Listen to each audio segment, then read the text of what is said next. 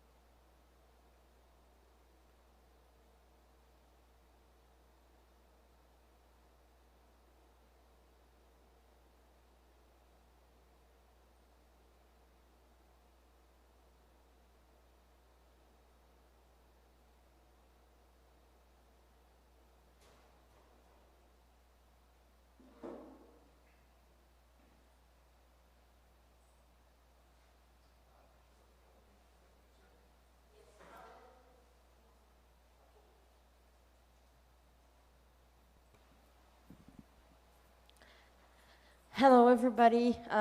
Welcome to another session at JuliaCon. So today we have Randy, and he will be talking about what's new in tidierplots.jl. The floor is yours. Okay, thanks. Hi, everybody. My name's Randy. A little bit about me before we start. I'm a former, at this point, epidemiologist. I currently work as the director of analytics at a company called Presage Group in the Toronto area. We do consulting using Julia for airlines and related clients. These are pictures of my dogs and my chickens. Before I get started, I just wanted to say thank you up front because I ran out of time last time to say thanks to our contributors, Dr. Singh, as well as Alex, Connor, Daniel, Pavel, Jeffrey, and Robert, who have made contributions over the last couple of years to this project.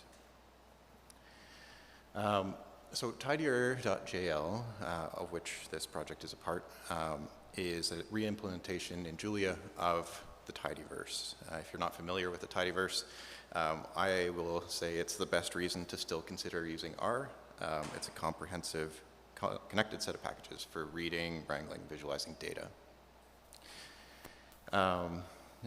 Tidier.jl has already implemented a lot of the tidyverse, including tidier data for the main data manipulation packages, tidier.db for database interfaces, which you can see more about tomorrow on the main stage at 1:40.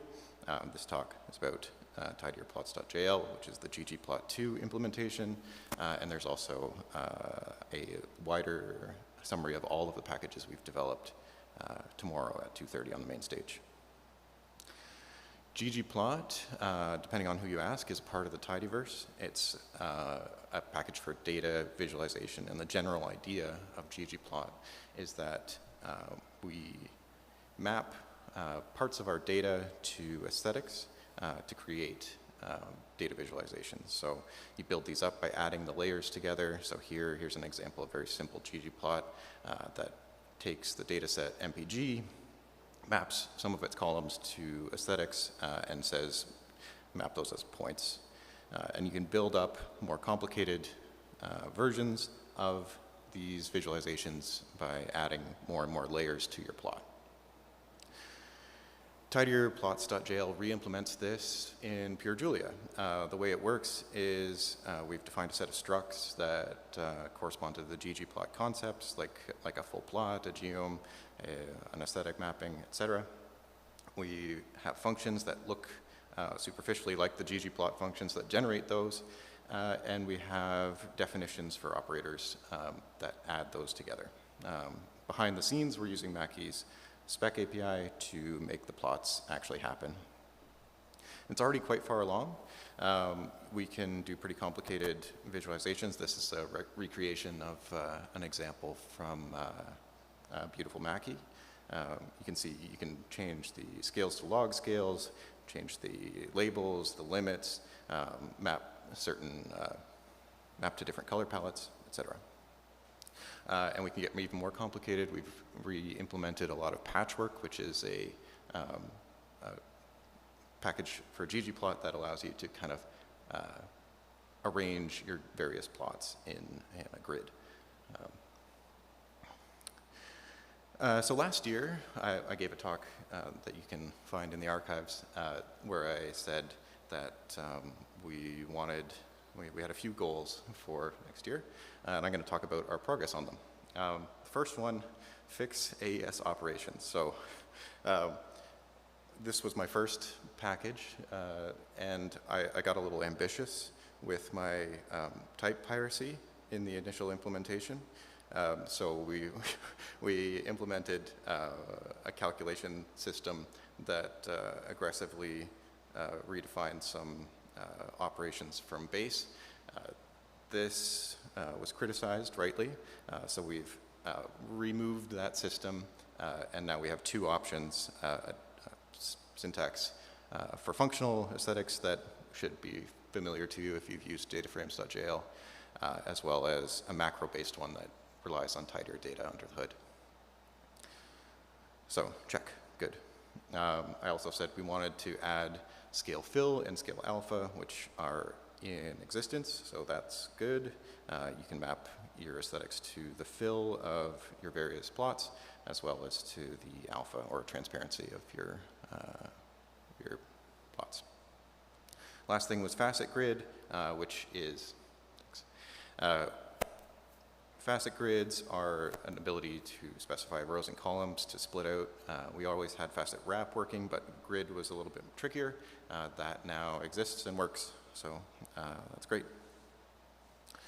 So we hit all our goals. Why would you want to use this right now? If you're an R user, you get access to Mackie's theming and options, which this is a subjective assessment, but I think they look a lot better than the default things you get in R. You get interactivity in your Pluto notebooks for free with ggplot syntax because of Mackie's mechanisms. I claim no credit for this benefit.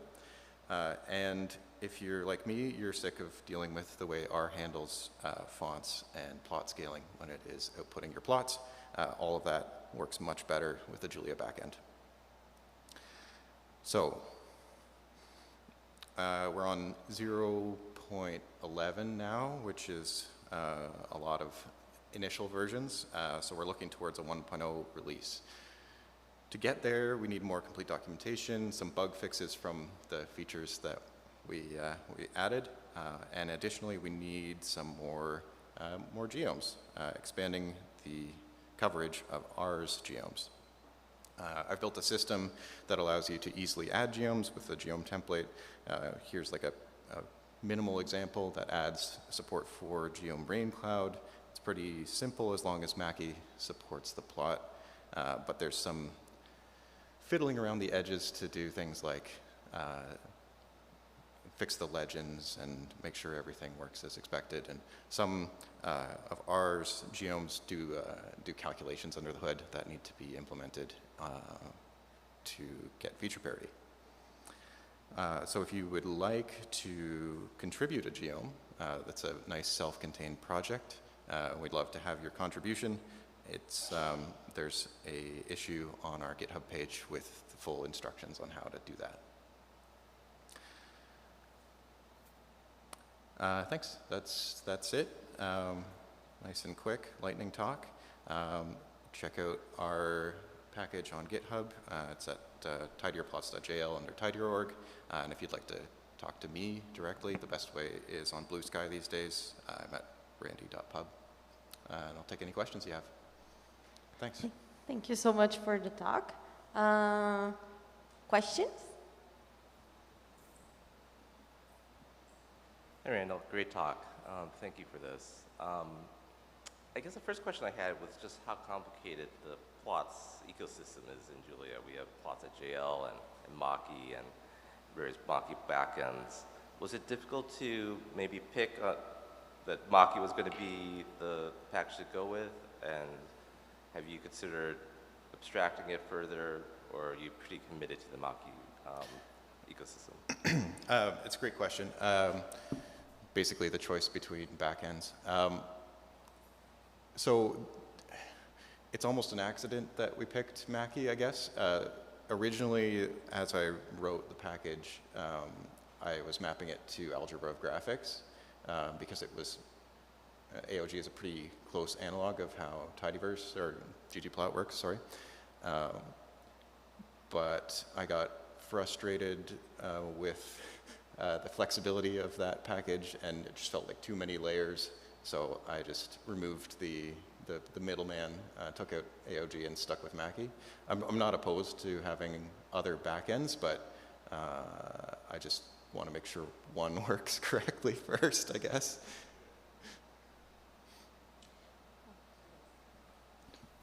So you mentioned like integrating with Pluto. So I was wondering, so I know Mackie has its own kind of UI, like buttons and sliders, and then Pluto also has buttons and sliders. So do you get them to like work well together, or do you have any tips on doing that? I haven't personally tried using a tidier plot with a slider inside of Pluto of either type, but once you kind of tell Julia to make the plot, it just is a Mackie plot. So anything that works with a Mackie plot will work with this, as long as there's no unforeseen complications that I don't know about. Okay. So I have a question, and it's actually inspired by my conversation with Karen Deep yesterday. And in Tidyr, you see a lot of this mixing between like R syntax and then taking some of the Julia like advantages and features. How do you define how much of R you want to grab, like philosophically in general? I think when we started, we were much more strict about this. I think the guiding principle at the beginning was you should be able to copy and paste your code from R and run it in Julia. That was kind of the goal. As we've brought more and more things over, as well as brought more people on to contribute, which we greatly appreciate, we've had to make a few compromises just to make it feel like you're still using Julia. So an example is your column names in Tidyr plots are symbols, not bare references like they would be in R, for example. Or in Tidyr data, you're using macro calls rather than functions like you would in R. And there's some allowances for editing, broadcasting behavior, that kind of thing that we'd need, that wouldn't be needed in R. But in general, we're trying to make it feel familiar to people who come over from R and want to do data analysis in Julia. Oh, very good, very good. And on that note, let's thank Randy. And our next session will start in just a couple of minutes. Thanks, you. everybody.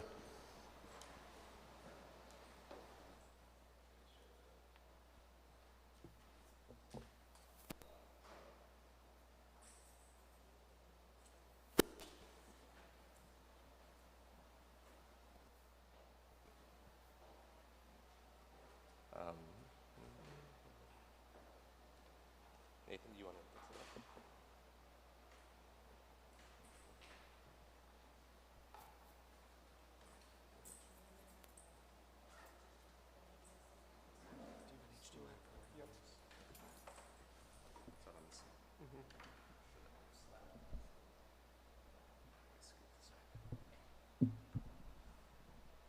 Okay, so just as Nathan gets set up there, I'll be sharing this mini symposium for Julia I/O. My name is Mark Zusopel. I thought this was going to be as easy as putting together a previous mini symposia on data. And I've been trying to figure out what's the difference between Julia Data and Julia I/O for quite a while. But I realized this is actually a much more difficult mini to put together just because of who needs to be involved, how many low-level details we need to get into. And so I've done my best. I've had to extort and extract talks from people like Jameson Nash and Gabriel and then even Nathan here. And so some of these are maybe longer than the authors originally anticipated, but hopefully that will leave us plenty of time for questions. So our first speaker is Nathan Simmerberg. Nathan is a PhD student in biophysics at the University of Maryland, College Park. I think I recruited Nathan into the Julia I/O GitHub organization at JuliaCon 2023. We were at the hackathon. He got interested in hacking on some assisting packages, and he's been doing it ever since. So today he's going to be talking about interfaces for streaming and chunk compression, something that I've been very involved in and very interested in with my work with HF5 and SAR. So Nathan, please take it away and look forward to your talk. Thank you. Yep. So I'm going to be talking about interfaces for streaming and chunk compression, and kind of the two main interface libraries currently in Julia, the transcoding streams.jl and the new package I've been working on, chunkcodex.jl. So I'm going to kind of start by going over like a high-level interface for the packages and basically like how you would use them to, for example, read like a gzip file or create a gzip file. And then I'm going to go into the kind of low-level interface and how you would actually go about kind of implementing a new format. And then last, I'm going to talk about some kind of future directions for these packages. Okay. So chunk codecs package, and with the same thing with transcoding streams, they're kind of very lightweight interface packages. And then when you actually want to use them to compress or decompress data, you have to kind of look through this table to figure out which package you actually want to use that kind of contains the wrapper for the C code or the actual implementation. So in this case, we want gzip, so that's this chunk codec lib zlib. So this is kind of a basic example of how you would use the high-level API. So first, kind of data is just the data that you're trying to compress. In this case, it's just a bunch of zeros. And then you kind of define the options for how you want to compress the data. In this case, there's this kind of level parameter. And so most of these compressors will have a parameter that lets you kind of trade off between compression speed and how small the resulting file is. So then this is kind of a one-shot API. So you just call this encode function that takes in the input as like a piece of contiguous memory and then outputs a new vector of bytes. So then, kind of in reverse, if you want to decode and get back your data, you use this decode function, and this is using like multiple dispatch, so you give it a kind of type that represents the format of the data. That's this gzip codec. And then the other things are this size hint. So in this case, right, we know the size of the output that we want. So this kind of avoids some unnecessary intermediate allocations. And then the last thing is a max size. So this is kind of to avoid getting like zip bombed. So if you're decoding kind of untrusted data, it might end up kind of, if the data is corrupted or something, you might end up with like a running out of memory on your machine. So this is kind of how you can limit that. Okay. So then just kind of going over, right, in the case of gzip, it has a checksum. So in general, if you kind of flip a bit, hopefully you'll get some kind of relatively clear error when you try and decode. Okay, so I'm gonna, yeah? So actually, a quick question about max size. I was implementing something else. I realized I needed it, and then I realized you already did it. But I was wondering if you had advice for people on how to set that. In this case, you know how long the data is. Do you have an API for discovering how long the data might be? Yeah, so there is like in the lower level API, there's a try find decoded size. gzip doesn't really let you know that. So if you really, well, so a lot of the times where this is kind of being used, you'll have like other metadata that will let you know what the size of the output you're looking for is. And otherwise, you could just pick some large size that you're kind of okay with temporarily allocating. Or in transcoding streams, there's like a kind of incremental decompression that you can do, and then just stop whenever you want.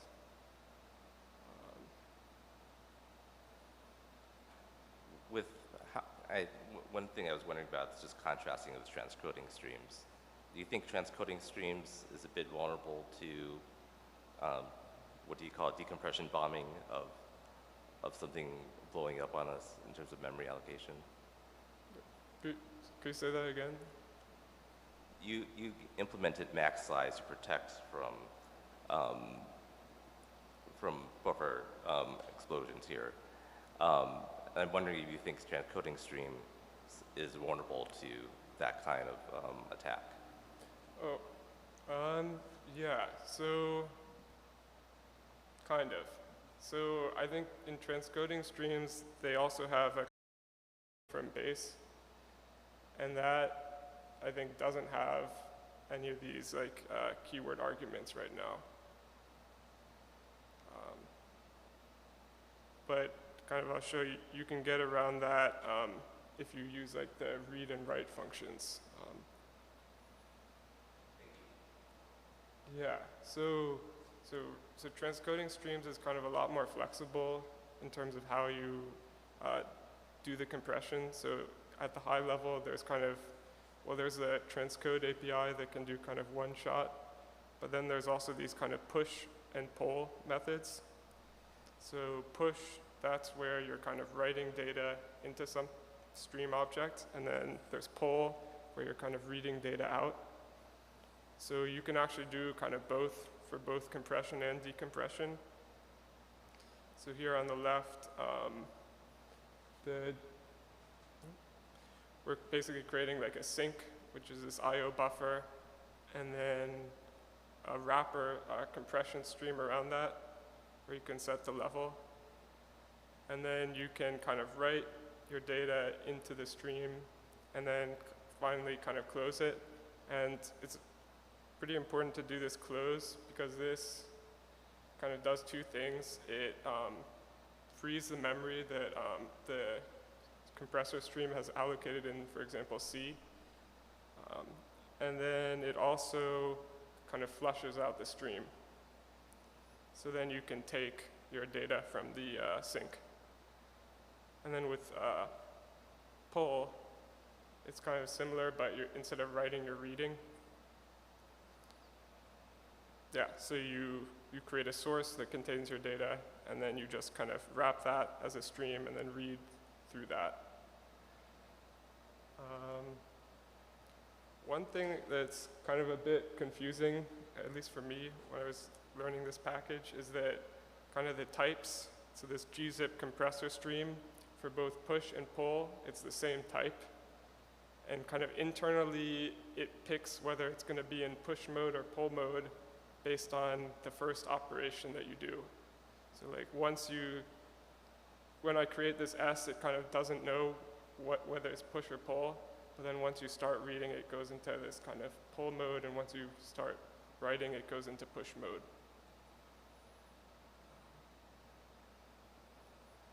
And then, so it's a similar kind of thing, but for decompression. And yeah, so here, for example, on the left, you can, if you're doing push mode, you can set the max size in the like IO buffer constructor. And then when you're reading, you can set the max size. That's just part of kind of how the read function works. You can set a maximum number of bytes that you want to read, and then you can check if you've actually reached the end of the data with the EOF.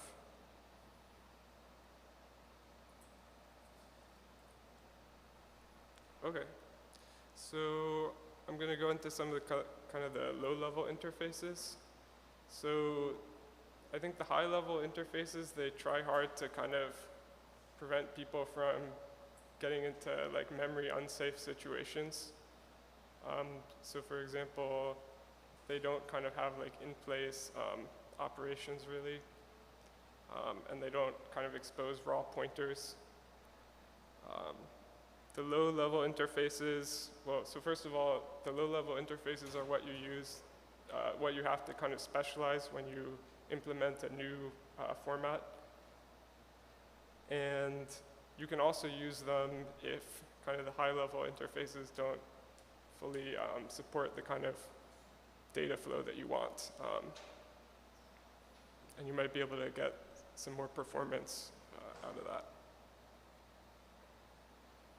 So another kind of important thing about these interfaces is the testing packages. So transcoding stream has this test for codec packages, and chunk codec core has this chunk codec tests package.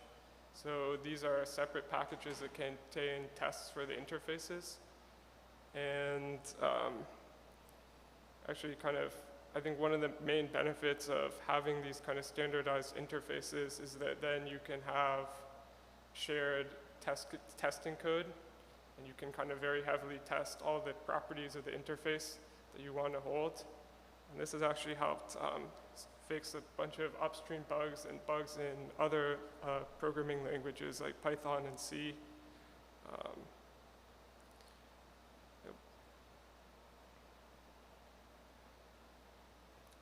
So for chunk codec core, there's the main kind of encode function.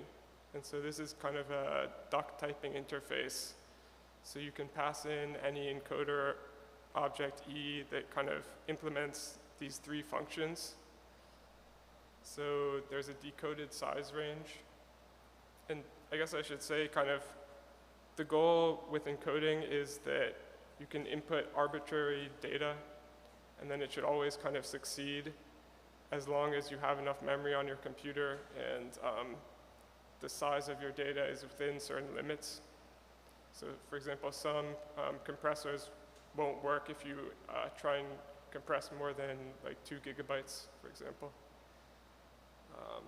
So that's this decoded size is basically you can kind of pre-check whether your compression is expected to succeed or not.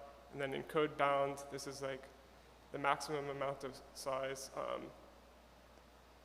So when you compress data, right, ideally you want the size of the data to decrease. But if your data is completely random, you're actually going to have a slightly larger output data because the compression format is going to add some overhead to kind of maybe add some magic number to the beginning or some other framing data. So this encode bound, you can use it to basically check how much you have to allocate before you do the actual encoding.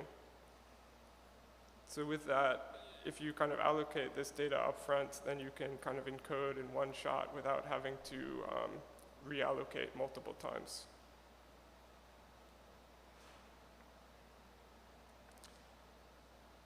And then, yeah, so this try encode, where you can return nothing or int64. So in general, kind of returning nothing with these trying functions means that this destination vector is like too small. So if there's an actual kind of error, then that just gets thrown. I guess the one other very important thing is that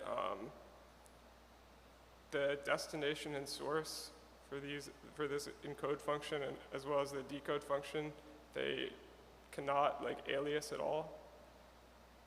So if you try and like encode from a vector into itself, you'll probably get, well, I guess like a seg fault or some weird memory corruption or something.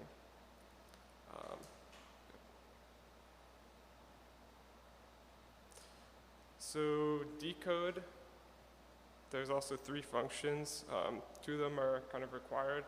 And the first one is this try to find the decoded size. So some formats will store in a header the size of the decoded data. And then that's useful because it speeds up decompression if you don't know what that is. But a lot of the times this is kind of optional. So for example, with Z standard, it will sometimes store the decoded size, but also sometimes not. So that's kind of this union nothing in 64. And some formats will always store the size, and some formats will never store the size. So then there's try decode, which is basically similar to the try encode. And then the last thing is this optional try resize decode. So with try decode and try encode, it's never the code just kind of needs the destination and the source to be like contiguous memory. With the try resize decode, what this function does is it actually takes the destination, it tries to decode into it, but then if it's too small, it will kind of resize it using just the resize function to a larger size, and then kind of continue decoding. So this is where that max size comes in. And this is optional because there's like a default implementation that just uses these two upper functions.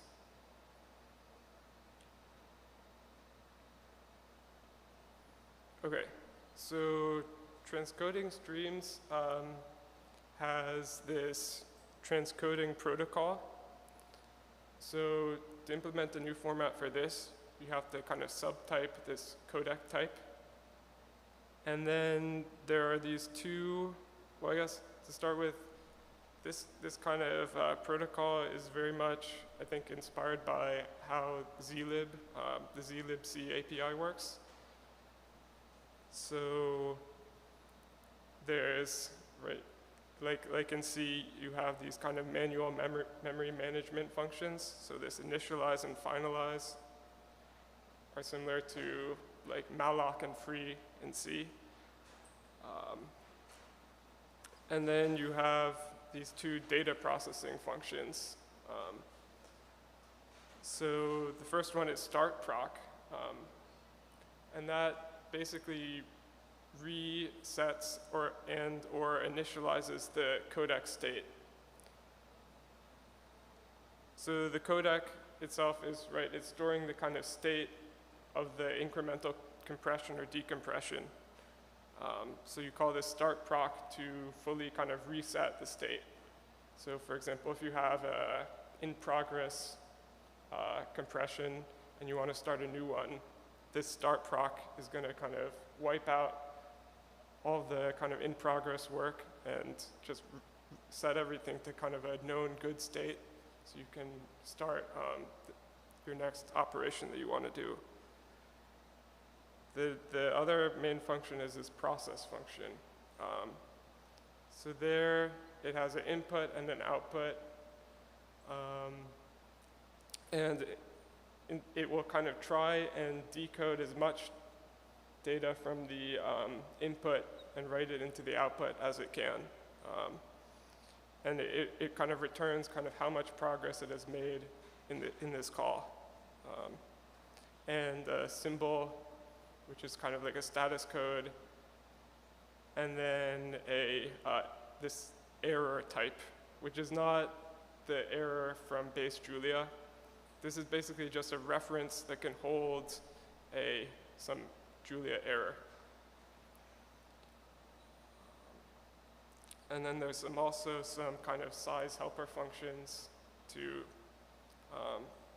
try and kind of have some hints so that hopefully transcoding streams can avoid some allocations. Oh, so one kind of important thing to mention is that the memory is not the Julia, new Julia 1.11 memory. So it's this transcoding streams.memory, which is basically just a pointer to bytes and then a size. So you have to make sure kind of whenever you're using any of these functions that you're always kind of making sure that things are properly kind of GC preserved.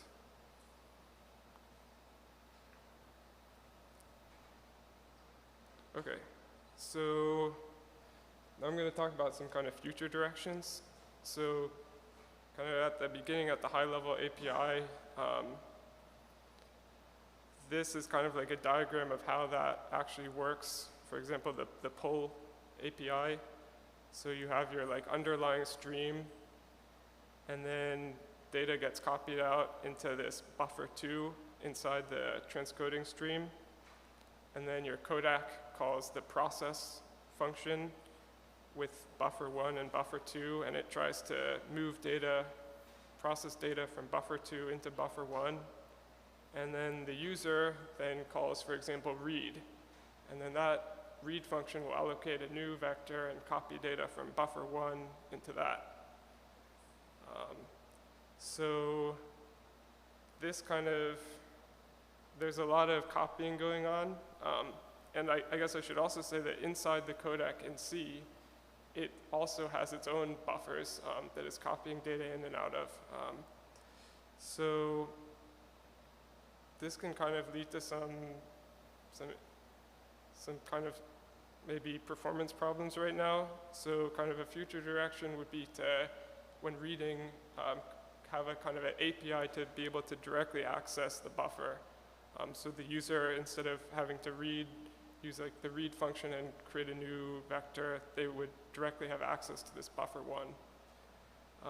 And actually, so the Automa package, which was created by the same author as transcoding streams, it kind of uses some of the internals of transcoding streams to directly access this buffer 1 when it's doing its kind of parsing logic.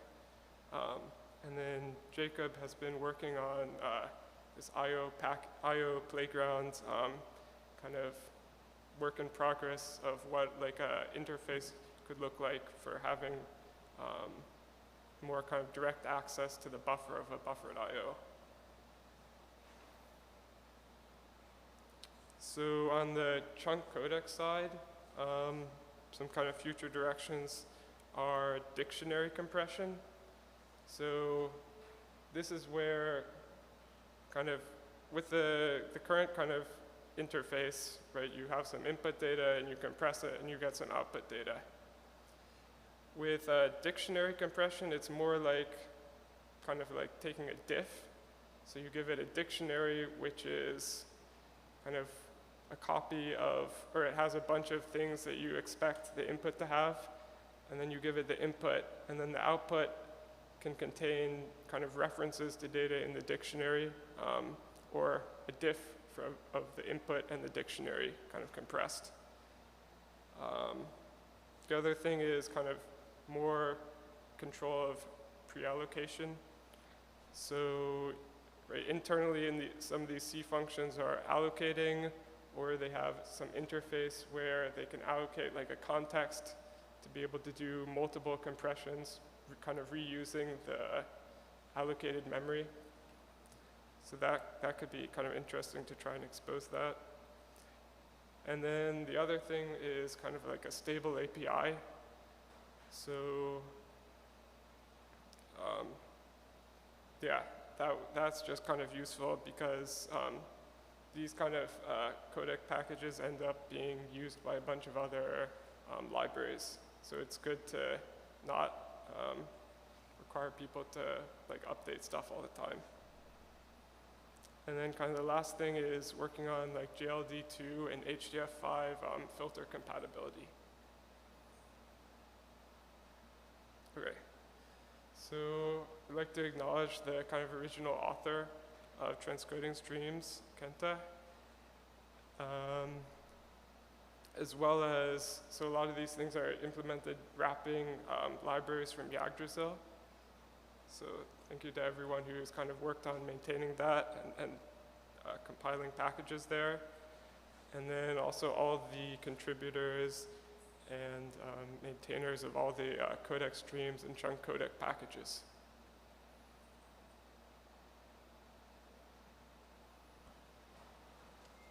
Okay, thank you, Nathan. Are there any questions?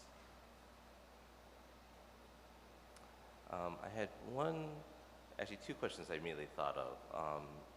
One, I saw you were defining interfaces in terms of abstract vector, and I'm wondering if there were other implicit constraints on that. Was there an expectation, for example, for the vectors to be contiguous in memory? Yeah, so the vectors here have to be contiguous in memory, but I don't think there's like a way of expressing that in the type kind of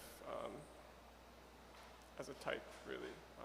So basically what happens is in the implementation of these functions, I have like a helper function called like check contiguous that will just throw an error if the passed in thing is not like a dense kind of densely stored in memory. And maybe the classic question is it compatible with offset arrays? It should be. I think you might have gotten Jameson's attention when you mentioned memory, and it was not based on memory, but I think transcoding streams on memory. Do you think we could use a new memory type, or does this just have fundamentally different objectives? Yeah, I think there could definitely be like probably a better or more like memory safe interface here.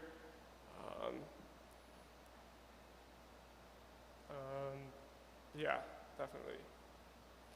I think with this, obviously you can pass a memory or a memory view kind of thing.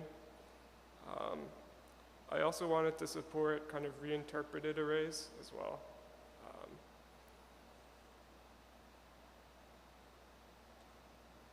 Okay, any further questions? Okay, well, let's please thank Nathan for the talk on transcoding streams and chunk codecs. It's been really critical that someone take over maintainership of transcoding streams, so thank you for that.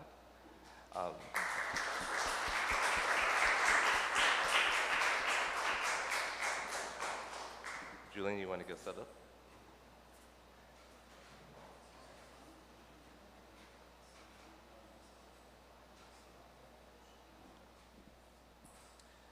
Okay, and while Julian's setting up, I'll just briefly introduce him. Julian is a research software engineer for MIT's Julia lab. This is Alan Edelman's lab there. He's the author of many critical packages within Julia ecosystem, among them AMD GPU, maybe most famously Dagger, and he's really interested in HPC.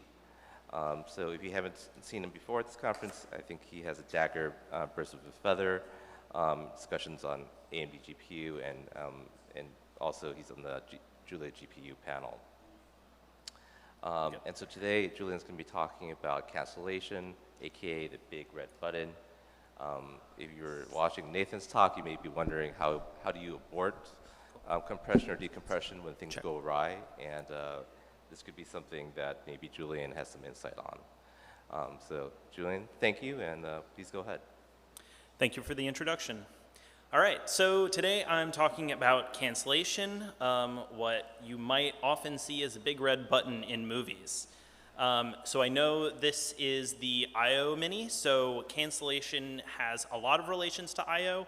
I'm going to dig into cancellation, and then we'll kind of see towards the end how this all can tie together. So why do we need good cancellation? So I'm sure there's plenty of people here who've heard about the Therac 25 radiation machine. If you haven't heard of it, it's a great example of when cancellation goes wrong. Basically, you try to cancel, radiation while it's being given to a patient, and suddenly the machine's like, oops, I'm going to crank it up 100 times, and subsequently either kill or permanently maim the patient. Obviously this device was, recalled by the manufacturer or whatever, but it was a big reminder, like, be careful with your code, be careful with, what the stop radiation button means, and make sure it actually does what it says. So where do we see cancellation in the wild, aside from the wonderful Therac 25 machine? So it really is everywhere. So we all know Control-C, that one's straightforward. If you use Windows, I'm sorry for you, it's Control-Alt-Delete for, getting to the task manager and all that, and then clicking, kill program or whatever. But other examples in life are brakes. Canceling your forward velocity so you don't run through a guardrail. Fire extinguishers, if the fire is the computation, fire extinguisher is how you say stop, please. Pepper spray, I don't need to explain that one. There are many examples in life, but obviously, this is a computer science conference. So we'll get more towards that. So the history of cancellation is reasonably long. I mean, we've wanted to stop long-running computations for as long as we've been doing computations and as long as we've been writing bad code. So back 60s to 70s, you know, you had a button to basically shut off machines. You know, the power button is always, you know, your last resort, but that's not very graceful. Probably took forever to start back up the machines back then. In the 70s to 80s, Unix formalized SIGINT, which is what Control-C actually triggers. When you hit Control-C, it just sends a SIGINT signal to your process, as well as SIGTERM and SIGKILL. SIGINT and SIGTERM are kind of graceful-ish cancellation. It's not really, but we'll get to that. And then SIGKILL just says, nuke this process, go away. And that's what we would call forceful cancellation. In around the 80s to 90s, we started having multiple cores in our processors. This complicates things because, well, how do you cancel not just work on one single thread, but multiple threads and have things all kind of like work cleanly so like your data isn't corrupted and weird things don't happen. And in the modern era, we've started to see a proliferation of more cancellation tools. .NET has its famous cancellation token. Go has their channels, which are you know, closable and whatever. I didn't really look into how they do cancellation. Python Trio, which is kind of similar to cancellation tokens. They have some similarities. It's a very structured cancellation mechanism. JavaScript has its own thing, and Erlang is like, has the phrase "let it die" as their motto because cancellation is built throughout the language, very nicely integrated. So just to reiterate what kinds of cancellation actually exist. So there's forceful cancellation. SIGKILL is one of those, as I've mentioned. A power switch is another. Hammer, flamethrower, various other objects can be used to smash your computer into pieces, and that will stop the computation. Might start a fire in the process, but at least you stop the computation. In Julia, we have Control-C. Some people might call that graceful. I would actually call that forceful. We will get to that. Graceful cancellation, SIGINT, SIGTERM. Okay, technically I put Control-C in both. It's kind of both. Hibernation is kind of a way to cancel code. If you like close your laptop and it hibernates or goes to sleep, your computation is paused. Your laptop's not doing stuff. Technically works. And Julia, what do we have? I'm not sure. Kind of SIGINT. And then structured cancellation. There are cancellation tokens. Python has Trio and its nurseries. You can look into that if you're interested in your own time. And a few other things we're going to discuss. So why do I care? So I care because I develop currently Dagger.jl, a task runtime, parallel, whatever library. Many of you probably saw my talk yesterday. And AMD-GPU.jl, which is a Julia interface to AMD GPUs, as the name suggests. With both of these, it's very common that you run some code and you're sitting there waiting and you're like, this should be done. Why not? And so for me or for the average user, if I just hit Control-C while something's running, most of the time it does not work. It does not do the right thing. And my runtime is just broken in unexplainable ways, and I'm like, screw it, I'm gonna just close Julia.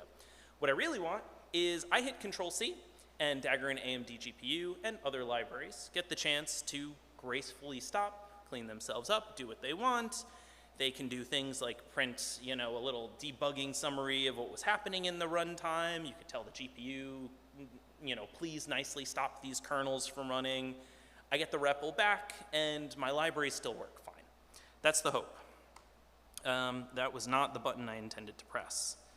Okay, there we go. So what does cancellation in Julia look like right now? So let's take a look at Control-C, also sometimes known as interrupt exception, being that that's the exception that it throws. So it's what a lot of people rely on. I think most people in this room use Control-C as kind of their like first line of defense.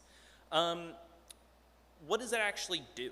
So it first finds some task, any task, you know, it's kind of playing roulette. So you just kind of like which task is kind of doing some stuff.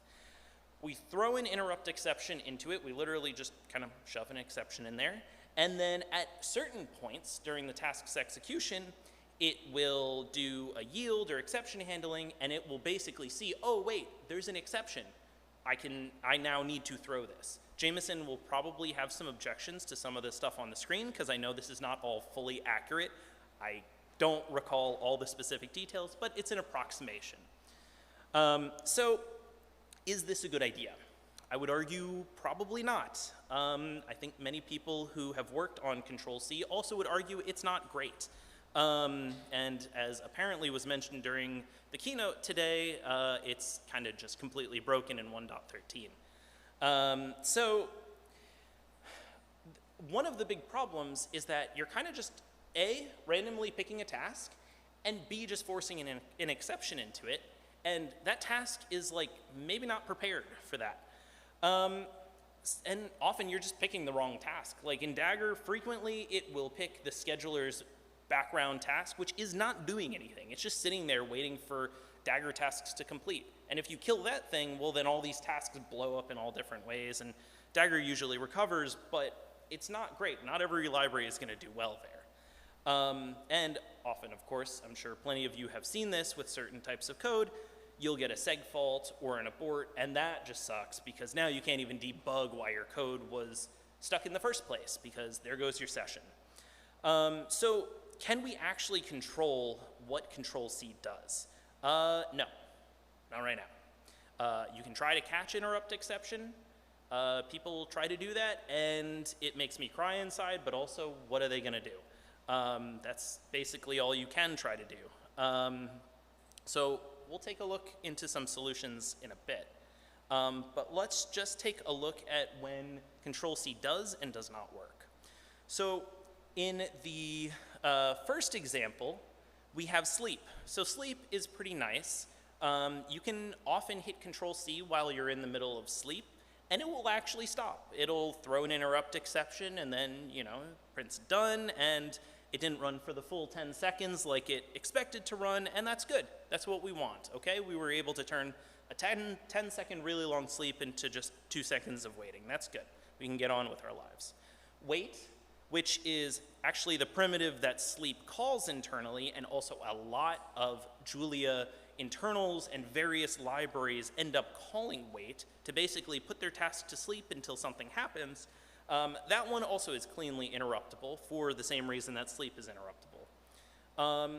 And additionally, something that I'm sure many people have used, reentrant locks, or various other kinds of locks.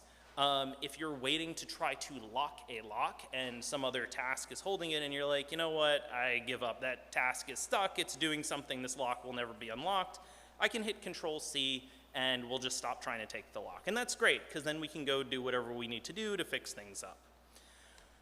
When Control-C does not work, so if, for example, you call into C, you do a C call, you call into Fortran, you call into whatever library, you can't just assume that you can hit Control-C.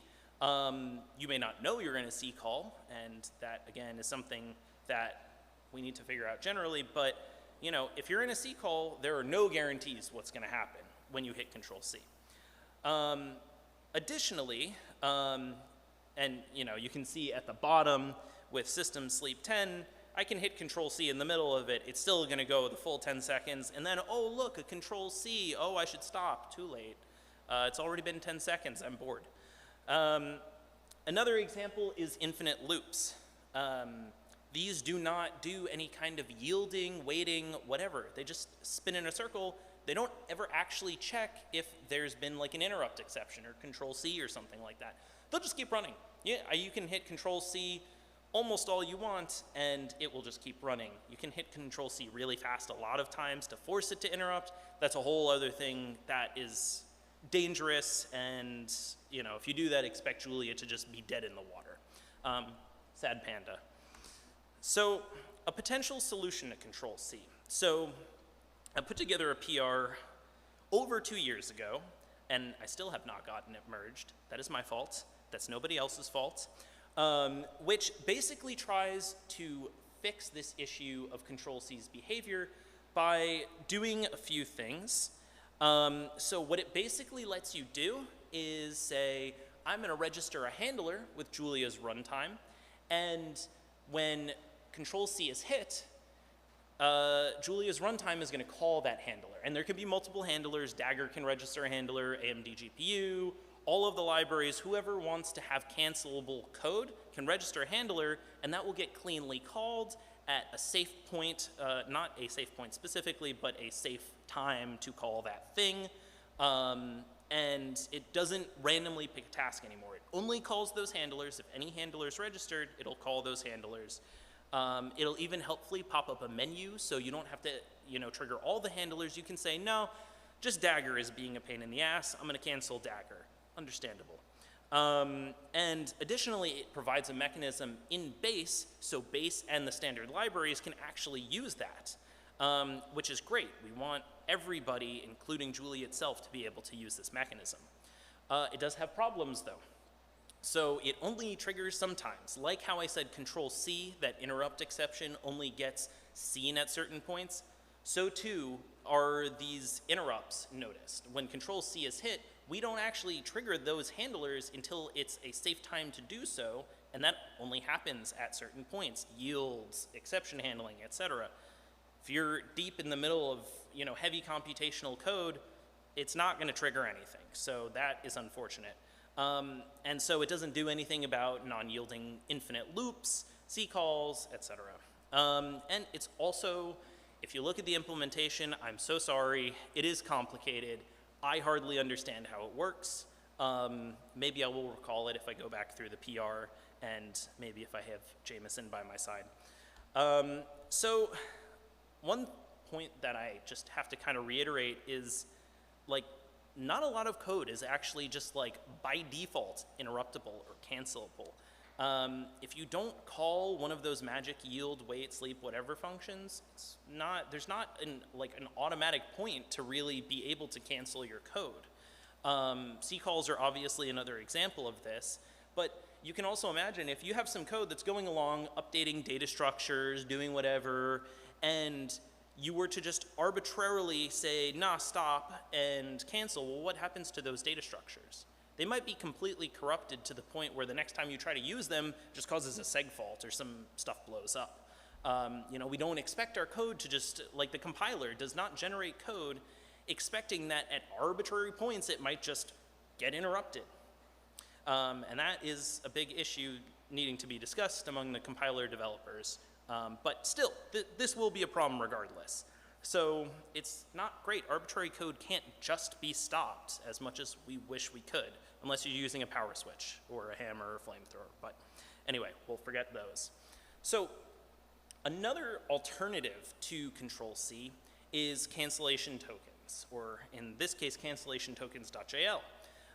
This is basically the .NET approach done in Julia. Just doing a quick time check. Okay.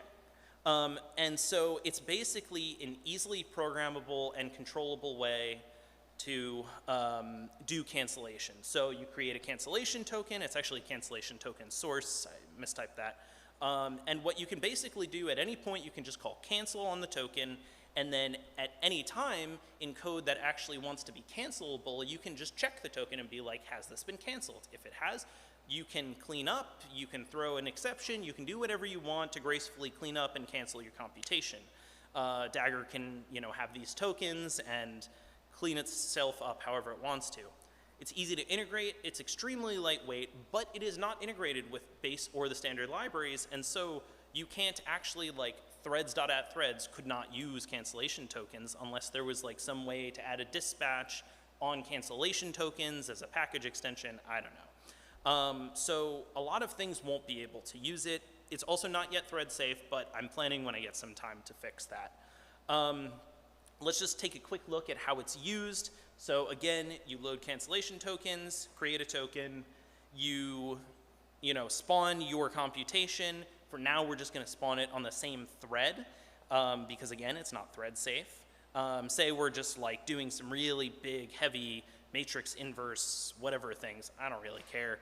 But periodically, we're checking this token and saying, has cancellation been requested? If so, let's bail out. And our A vector should be clean and isn't corrupted in any way. It's just a little bit shorter than it would be if the whole computation finished. And you just call cancel to cancel it. As another option, and this is probably Jameson's preference, and sorry for all the call-outs, Jameson, but you helped me so much with all of this stuff. So what I've heard from Jameson is that resource-based cleanup is really the way to go. So this is basically the is open, close sort of mechanism.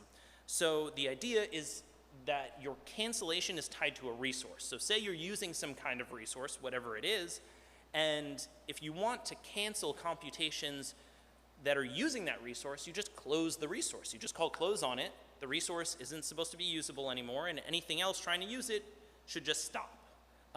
Whether by checking is open on the resource or just getting an error when you try to use it. For example, with channels, if you close them, you take all of the elements up to that close point. The next time you try to take, you'll just get an error. You'll get an invalid state exception, I believe. And that can work great. We use that in Dagger all the time. It works pretty reliably. There's interfaces all throughout base in the standard libraries for this. But what if you just want to interrupt generic code? There's not always a resource to cancel. And so it doesn't always provide what you need. However, you could do something like this. So let me back up. What if we want to tie together the last two ideas, cancellation tokens and close? This is something I just completely thought up last minute while putting these slides together, but what you can do is you can have both. You can have support for is open close, resource-based cleanup, and cancellation tokens if you add a cancellation token to your resource and use that as the mechanism through which you check if the resource is open and close it. So here, basically the same example as before, except it's now checking whether the token has been triggered or not through the resource, and you can just call close R, and that will trigger the token, and then et cetera, et cetera. You all know how that works. I think that's straightforward. So which libraries can benefit from this? So as mentioned, Dagger, libraries like Dagger, qnumeric.jl, awesome talk about that. You should all watch that on YouTube. The GPU packages, web libraries, so HTTP, Oxygen, anything doing those long-running network requests, numerical code, diffeq, linear solve. These things are long computations over many time steps. It would be great if I could stop it maybe, a few seconds in and be like, that's good enough, et cetera, et cetera. Base, standard libraries, of course, threads.at-threads. We want to be able to cancel it if it runs for a long time. Distributed next, James, we need to talk more about that. And really applications of all kinds. And so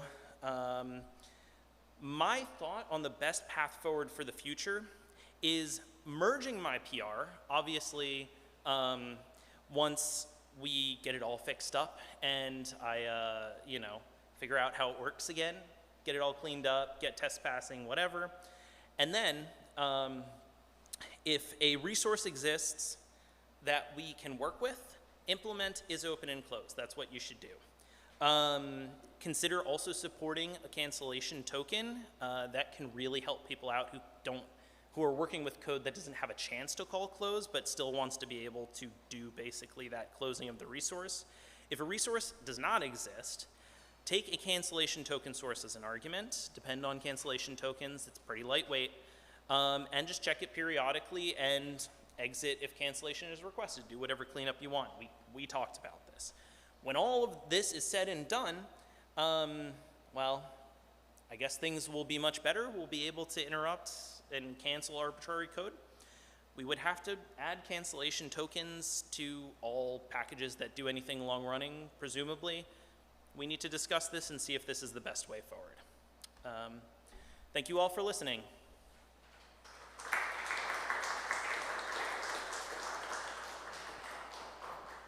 Okay, thank you, Julian. Are there any questions?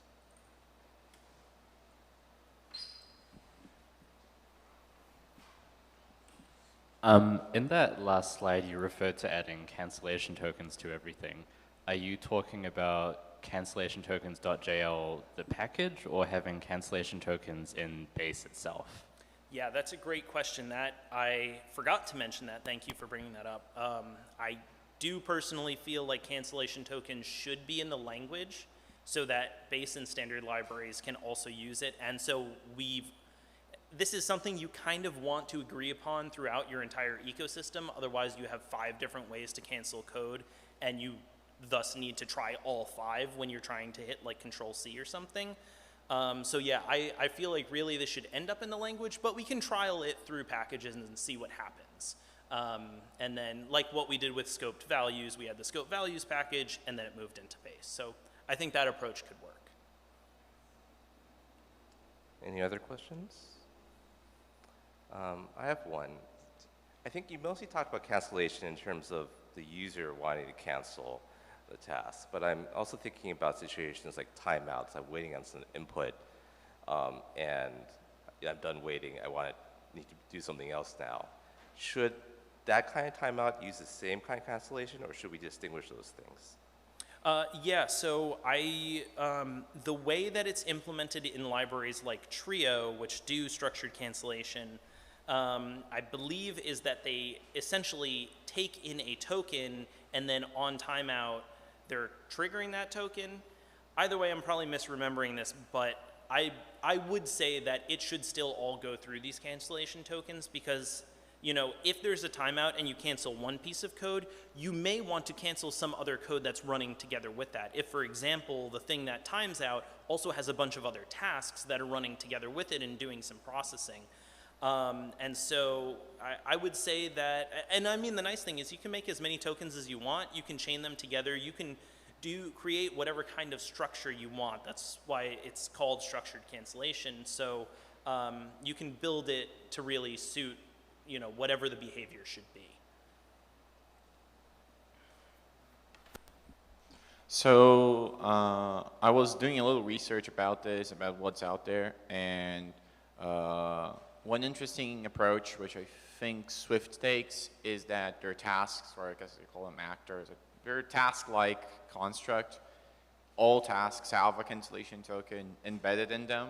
I don't know if they call it, but basically is and you can do a query about like, oh, am I canceled or something? And what do you think about like putting that into the task? You kind of lose a little bit of the structure of it because now every task has one instead of the user like making a little tree of cancelable things.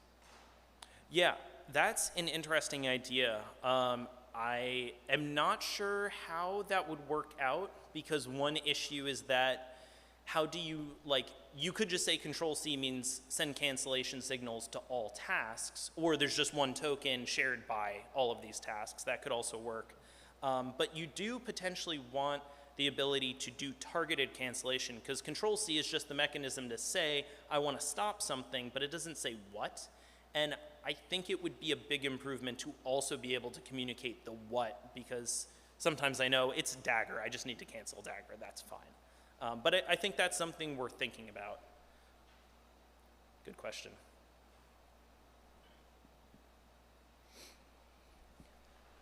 Any other questions?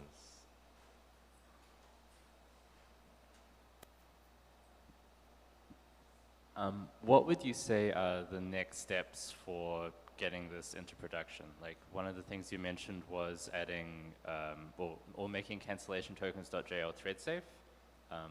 What else could people do?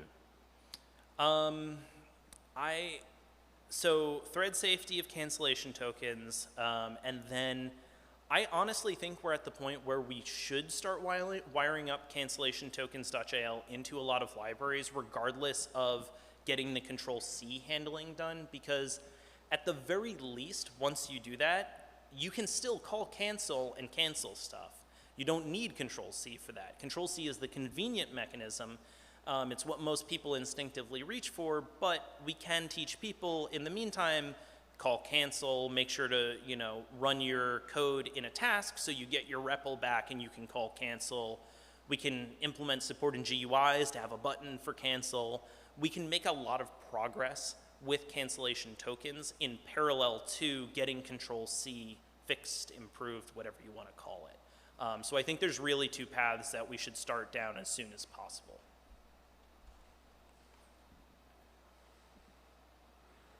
I noticed you didn't mention control backslash, and from someone that doesn't know anything about cancellation, how that plays out with everything you talked about.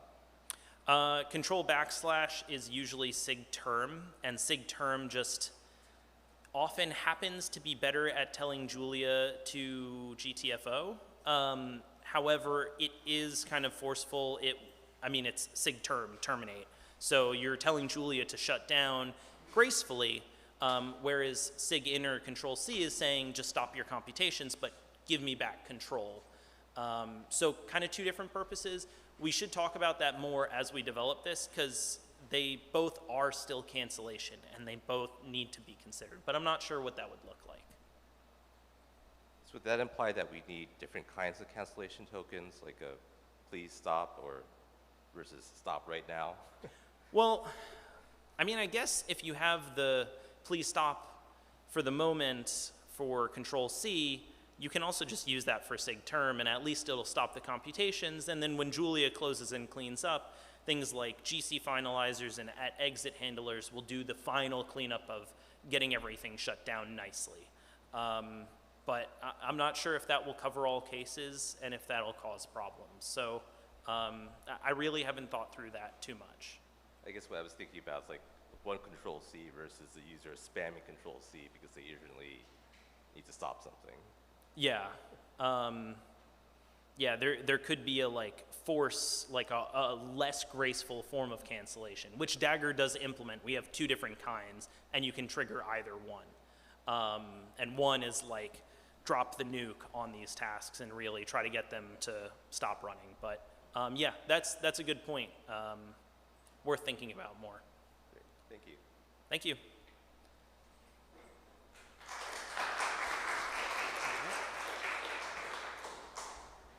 Okay, so next we have Gabriel Beraldi. He conveniently provided no bio in the pre-talk system, so I'm just going to go off memory from what I know of him. He's a compiler engineer with JuliaHub, and as far as I can tell, he lives in Brazil. Oh, yes. Or should be up there somewhere. And so today, he's going to give an extended... It looks exactly like that symbol, and usually it's up in the... He's going to give kind of a side talk to his trim talk Play in HDMI.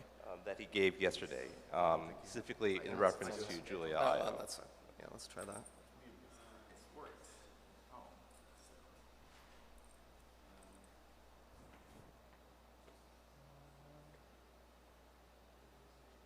It still wants that menu. Yeah, so usually that menu would pop up right here. I'm not sure if it's hiding in something. Are you a display? Oh, right there. Oh, okay. Okay, yeah, hiding in that.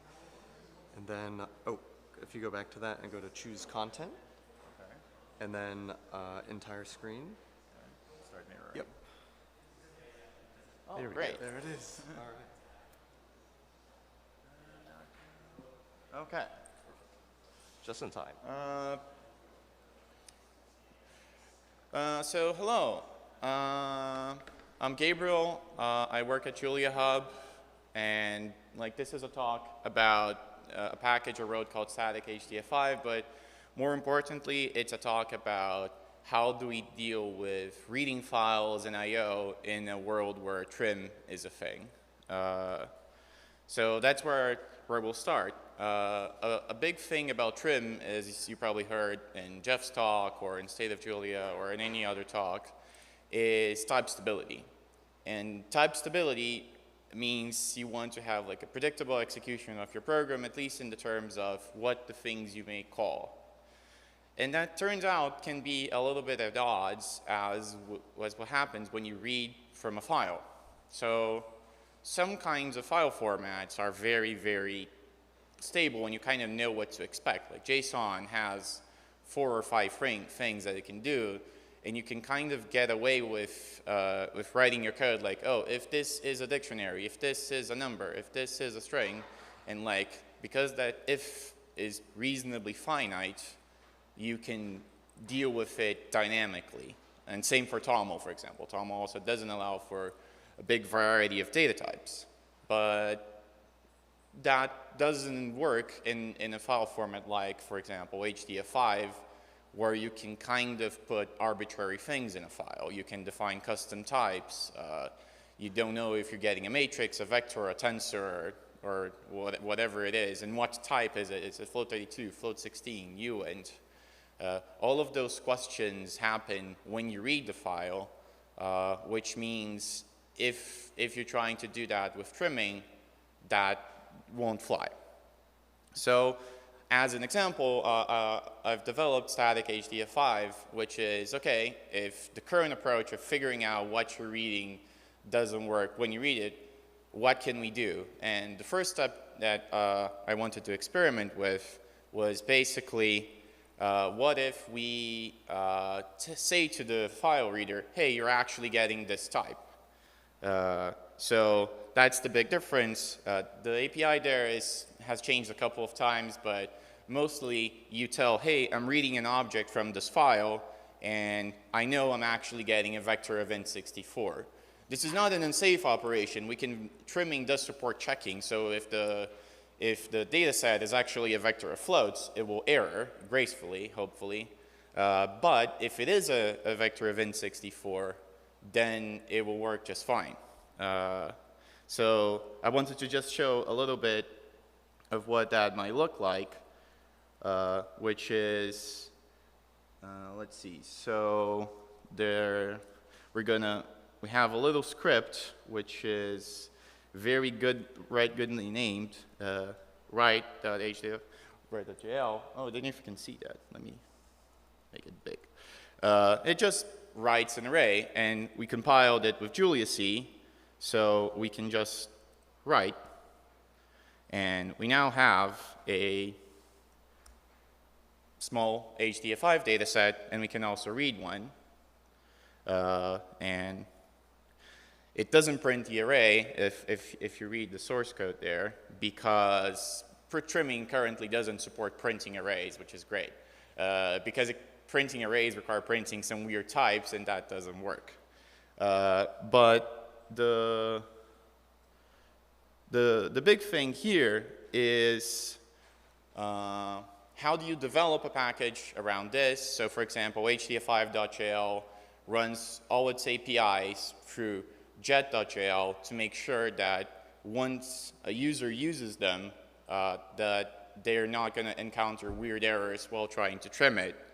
And there are other packages that allow one to do this, like JSON free allows you to specify what you expect your JSON to look like. So you can say, hey, this is a dictionary of floats or a dictionary of float, and it will check that and give you a good result. But well, the current state does work, and you can read and write simple HDF5 files. That does not extend to imagine you have a very complicated schema with many nested data sets. And the one point of the talk is basically to extend this discussion to everyone to see, can we come up with a way of creating schemas for file formats that can be read in a type-stable manner. So you can say, instead of read and you say, hey, this is a vector of int64, you actually just pass in the schema as well into the file reader so that it can figure it out by itself by looking out. It might either just does the dictionary lookup or does the nested groups and data sets that HDF5 requires. And yeah, that's pretty much it. And thanks. Any questions?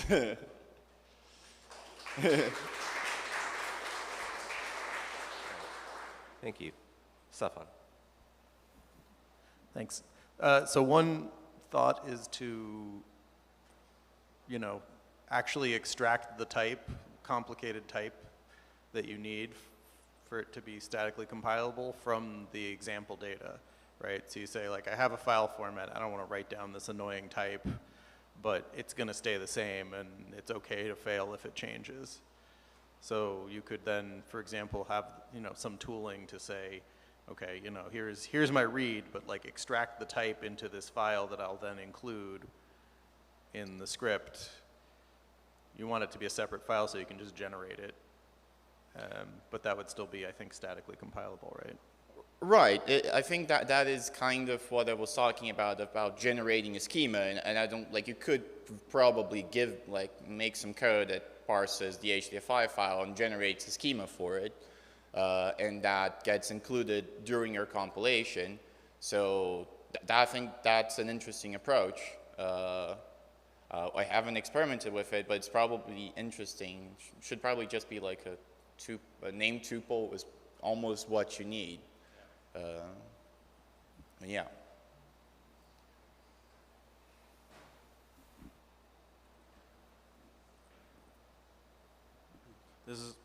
This is a bit of an observation. I might have missed the point, but this applies to the sort of serialization, deserialization that you'd get for, let's say you're building like REST APIs or any sort of like network API where you might have a misbehaving or like malformed input coming in. And I just want to get your thoughts on that. So the thing about like REST API or something like that where you can get malformed input incoming is always like parse not validate, and you have to parse the string and like, oh, I'm parsing an HTTP request or a REST API or a JSON. You have to do as you would normally in any piece of code. The only restriction here is you kind of have to either keep everything dynamic, which is an option. If you ever like read HDF5 files in C, you have opaque handles almost everywhere until you finally say, okay, I want to get a vector out of this, and then you have to choose what you're getting out of it. So it's not too different from what you're expected from a static language that's performing these kinds of things, but it's weird coming from the Julia world, where you kind of can just do whatever you want, right? Oh no, I made a new type. That's not a big deal. Let me. Yeah. Like that's where the big deal becomes for trimming is if there is an unexpected type and you haven't written the piece of code that handles that type, we have no option but to error, and that's, I think, a new world in Julia that's not new at all if you've written C++, right? That's I think the interesting ideas. But yeah.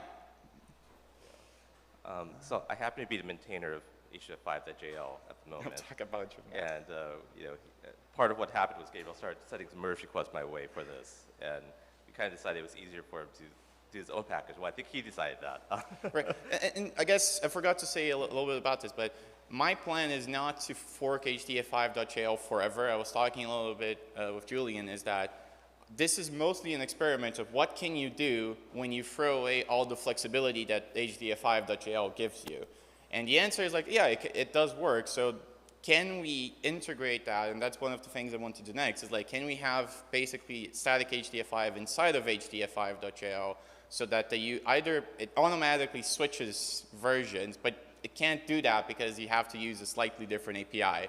But it would be interesting to just merge the APIs eventually. But I didn't want to develop the package on top of already existing code base because it's simply easier to do it from scratch. Right. Well, that would be my objective as well. So I look forward to working on that. Okay, so let's go on to Jameson Nash. He almost needs no introduction, but Jameson's been working with Julia Hub for a while. If I understood, you originally got involved with Julia as a student, and then somehow they pulled you all the way in. If you've been in this session for a while, you may have noticed that many roads lead back to Jameson. We've been referring to him and deferring to him on many topics, and he's an expert on most of the Julia internals, including Julia I/O. And so without further ado, Jameson, I look forward to your talk. Thank you. Yeah, I have a bunch of slides. I wanted to just grab quickly, is there going to be a lot of questions? I'll try to save more time if I see a lot of hands. Raise a hand if you think you're going to have a question. Okay, I see a few. Good to know. So the challenge with I/O is that there's just a lot of use cases to consider, and they all go through kind of the same interface, but there's always lots of subtle differences, and it needs to integrate with everything that we already have. So Julia has a cooperative scheduler. We have the ability to do some amount of work stealing, figure out which thread, if you have multiple threads, can it do. And we want to put all that together so that the user doesn't have to think about too many details, if possible. So right now we use the base library called libuv. We're on the v2 branch, basically, the master branch of libuv. There's a lot of discussions upstream of like how they're going to get from v1 to v2. There's a few minor differences, like v2 supports 2038 dates and v1 doesn't. That mean we can't go back to using v1, but they're unwilling to upgrade their infrastructure to make a breaking change to use v2. So just something we have to figure out one day before then. We don't use libuv for everything. That's used for streams, it's used for processes, but for simple local operations, we actually still use just a local IO stream abstraction for our local files. And currently also all of the file system operations, like statting a file, seeing if it's there, we just do also with blocking. libuv has support for non-blocking, but that would force us to also take the libuv lock, which is kind of a trade-off right now, that we would get async abilities and be able to run more tasks, but it would also then force them to be running in a thread pool, and that may be less beneficial. We've made the choice that files are just strings. It gives us a little more flexibility to pass around file paths, whether or not they're actually real paths, whether they actually represent anything, or if they're on a completely different machine. The file path format doesn't really care. And I know there's packages out there that give you a different abstraction on top of it, but at least at the base layer, that's what we usually do. We've tried to make everything OS agnostic when possible, but mainly to expose POSIX kind of the behavior that we expect from POSIX, where those are possible to kind of emulate even on Windows. Then we start to get to some of the more complicated differences. So a lot of I/O streams expect there's some amount of read buffering to give you more performance, because if the stream is able to read ahead, then when you do the next request for data from the stream, it can already be pretty much right there in the read buffer. But often our streams don't have any sort of write buffering, because that adds latency and it can be annoying and hard to control. But if you don't have write buffering, it can also be a large performance loss. This kind of reveals there is some asymmetry in reading versus writing. And so while we want to have a fairly uniform API so that reading and writing do look fairly similar, like have the same event structure, there is sometimes really key differences in how they interact, just based on whether you know what data is coming, or if you have to wait for the data to show up and then you get whatever happens to show up on the network. There's other asymmetries in design. So while we try to package all of I/O into one interface, there's sometimes very weird ones, like make FIFO on POSIX that just has lots of weird design decisions that I think made sense in the 70s and just don't make as much sense anymore. And they're just kind of hard to work around, but sometimes they're still useful or still appear to be used. And so if you're integrating with some other program, you might just have to use what they expect for it.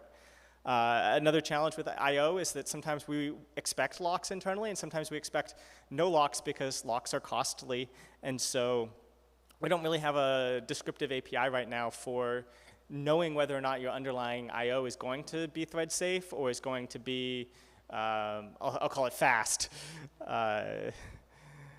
One of the things we discovered kind of a while ago, which no other languages have also discovered, is that when we went to figure out how to build strings efficiently, we realized that's just I/O. And so as we added an I/O buffer type that gave us the ability to describe what it looks like to buffer an I/O operation, it also happened to be the way we build strings now. And then lots of other notable libraries, whether you're trying to do base 64 encoding, so you want a thing that looks like a stream, but when you put bytes in one side, they come out the other side in some different format. Sometimes you have really complicated ones like HTTP, where you may be trying to put a web page in, but then maybe it also upgrades to a WebSocket, and then you can put any arbitrary bytes in and have a lot of different options and flexibility there. There's a number of compression libraries, as the previous talk was doing, and as well as I thought a notable shout out is argtools, because that package is trying to take all of this weirdly different, but basically the same concept, whether you have a process to start or a file to read or something, and you want to just say like, give me the data. It helps you just figure out like, give me the data that I want without making you think about like the special implementation and like, does it have a slightly different behavior? Does it need a slightly different cleanup function? Another thing that we kind of have, but don't expose much, is the notion of like running a program to completion. I think this actually ties in a little bit with the cancellation talk that was just before here, because right now, and as is true in many programming languages, you run your main thread, and when the main thread reaches the end, it just hard terminates all the other threads. And by hard terminate, I don't even mean that it like does a good job. Like if you're running a C++ program, sometimes the C++ program just segfaults at the end because it doesn't bother to clean up or wait for any of the other threads to do anything useful. Like it interrupts them. And then they are doing something useful and they don't realize the program was actually about to exit.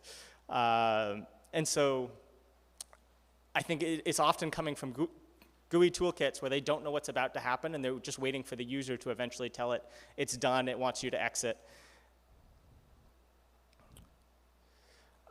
Okay, moving on to the idea of what is the basic interface for I/O. What do we even expect for a type? So I was looking at the documentation to see how well do we even describe what people would do to implement a new I/O type. It gave me a long list of functions, but it doesn't tell me, well, this is the way I can use the API. It doesn't tell me what I have to implement. Some of these could be implemented in terms of others. Some of them may be optional, and that's not really clear in the documentation. So one way that I like to look at I/O is through this abstract pipe function. We've had this abstraction for probably more than a decade because we realized at some point we needed this almost inheritance concept. This is almost subtyping for concrete types, because sometimes, but maybe not very often, you want to take a type and you want to forward a lot of methods, maybe even not all of them, to some underlying type, and then add just a little bit of structure on top of it. And so for most I/O streams, you can wrap them in an abstract pipe and get the same behavior out of the wrapped type as you got from the underlying type. And while many people may not recognize this type, you may recognize the fact that there is a type called I/O context that is very frequently used to control the output structure of it, and most of its implementation is actually derived from the fact it's a subtype of abstract pipe, and then only adds actually a few methods on top of that. And this, I think, is a little more manageable. Still barely fits on the slide, but this is pretty much the entire implementation of the type, so you can actually look at the implementation of this type and see what are all the functions that it implements. Most of them are then just implemented in terms of one of those two previous functions I was showing here, pipe reader or pipe writer.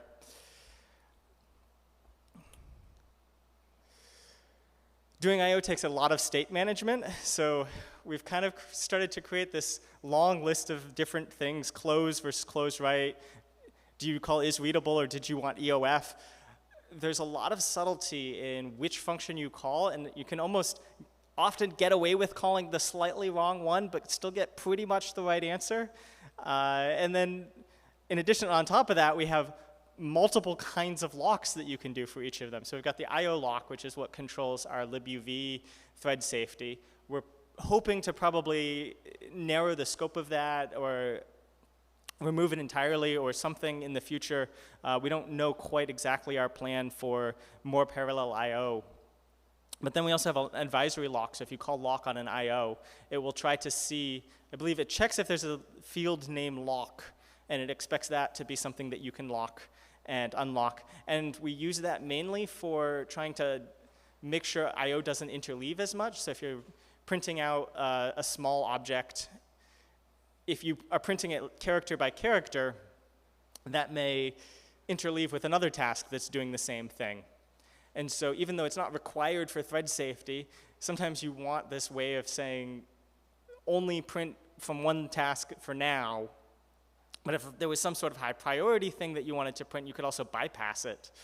And so it's kind of just this odd notion. And then finally, we also have the lock for notification for the condition variables for when events happen on it. And that actually makes the I/O objects that are thread safe, like TTY or pipe, to work in a thread safe way. Getting on to ideas for the future, which will be a lot of the remainder of this talk. Perhaps we could add some sort of system for splitting the reader and writer from a combined I/O object. So you could ask it to give me one object that represents the reading state and one object that represents the writing state. And so then hopefully that would get rid of a lot of these like closed versus closed write versus readable, because you just have an object that's either open or usable or not usable. And then we could figure out some way so they could coordinate, and once they're both closed, then the underlying object gets closed. Lots of design to figure out. Maybe we would need to figure out a way, could we prevent the user from capturing or escaping the I/O object? So as you pass it into a function, say from like redirect I/O or from open, often the caller then is expecting to close the I/O object at the end of that block. And if you've captured it and expect to do something with it later, you may get broken I/O, you may get like ePipe or EOF errors at parts of the code that you didn't really want, and you kind of might have preferred some sort of earlier compiler warning or error, or just some earlier detection that you're capturing an I/O object that the user wouldn't have expected you to capture, and so it just may not do what you expected. Potentially, we should also have more scoped I/O variants. So we already have the open function can take a function closure. It can then open an I/O, pass you a handle to it, you do all of your operations on it, and then it closes it for you. So you get some amount of scoped management of that. But if someone had captured it, they may get confused that they had opened it, they had expected to use it, and now it's closed, and that's not ideal. Maybe also we could change standard I/O, because we have this redirect standard I/O, but it's global. And so if you had some block of code that wanted to redirect standard I/O to like dev null, get rid of all of the output in the next block, but you had some other task running trying to print important log messages, like those also go to I/O dev null, only because there's this concurrent process. And so we have this new scoped value technique that allows you to say, I have a task local value that I want to be able to access efficiently. It propagates to child tasks, so if that task launches more tasks, those also inherit it. And perhaps that's a way that in the future we can figure out some way that's not too breaking to replace our standard errors with these scoped values. It is, but also if anyone's been accessing standard out, and sometimes this is where there's even more asymmetries, like standard out might want this, standard error, maybe not. Standard error is this weird, like, I want an escape hatch that isn't supposed to be robust and sound. Like, do the dumb thing and tell me why my program's exploding. And do it as reliably as you can. And so as we move forward into the future, we also have to figure out how to avoid deadlock problems.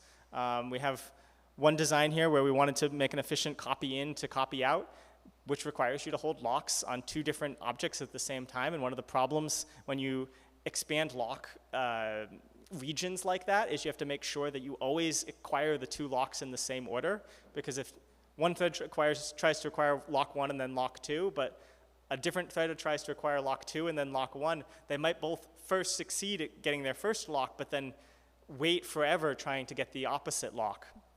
Not a great situation to be in. We may have some tooling coming out soon that allows you to detect some of those. There's a thread sanitizer program. LLVM has support for it. Julia runs some tests for it. It is fairly slow, so it is kind of hard to use, but it can be very useful to know what are latent problems in the code, such as getting the lock order wrong. Excuse me. More current problems with the system, we're single-threaded because of libuv, so we currently support I.O. from any thread by taking a lock, doing the I.O., and then releasing the lock. It doesn't make amazing use of all the CPU cores, which you really need to use more than one CPU core to saturate the I.O. interface. And so we would like to be able to do something about that. There's currently a call to process events at every task switch, which is fairly costly. But it's also only at every task switch, so there's this trade-off that we run it only on thread 1, partly in an attempt to not make it so costly that all of the threads are running it and wasting cycles checking for I.O. events that they don't even care about because some other thread did them, or there isn't even any likelihood of them. So we want to figure out, can we do this more often? Can we make sure threads are doing it on every thread but not too many threads? How do we make sure that doesn't become more expensive for applications that aren't actually using that? Right now we have effectively a round-robin scheduler. So we try to give each task one slice of the pie of execution time. But we don't actually check that each task is getting a fair slice of the pie. So if you have one task that's doing a lot of I.O., one task that's doing a lot of computational work, the task that's doing the computational work will probably get almost all of the CPU time because it just doesn't yield much. Where the task that's doing the I.O. will probably have a lot of frequent yield points, and the scheduler will take advantage of that to stop running it, even though it may be more productive for the CPU to be giving that task a lot more priority time. We just don't have any representation of that right now. And so hopefully at some point we can get a more advanced scheduler in. I think round robin's not the worst, but it's just not the best. As I was mentioning earlier, we often don't have much write buffering. We also don't do a ton of read buffering. Often the problem when looking at other systems is they do almost none of it. So they'll just slurp an entire I.O. Like network request into memory. And that's okay if you have infinite memory and infinite time to wait for that. But if any malicious user tries to upload just like multi-terabyte files, you might be waiting for the machine to load the multi-terabyte file from the internet onto your machine before you decide that you really wish it didn't have done that, didn't do that because you just oomed your whole server. So you want some buffering to tell the user who's trying to upload that file, like, slow down, I'm not ready to acknowledge that I want that data. So it's really important to have it, but we also need to make sure there isn't too much flow control, so it reads like 1 byte and then says, okay, wait, let me check that this byte's actually useful. Like, we have enough memory that we can load megabytes of data and not crash anyone's computer anymore, possibly even more. In some situations, people may want to make this tunable, so you could load gigabytes of data if you trust all of your users and you know they're sending you huge blocks of data and you expect it.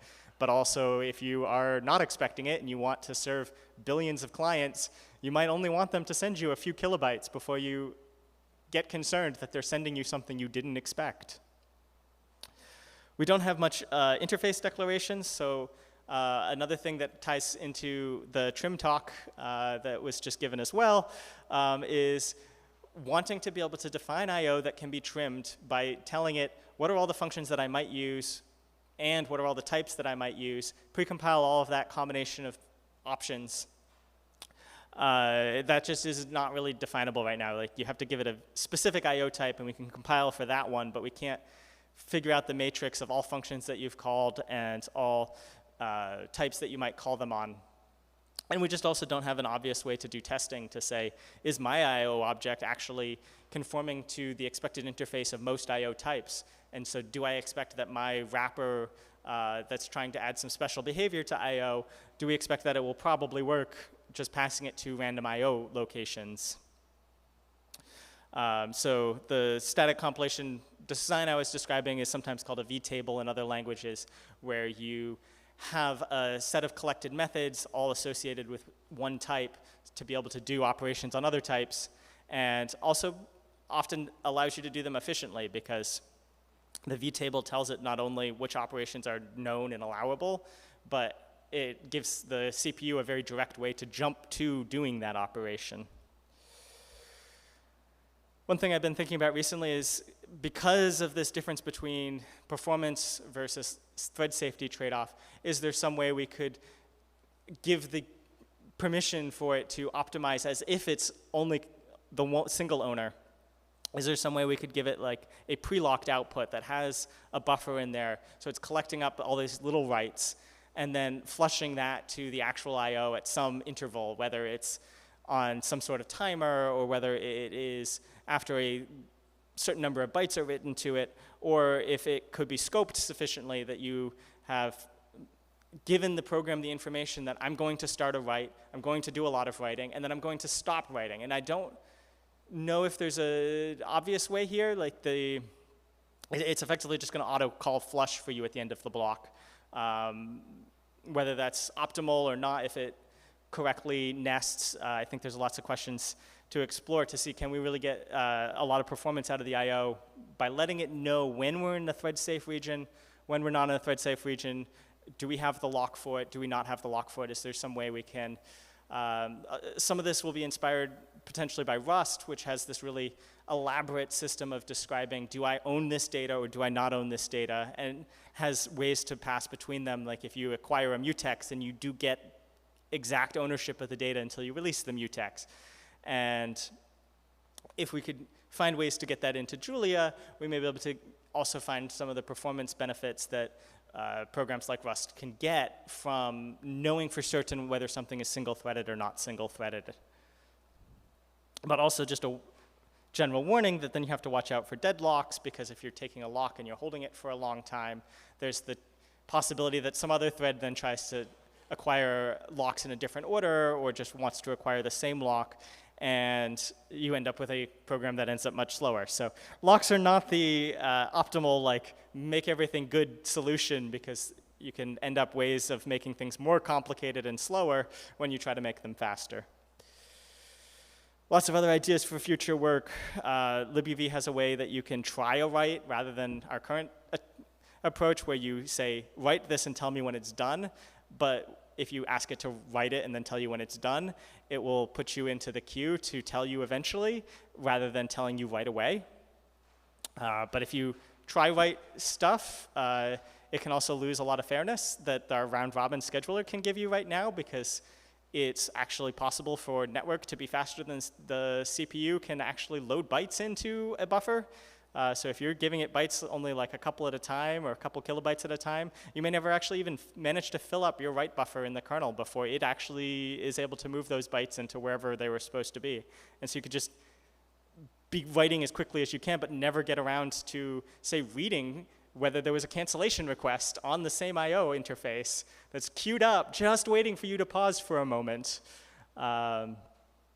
What else? Okay, so we could replace IOStream with something in Julia that's right now in C. It works perfectly fine, but there's always advantages to having less code in C for us.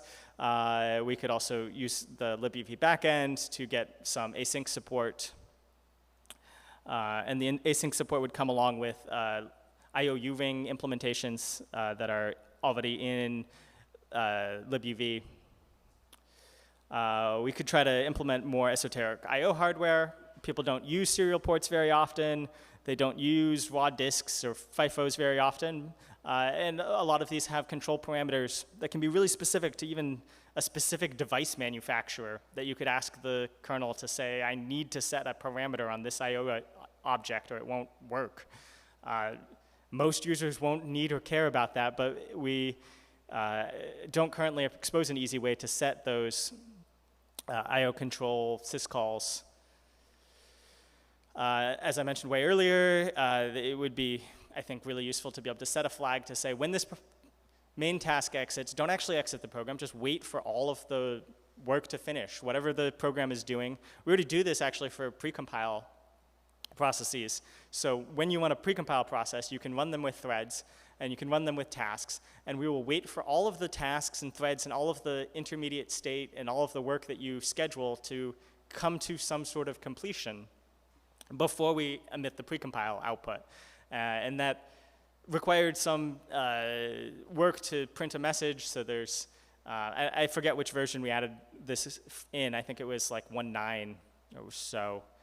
So it's been there a few years that there's a warning if you started some work, like create a timer, and it just create a timer for a very long time will warn you that, hey, your precompile process just made a timer for no apparent reason. Other interesting things we could do is expose some sort of like handle-based file system. A lot of file systems have this now because you can get a little bit of extra performance, but you can also, in some cases, get some extra security. So you can now open directories as file handles, and you can't do much with them because they're directories and not files, but you can then pass them to a syscall like openat to say, now do all of my operations relative to this file descriptor. And oh, by the way, also don't let it open any file that's in a directory above this in the file system. So like, don't let them open my password manager file because you just shouldn't have access to it. But you should have access to every file within this directory. And that's something that libuv doesn't have right now either. But I think there's some interest at the libuv level as well. And then finally, I think we should have some sort of virtual file system layer in the base somewhere. It can be great for testing because if you want to attempt to emulate and test what a bunch of file system operations would do, you could do a bunch of file system operations, but they can be kind of slow and clunky. If we had a way to do them in memory, I think we could make some tests faster and simpler. So with that, I'll take QA and A for a few minutes. Always appreciate any offers to help. This is a lot of ideas that I have no promises that I'm actually going to have time to work on. So if you're interested, I'm happy to talk further about them.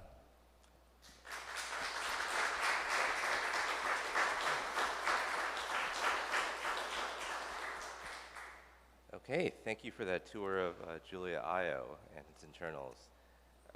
Some people promised some questions, so do we have any questions to go? Otherwise, I have a few in my head.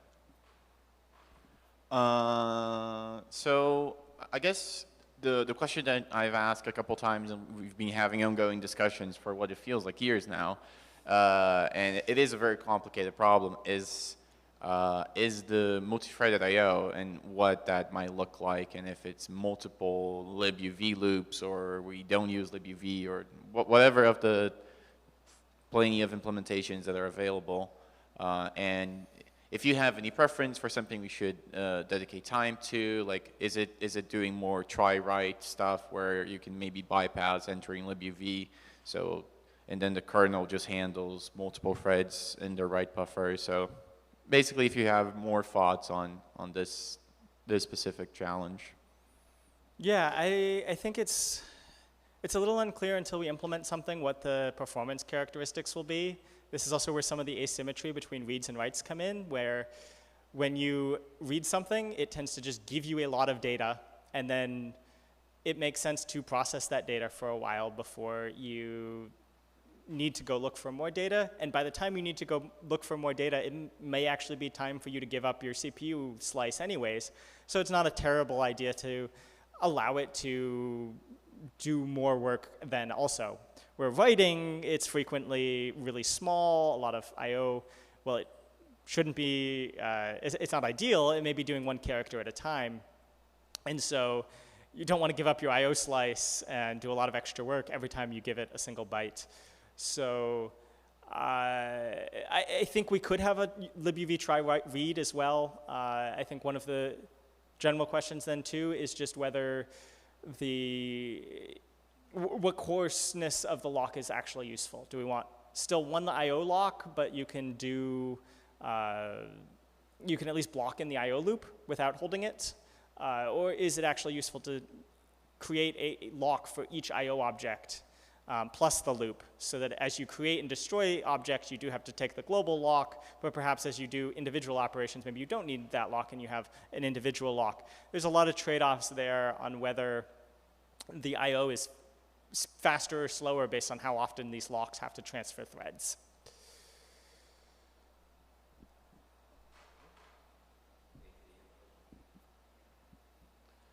So I was wondering with the current like IO stream in C, how much is that kind of interacting with the like scheduler right now, or is it just kind of Sure. the Yeah. C code is just like a cross-platform kind of compatibility stuff? Yeah. So the IO stream in C right now is fully blocking because it's local files. Most of the time, like assuming it's actually a local file and not a network file system, they are responded to fairly quickly. And so in the scheme of things, especially with modern SSDs, it's not as clear that it's actually beneficial to push that to a thread pool, wait for the kernel thread pool. All of that coordination overhead can be kind of similar to just waiting for it. And as you have a large number of threads, then you'd also have to have a large number of worker threads to try to manage, or an even larger number of worker threads. Since it turns out most operating systems also just don't give you a good I/O interface. So emulating I/O asynchronously on top can be very difficult to do well. So it's a trade-off on whether we expect there to be more work for actual threads or more work for tasks, and whether it's worth blocking a thread because we know that there will be other threads to do the work, or whether it's necessary to do some other hybrid, like Go can detect that you've entered a syscall, and if that syscall doesn't return soon enough, like just spawns up a new thread. But they can do it more lazily to see like, oh, that syscall is taking too long, let me spawn a new thread to sort of recover the concurrency performance. Okay.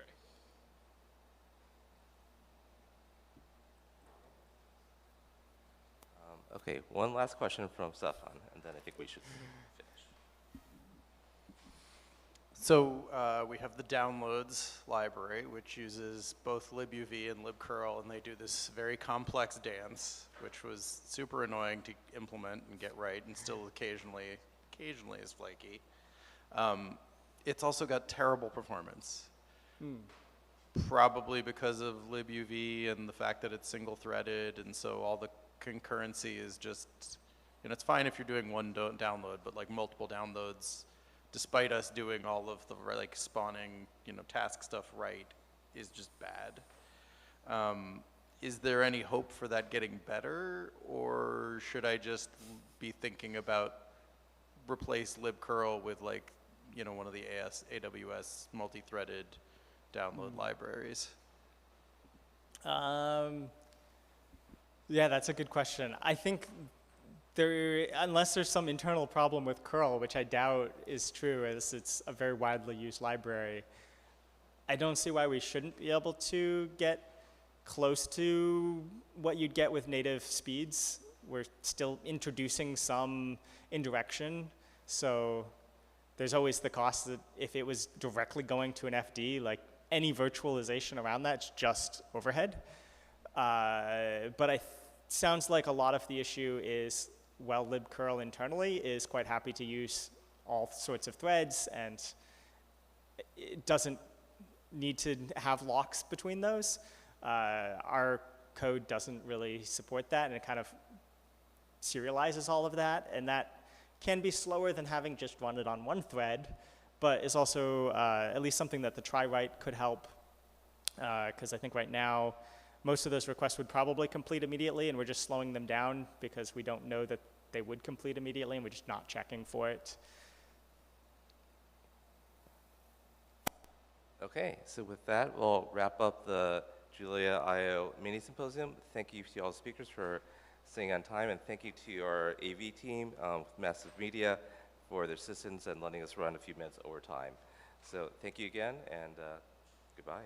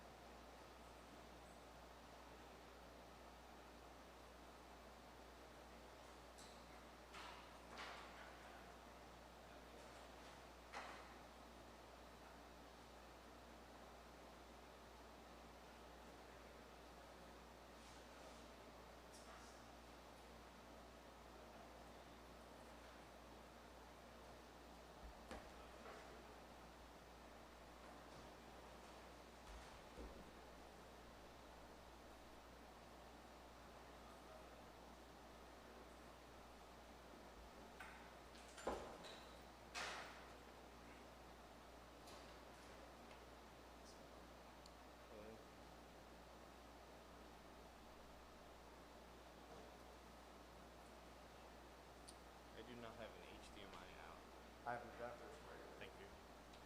Hello. Pleasure. Oren, yeah. I'll introduce you with. Sure. You can just say I don't know, what's the title? It's probably fine. Yeah, sounds good. Yeah.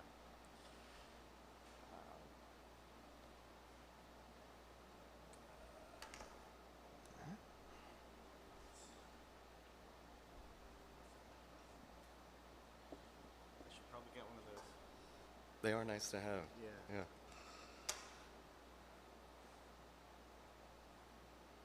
That's still warming up anyways. A couple seconds. And then, do you mind if I scoot you just a little this way? Sure. Okay. Yeah, we'll have to, as best you can, to kind of be right on the mic.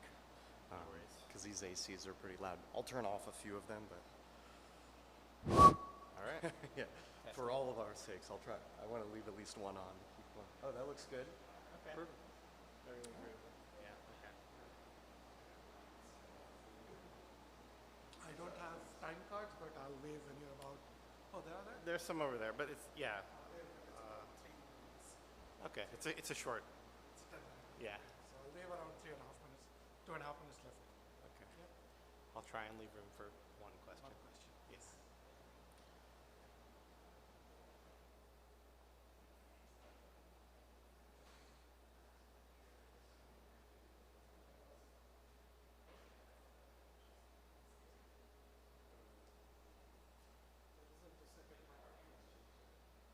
There was yesterday, but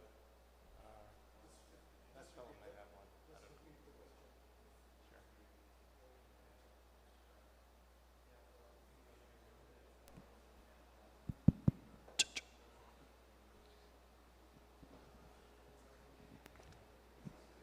Are you our facilitator? Okay. It's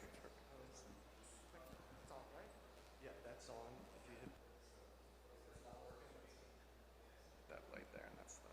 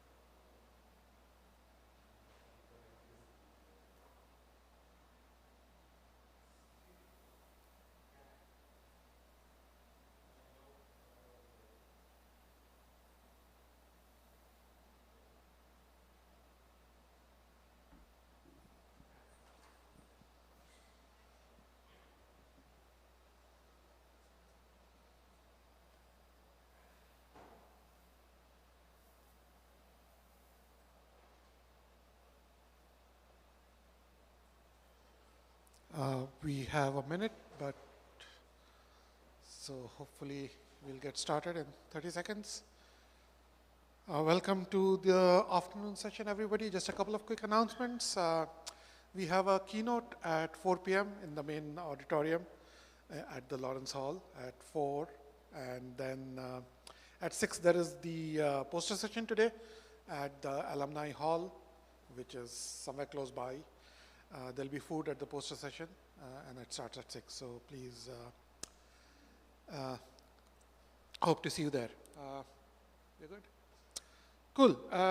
So welcome to today's afternoon session. And the first talk today, we have Oren, who will talk about parameter estimation in your jail. Over to you. Thank you. Hi, my name is Lauren Bastick. I'm a graduate student at the Graduate Center at CUNY. This is a joint work with Alexander Demin and Alexei Ovchinnikov.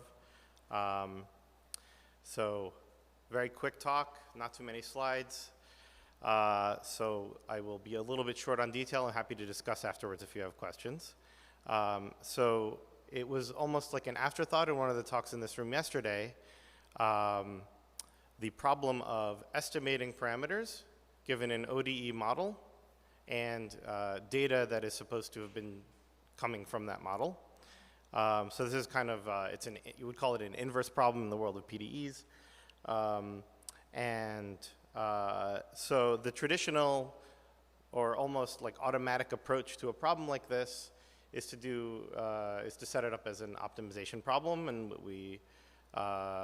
there are tutorials in SciML that kind of do that, and it becomes an interesting research problem, what kind of optimization to do, et cetera, et cetera. We take a pretty different approach, and it has some advantages and has some disadvantages. And in this short amount of time, I'll just show you by example what we do. So here's a very simple ODE. X prime equals a squared x squared plus b. A and b here are the parameters.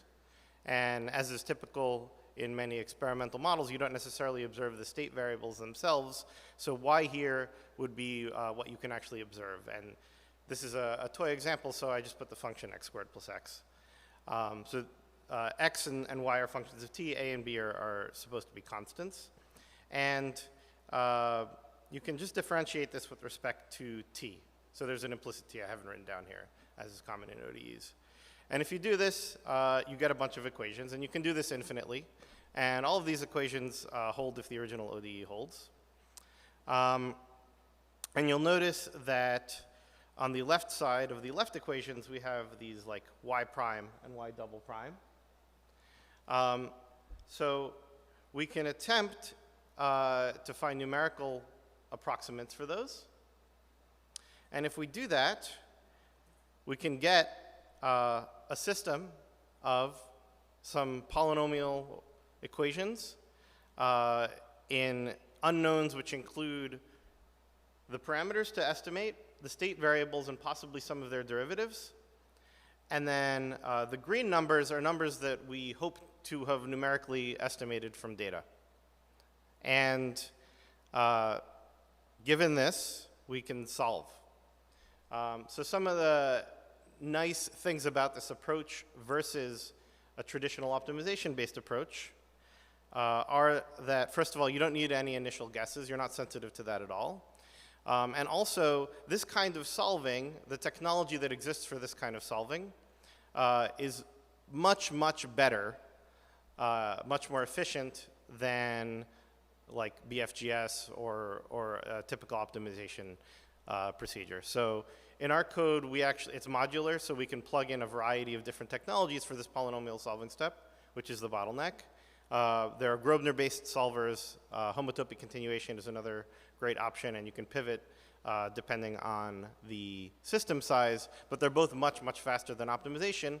And the other advantage is that you get all the potential solutions. So our ODE has an a squared there, and it's kind of a trivial observation that if some number a is a solution, negative a would also be a solution. A typical optimization-based approach usually only finds one solution, and this can find all of them. So this method works pretty well. It works on much larger systems than the one I showed you, but it does hit a limit at 20 or some odd variables. And we have a couple of papers that show how well it works on synthetic data that comes from ODEs. However, the method, being algebraic in nature, is very, very sensitive to inaccurate estimates for the derivatives. We had been using AAA interpolation, which is an interpolator, and it has a problem that's common to most interpolators, which is that small amounts of noise get overfitted, and so you can see that in the charts on the left. The overfitting noise shows up in the estimates of the derivatives that we need as well. So this made our method, or a previous version of it, unsuitable on even slightly noisy data. So even like 10 to the negative 6 data would basically make the derivatives unusable. So dealing with noisy data is inherently a statistical problem, and so you go to a whole different universe than typical algebraic methods use. I tried a bunch of different things, Savitsky-Golay filters, Butterworth filters. We ended up on where we probably should have started, a technique called Gaussian process regression, which you can see an image of it on the right. Very, very briefly, Gaussian process regression is a Bayesian statistical model which starts with a distribution over the space of some space of all potential functions, and you have some control over that. We chose to embed the assumption that our functions are analytic, meaning infinitely smooth, because solutions to ODEs should respect that. And it has a bunch of other nice features. It gives you uncertainty estimates for free. And another thing that's really nice about doing this in Julia is even though most packages for Gaussian process regression produce approximates and not their derivatives, we were able to just use AD and produce estimates of the derivatives. And this worked pretty well. So here's an example. We took a couple of mildly nonlinear systems that some of you are probably familiar with, like the Volterra and the Van der Pol oscillator. And these numbers are showing the relative error in the estimation of those parameters, like A and B in the toy model I showed you. After sampling 200 data points and adding some amount of noise. And as a kind of baseline, I copied the code from the SciML tutorial on parameter estimation, and that's the column on the right-hand side. So SciML does fine in the presence of noise. It's a least squared method. It's built for that. But it doesn't get much more precise even when there is no noise. One of the nice things about the algebraic approach is that it does recover extreme levels of accuracy when noise is low. And the switch from an interpolator to a statistical approximator allows us to work even in the presence of noise. So that's an update to a package that's already in the Julia ecosystem, and we've now updated it so that it can work on real-world data with noise, and retains the advantages of the algebraic approach that I mentioned earlier. So one of the nice things about doing this in Julia is that we can just swap in and out approximators. All these packages compose well with each other, and we have a really good framework for symbolic work, the differentiation step that I started with. That's it in a nutshell. There's my GitHub, and I think I have time for maybe one, maybe two questions. We'll see. Yes.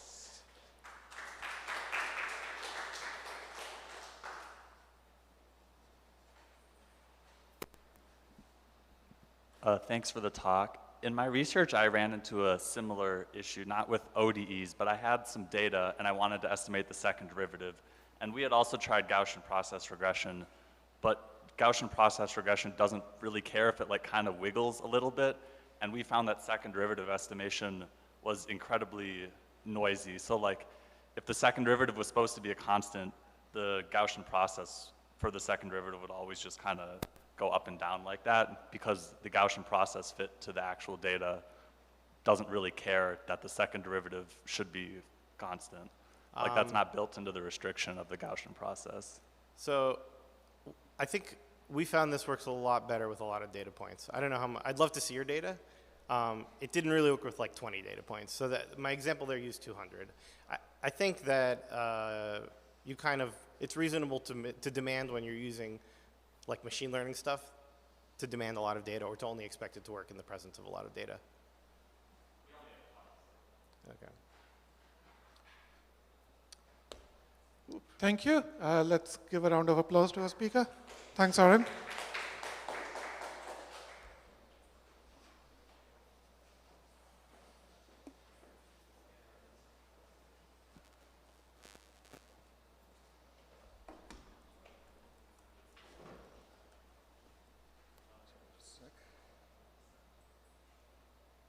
Right, slides done. Okay, while the computer is being connected, our next speaker is Anshul Singhvi, and he will talk about Tyler.jl, which is a new marquee Well, I wouldn't project. Say new. I wouldn't say new. Okay. It's been around for quite a while, but I just wanted to, if I can figure out how to do this slideshow, because I always forget. Is it view? It's view. Okay, here we go. Thank you. Okay. Yeah, so Tyler is basically a package that lets you plot map tiles in Julia. Now, if you're wondering what a map tile is, it is this stuff. So when you look at Google Maps, right, naturally it won't load the entire overview of the Earth at all levels of detail because that would be an insane amount of data. So instead what it does is it provides you these 256 by 256 pixel tiles at various levels of zoom. And so you can see that as I zoom in here, the level of detail, you saw that little thing over there on the side of the screen, right? The level of detail increases, increases, increases, until eventually you can see up to a pretty respectable resolution. And so what Tyler is just a way, it's a package that will download and interactively visualize map tiles in Julia.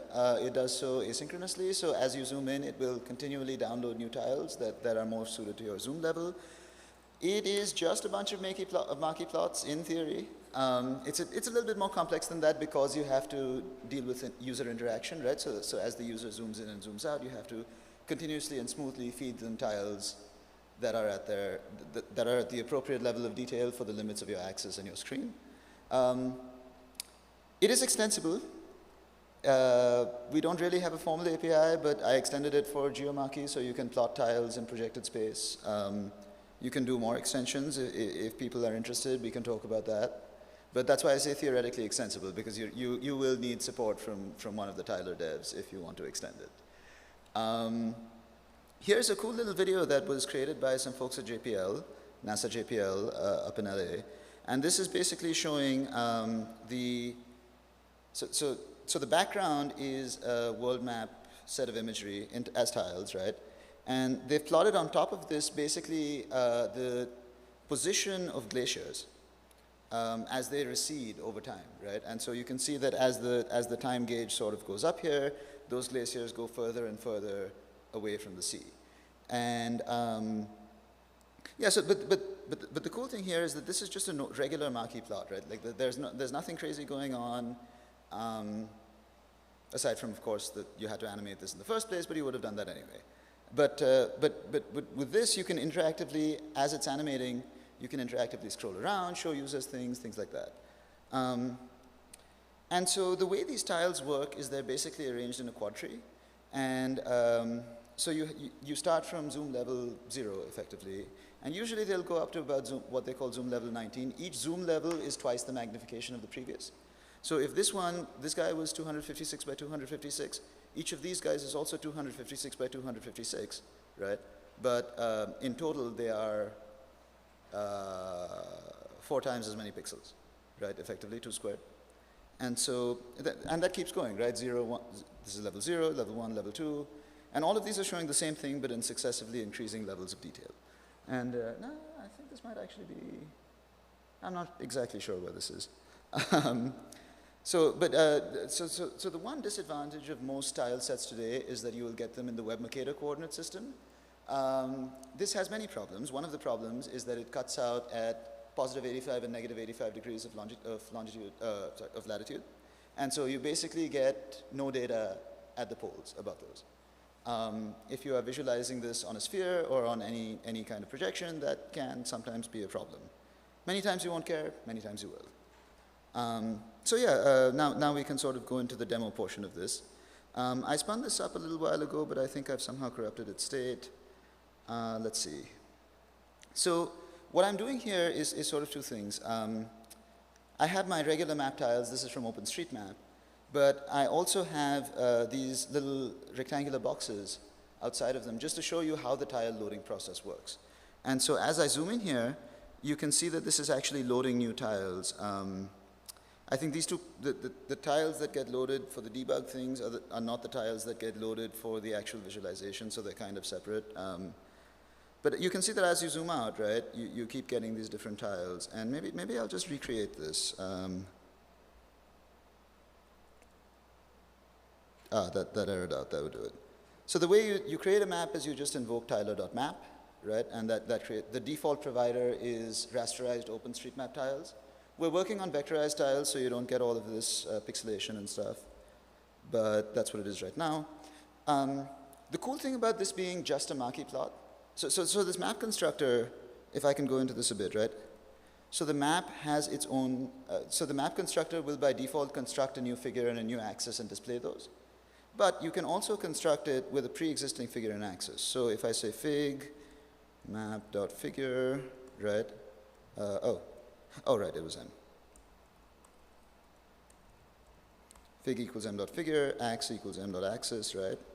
And you can see that, so basically this is just a lot of image plots. And each image plot is one tile. The plot itself gets reused.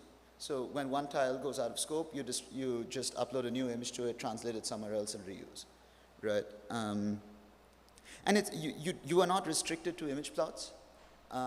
So there are also some tiles available for which give you point clouds, for example. You could use that. We have integration to use those. In a projected axis, you may also want to dynamically project these tiles. You can also do that with GeoMarkey's mesh image recipe. It just lets you handle that. And so I've extracted this figure in this axis, right? And so now I can create a new map that is backed by this figure and this axis. But you can imagine that I created that figure and axis in any way that I wanted, right? It doesn't necessarily have to be created from tiler. And so here I'm giving it a different plot configuration. And the plot configuration is really what allows you to affect how the thing is plotted. And so for example, the default configuration is just an image, or depending on if you're on a geo-axis, it could be what we call a mesh image, which is just an image that's able to be warped on the GPU. But you can also have point clouds and really anything you want, right? And so this is a debug plot config that just shows you which tiles are loaded and how they're loaded. And so there you go, right? So this is all the tiles that have been loaded for London. The colors are completely random, just so you can tell them apart. And as I zoom out, you can see that this is now loading new tiles of higher and higher zoom levels. And I think some error has now happened. Yes, so this debug thing has not seen a lot of love, you can tell, in the last few years. But Tyler recently went through a pretty big refactor for Markey version 0.24. And so now it should be a bit cleaner as well. So I did want to demo the geo-axis integration really quick. So the cool thing you can do, right, the cool thing you can do is you can create a map, and just as you would provide an axis keyword argument to any plot function in Markey, you can also provide that same keyword argument to map. And in this case, I am telling it to, right. I had to say type equals geo-axis. Yeah, this can sometimes take some time to initialize, but this is now a geo-axis, and so as I zoom out, right, you can see that this is actually projected onto an equal Earth projection. And you can zoom into wherever you'd like, right? But yeah, so I think I'm sort of out of time now. Yes, maybe we have time for one question while the other presenter comes in and connects, if there's any. Yes.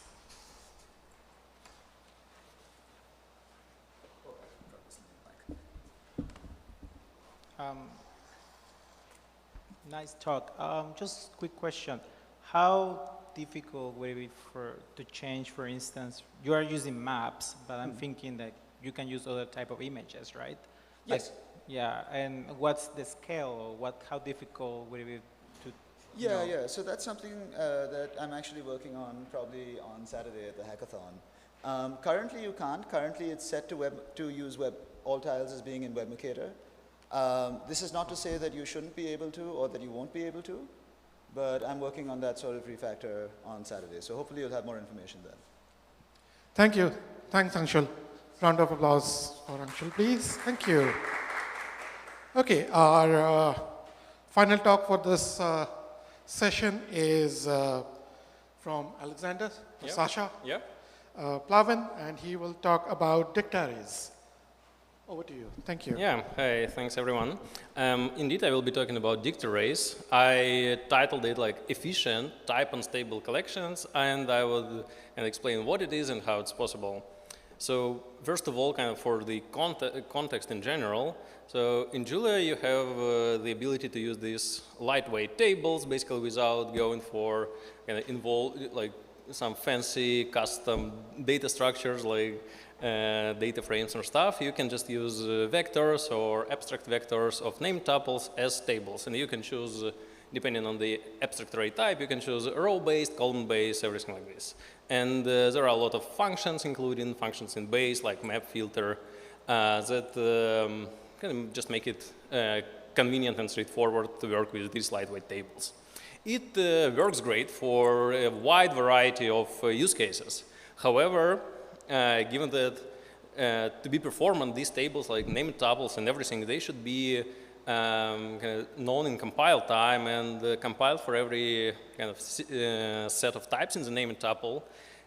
These kind of type stable collections, they really struggle with huge number of columns. By huge, I mean like starting around either many hundreds or 1,000 and going upwards. So here I show just an example of struct array. First of all, if you just create a struct array with a few columns, like here in this example 2, but it works fine all the way to like 100 or several hundreds, there is very little compilation time. It just, not really noticeable in actual usage. However, if you want a table with, 10,000 columns here, even just creating a struct array, it already takes 9 seconds when I benchmarked it. And of course, any downstream operation, be like even simple filter, it will also take a long time because Julia will compile all the functions for these huge tuples with thousands of objects. So you don't often need very wide tables, but sometimes you do. And what are the solutions if you really don't want to pay the compilation penalty? I mean, you can just ditch the collection interface and use some custom types like data frames and memory data sets. Alternatively, if you like the collection interface, as I do, you can use type unstable collections. Maybe you can just put dicts or dictionaries into your vectors and say, okay, now these are my table rows. It does work. Everything works in this scenario. However, operations are slow as soon as you get heterogeneous types in your columns.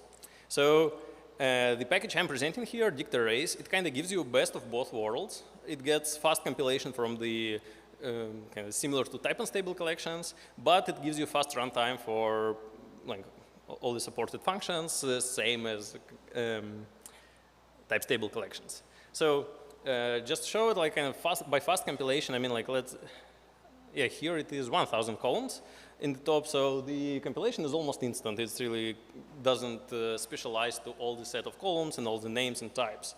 And struct arrays struggle with even with 1,000 columns. I think actually this was benchmarked on a different machine, so these timings are not compatible with what I shown on the previous slide. But I mean, it takes a lot of seconds for struct arrays or vector of named tuples to compile with the 1,000 columns. For dict arrays, below I even show example with 10,000 columns. I wonder if anyone has a use case for that. But of course, the compilation time doesn't explode. It still stays like comfortably below what is noticeable. It also gets you fast runtime. So here I create also some dict array. It can be a few columns. It can be thousands of columns. But if you want to map, filter, apply some of these functions, it works at about the same time, like almost exactly the same time as type stable collections. So here I show that the timings are almost the same for dict array and for struct array, but for struct array you pay a lot more for compilation. And in the bottom there is a baseline how much time the same map would take if you just had a vector of dictionaries. Of course, it takes much longer because you need dynamic dispatch for each row. So this is what you get with the dict array, then kind of to how it works. Of course, it's not without tricks. First of all, the structure itself is very simple. It just contains a dictionary of columns, so it's column-based storage. Similar, basically think of it as struct arrays, but based on dictionaries, not on name tuples. And some functions like getting an index. It is also done in a straightforward manner. You just get create a dictionary with the proper element from each column. The tricks come in the map implementation, and this is almost the only case, almost the only place where they come. So really, kind of for an generic, like for an arbitrary lambda function, if you pass an arbitrary function to it, there are some tricks to understand what properties the function needs, so that not to pass it like a huge name tuple with 1,000 fields. So it goes in kind of like this iterative way, passes an empty name tuple to function, checks what property try to access, adds the property to the name tuple, and goes on until the function executes correctly. And this is really a hack or a trick, but it works fast. It works fast because kind of this addition, like adding properties to the name tuple, it only happens once for every property accessed by the target function, not once per row. So if your function accesses like 2, 3 properties, it will be instant, as we saw in the benchmark here.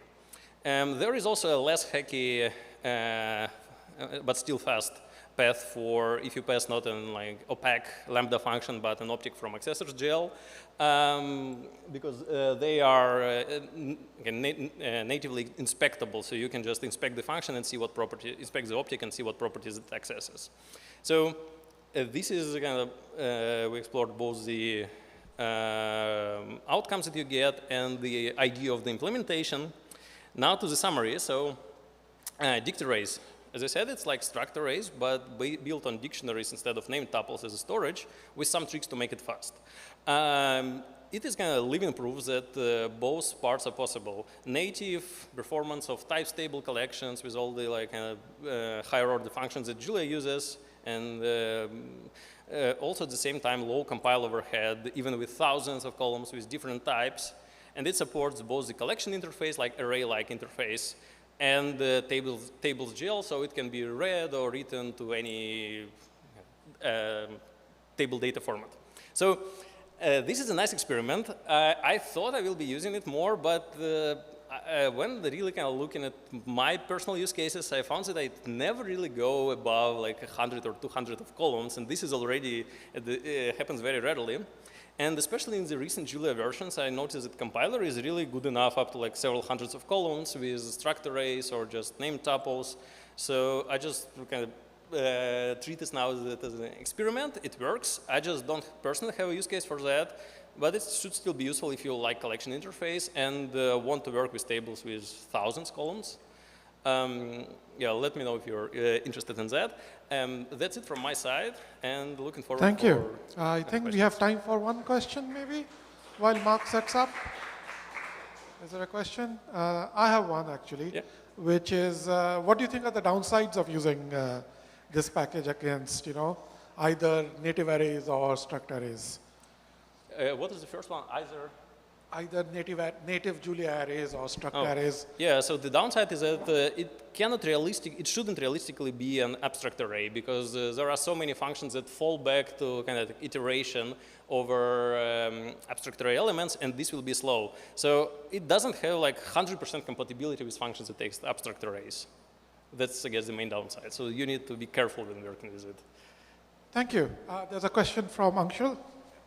Quick one. Do you implement the tables.jl interface with this?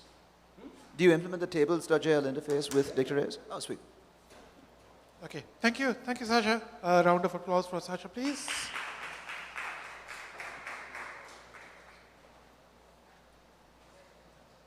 Next table. We have a minute before we... That's the easy part.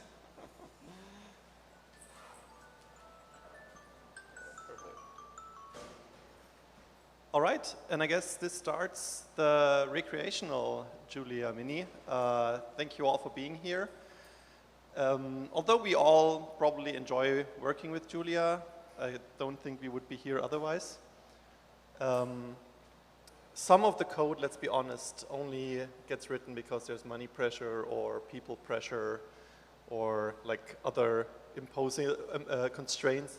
But the thing that we'll see today is just something that gets done just because for the sake of it, and I love it, and I want to hear all about it. So let's thank Mark for presenting us how he worked, how he used Julia for the advent of code. Okay, thank you. Sorry I don't make eye contact. That light's a bit bright up there if I look straight up. So today I'm going to talk about using Julia for advent of code. I'll explain a little bit what advent of code is and why it's a lot of fun to use Julia for this task and to have fun.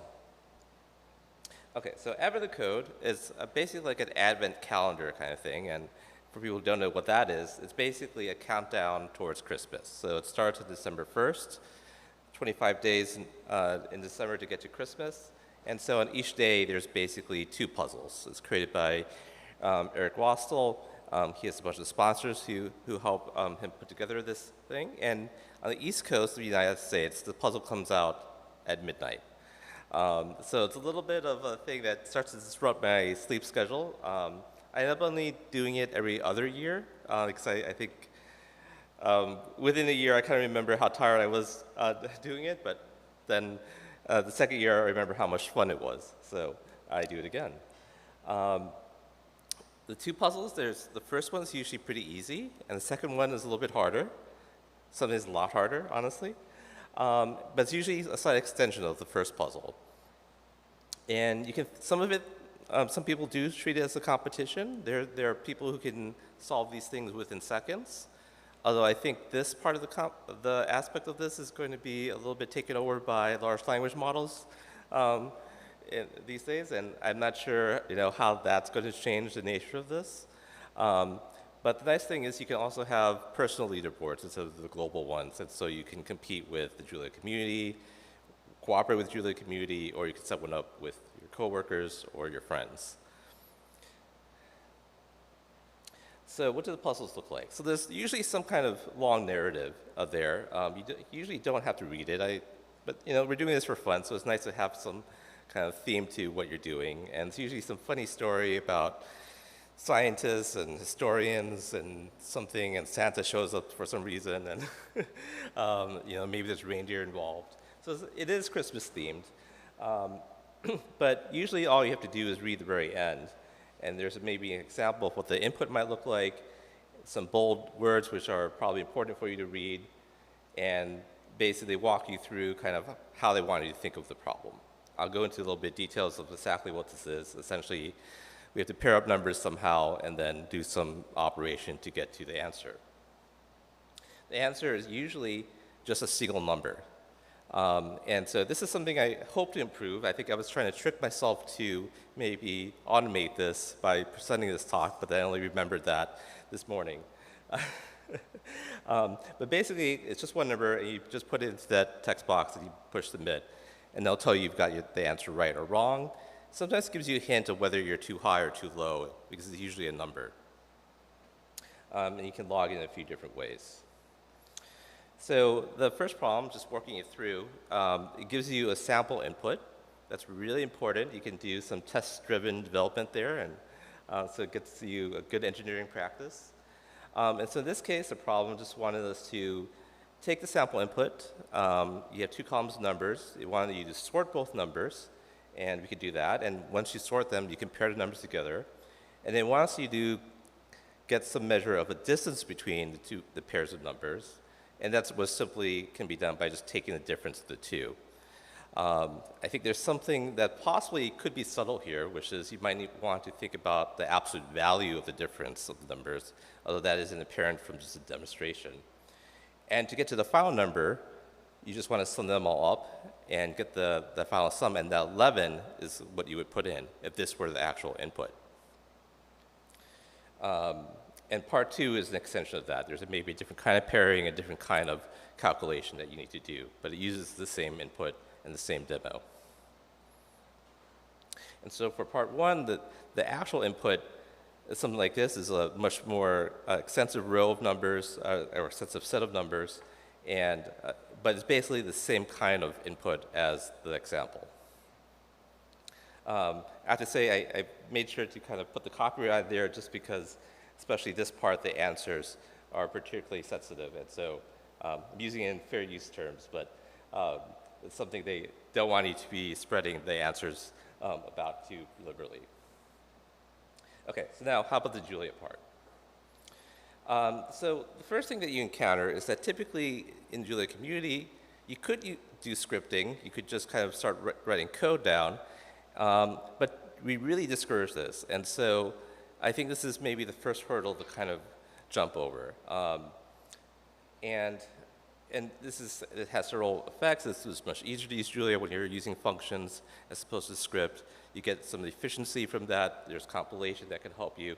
And my hope occasionally is that maybe my brute force solution will just squeak through because I'm using Julia. I'm not sure if that's ever panned out. It's usually an algorithmic issue. But to kind of get over this issue, I usually create some kind of template for each day. And so I'll show you that. And so that template for me looks something like this, which is a little bit strange, and I think it's going to be evolving as main develops and static compilation develops in Julia. But basically, I make it start to look like a package. So I have an advent of code for each day. I just change that XX. I have a shebang line, so I can execute this from the command line if I wanted to. But basically, what I'm trying to do is just set up a bunch of functions here. It's encouraging me to use functions from the very beginning instead of just trying to script this.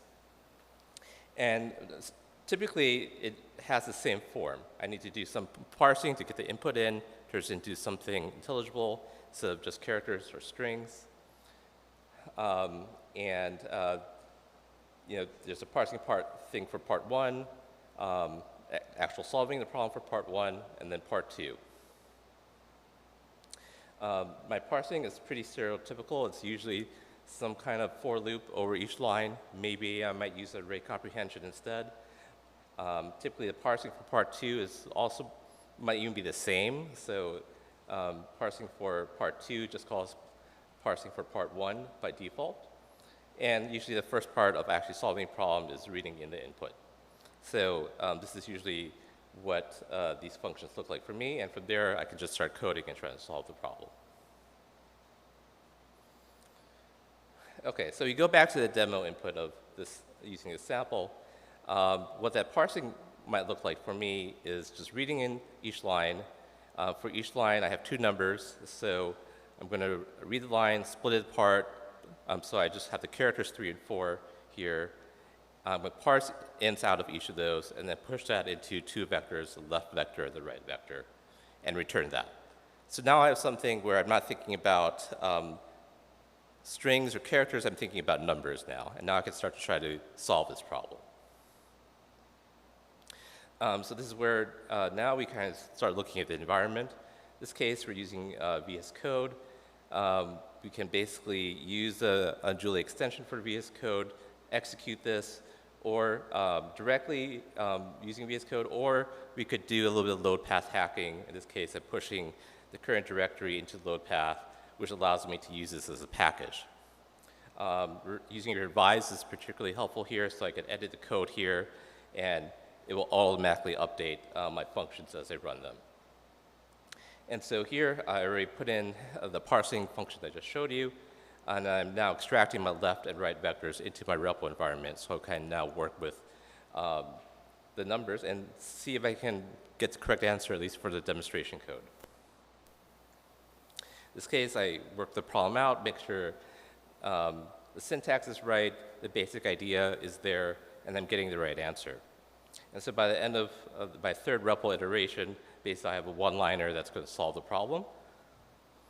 Take that in, paste that into my part 1 solution, and then immediately try to run that part to make sure I still get the correct answer from part 1.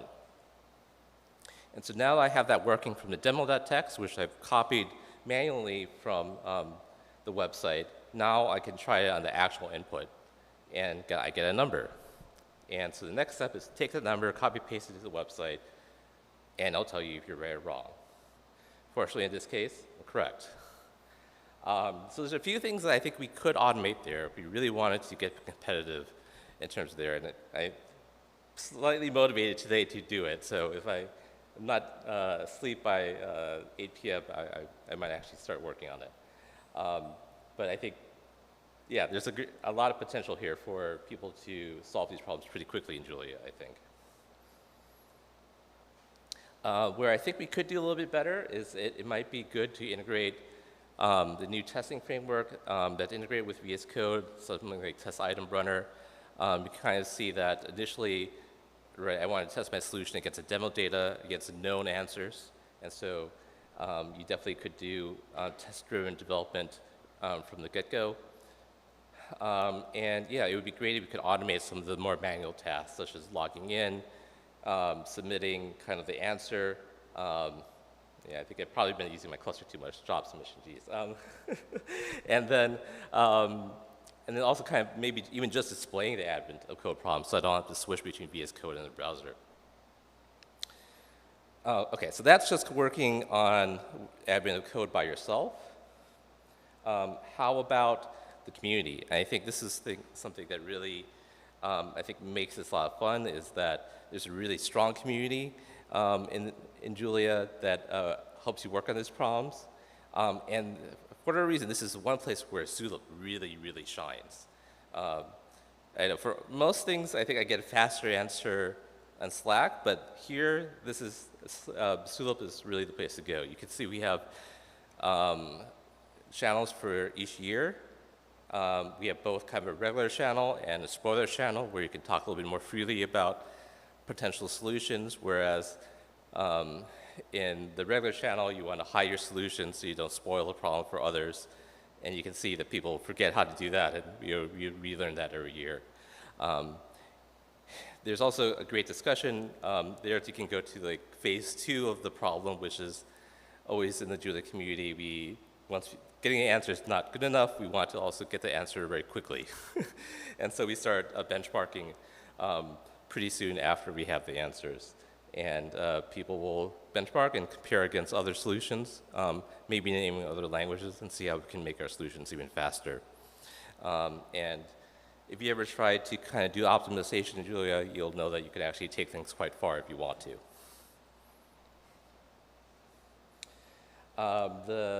There's also a Julia community leaderboard.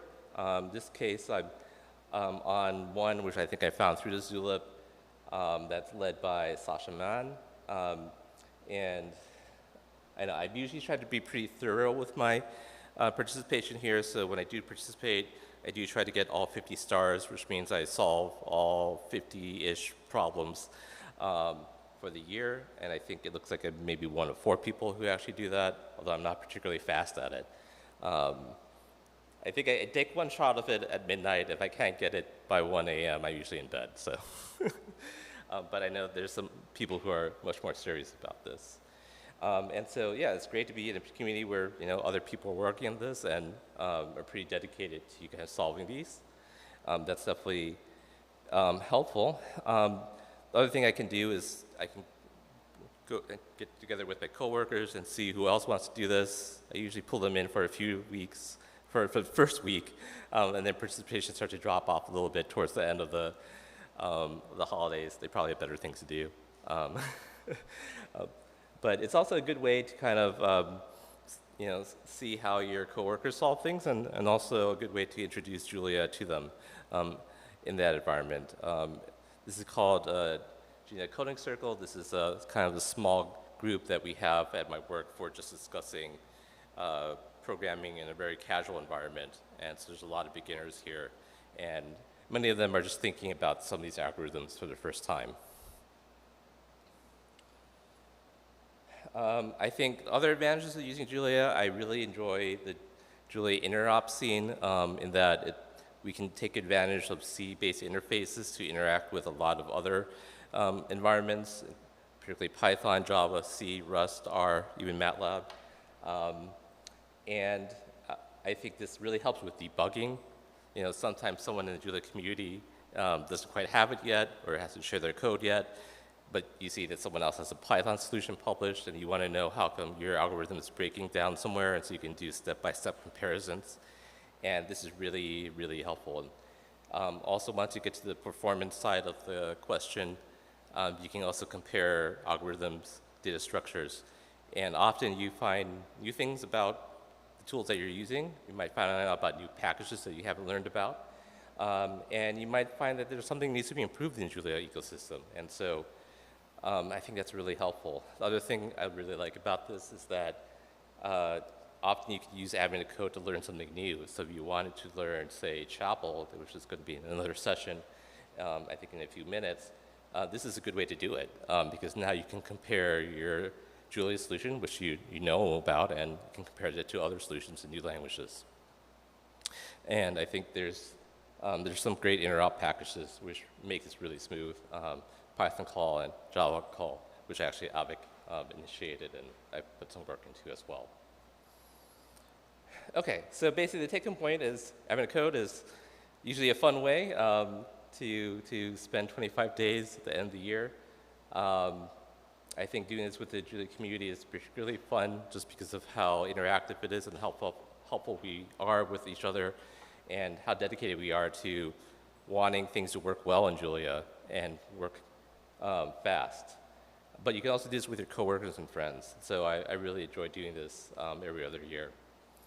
I think Julia provides a great environment for recreational competitive programming just because it allows you to get to the code pretty quickly without having a lot of boilerplate. There's a little bit right in the beginning just because you have to set up functions, but I think it's pretty easily addressed by using a template that you could just copy and paste for each day. And I think the other thing is just having that Zulip, having the interactive channel to kind of discuss this if you get frustrated. And that's really helpful at about 3 a.m. when you can't quite sleep because you're really thinking about that problem and someone can talk you through it. So, okay, well that's it. Any questions?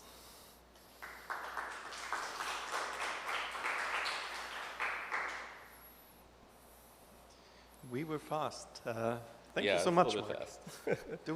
We have questions.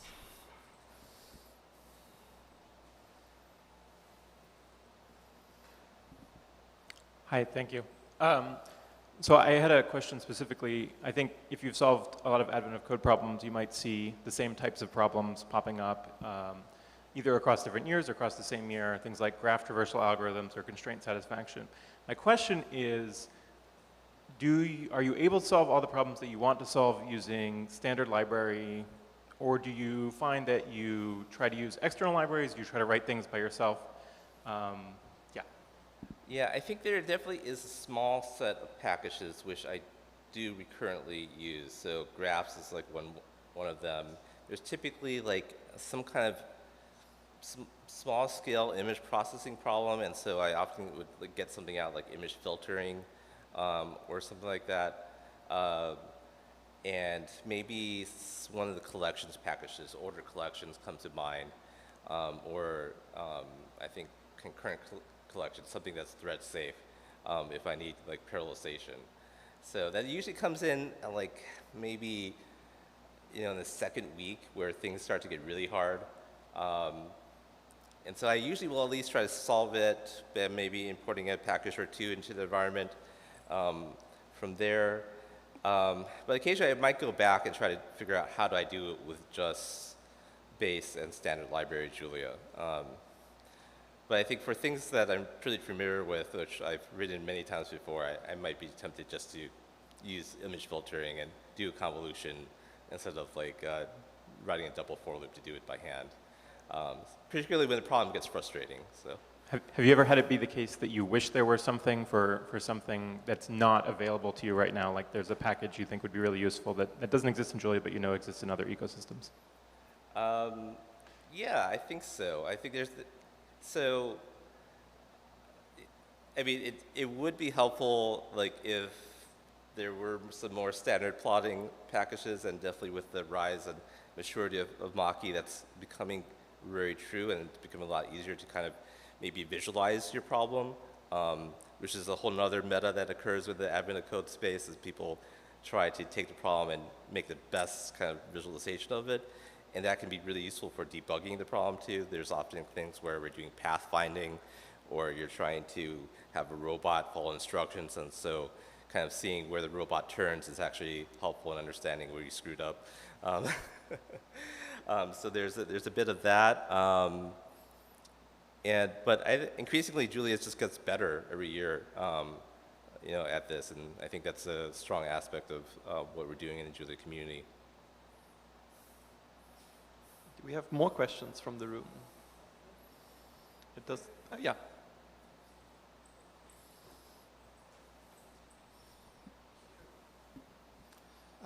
Thanks, Mark. So my question is, are you taking part this year, and what's your target for points? What was that? Are you taking part in the Advent of Code this year, and what's your target for points this year?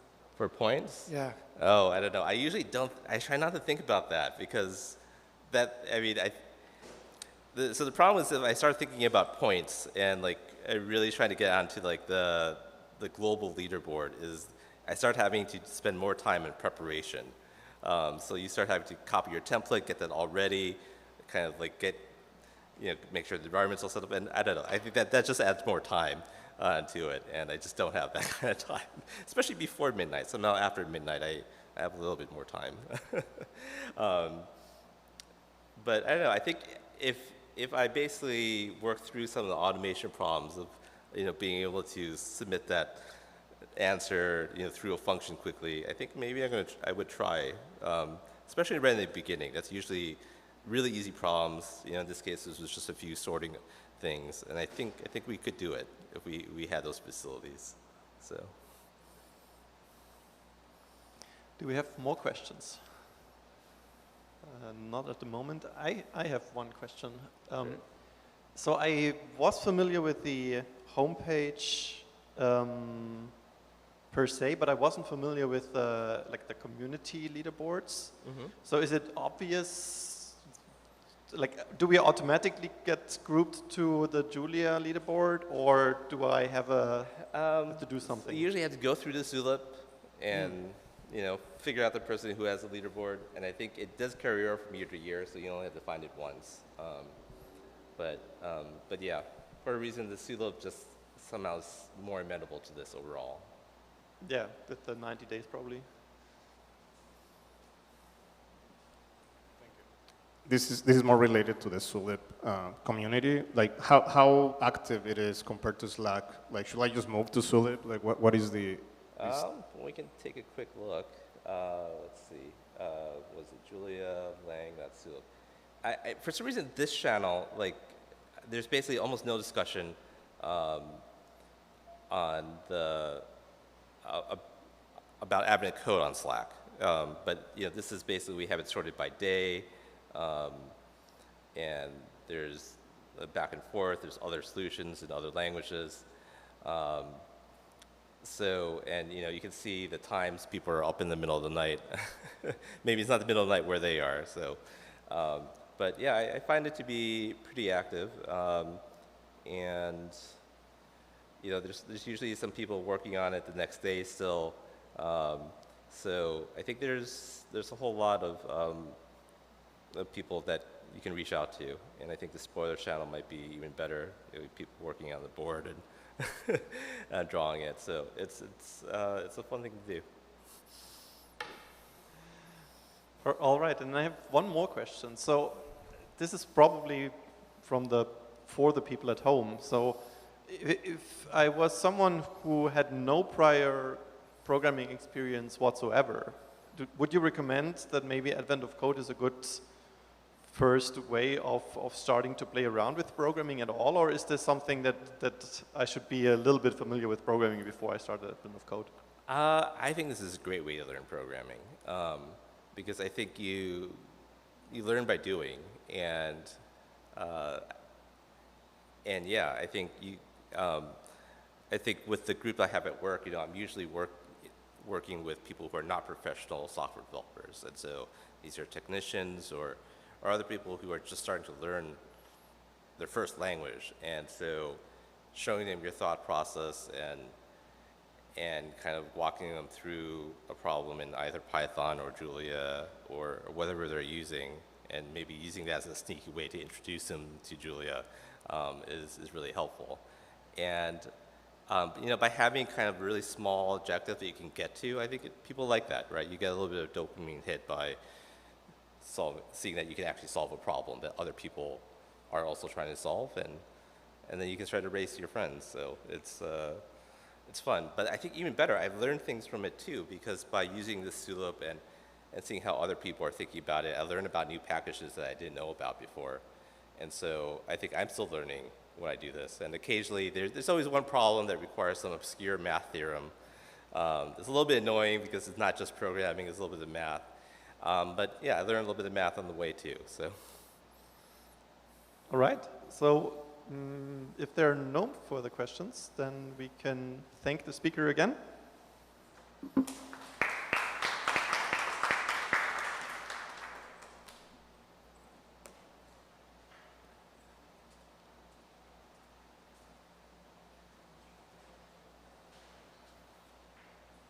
And while the next person is setting up, maybe this is a good time to remind, especially the new people at home.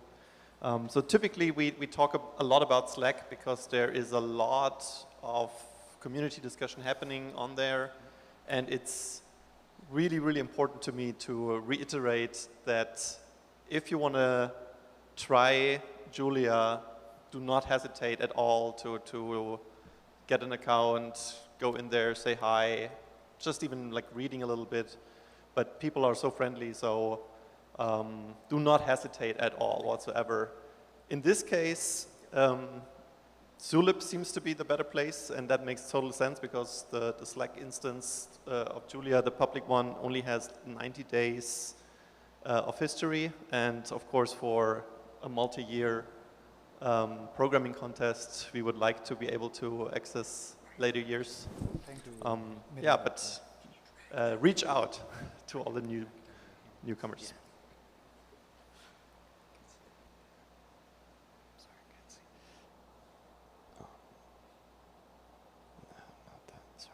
Replica. Mm-hmm. There you go. Thank you.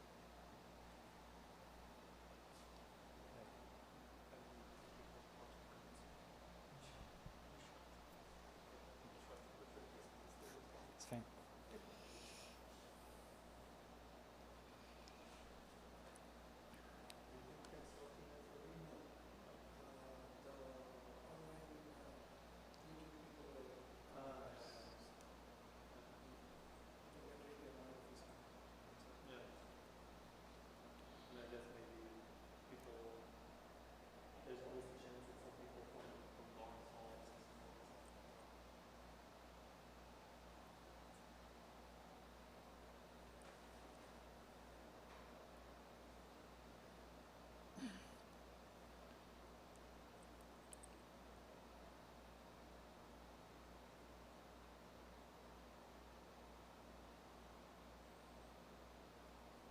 Is this your first JuliaCon talk?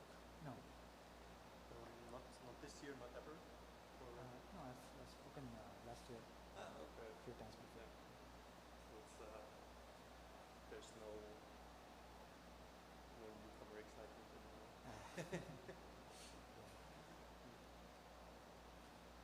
It's always, yeah, it feels new every time. Yeah. The rooms are new every time. Yeah. Have you been to Pittsburgh before? No, it's my first time. Yeah, because like being in this building, that is definitely Fancy. new.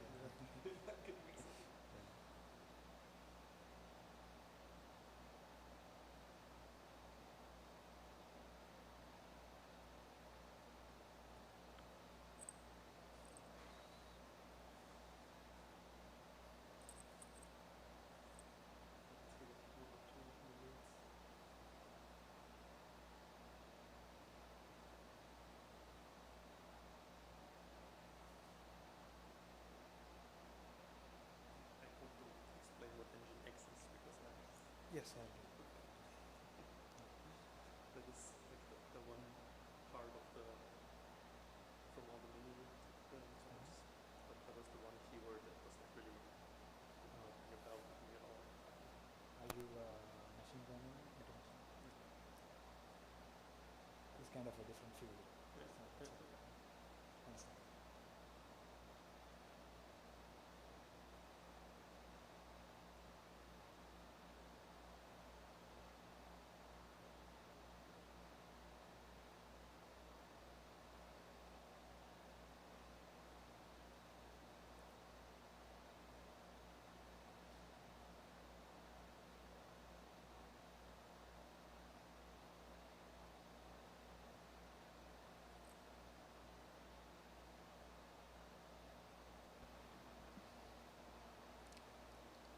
So if you just tuned in from another room or online, we're currently waiting to be back in schedule.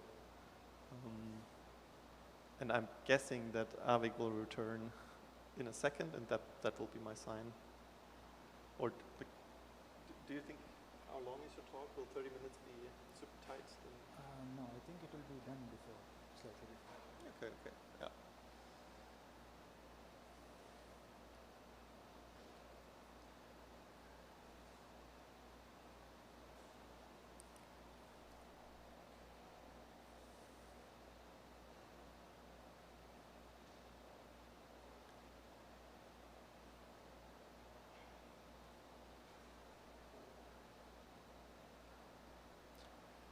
Okay, but in any case, let's start. For the second speaker of the mini, I welcome Nishant, and he will talk about something that I'm absolutely not familiar with, Nginx, and I'm looking forward to learn all about it. Thanks. Thank you. Hello everyone, welcome to this talk on Julia in Nginx, an adventure in embedded Julia. My name is Nishant. I work as a software engineer for Julia Hub. So let's start off with the agenda for this talk. I'm just going to briefly describe what this is about, what Nginx is about, and what the work here described is about, since a lot of people may not be familiar with this. And then we'll dive into a little bit of about how it works in the internals. And then we'll look at a demo. And then once we've seen the demo and we know a little bit more about it, we'll dive a bit more into the details, and then a few learnings and takeaways that I personally found useful while working on this. So this thing, it's more of a hobby project. We don't really use this in production. So let's start off with what Nginx is. So Nginx is a web server. It's a high-performance web server, and it's a web server that can be used as a proxy, among other things. So you might ask, how is it different from http.jl? So http.jl is a Julia library that lets you write your own server. Whereas Nginx is already a server, and on the right you see a config file. And in that config file, you can configure paths that you want responses to, and you can specify proxies, proxy backends that that those paths should respond to, and various other options like you see there's a default type text/plain. I mean, that's just like the very most basic options. There's like thousands of options that you can use. You can change up request headers and the request body and things like that. So it makes it easier to it's easier to configure a server than write everything in code. Like it doesn't matter which language you write. If you want to write something that's high performance, that means it has to be non-blocking. It has to not block the web server basically while reading large files, like a gigabit large file, right? Nginx just takes care of that for you, and that's why like a lot of companies just use it. So one of the things that Nginx lets you do is, if you see here, there's a content by Lua block, and there's a small bit of hello world there. It could have been larger. but that's basically Lua code, and Lua is probably the most used extension language out there, maybe because it was designed for that. But right now, there's a piece of software called OpenResty, which combines Lua and Nginx together, and you can basically code inside the config file, and that's really powerful. You can do a lot of things with that.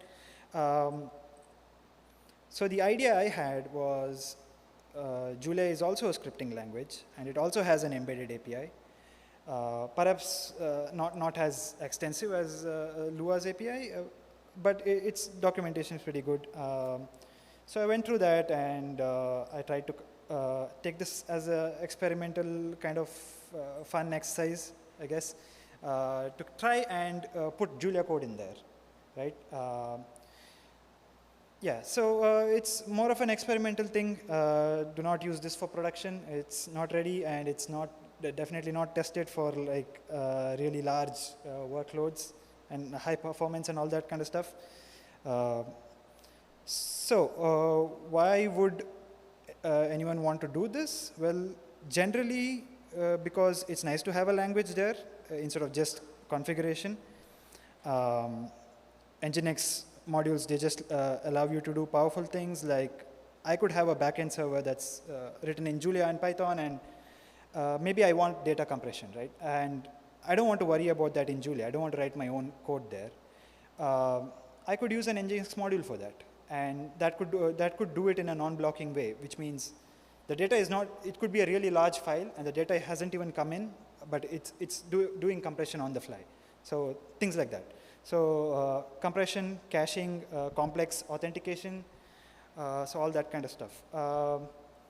But for me, this was, since we already have Lua and we already use that in work, this was more about some fascination with the C API and trying to figure out low-level things. I don't really do low-level programming. I write code mostly in Julia, sometimes in Lua. So this is like a vacation from dynamic languages, sort of. And also, since we use both Julia and Lua in our company, sometimes we unconsciously mix it up. You know, sometimes if you're doing a lot of Lua and you switch to Julia, you sometimes type Lua commands there, and vice versa. You do the same in Julia. But here it's all Julia, and it's actually working. So it's kind of hilarious, for me at least, and my colleagues maybe, to have Julia there. Okay, so I hope that like gives a good background on what this is and what's going on here.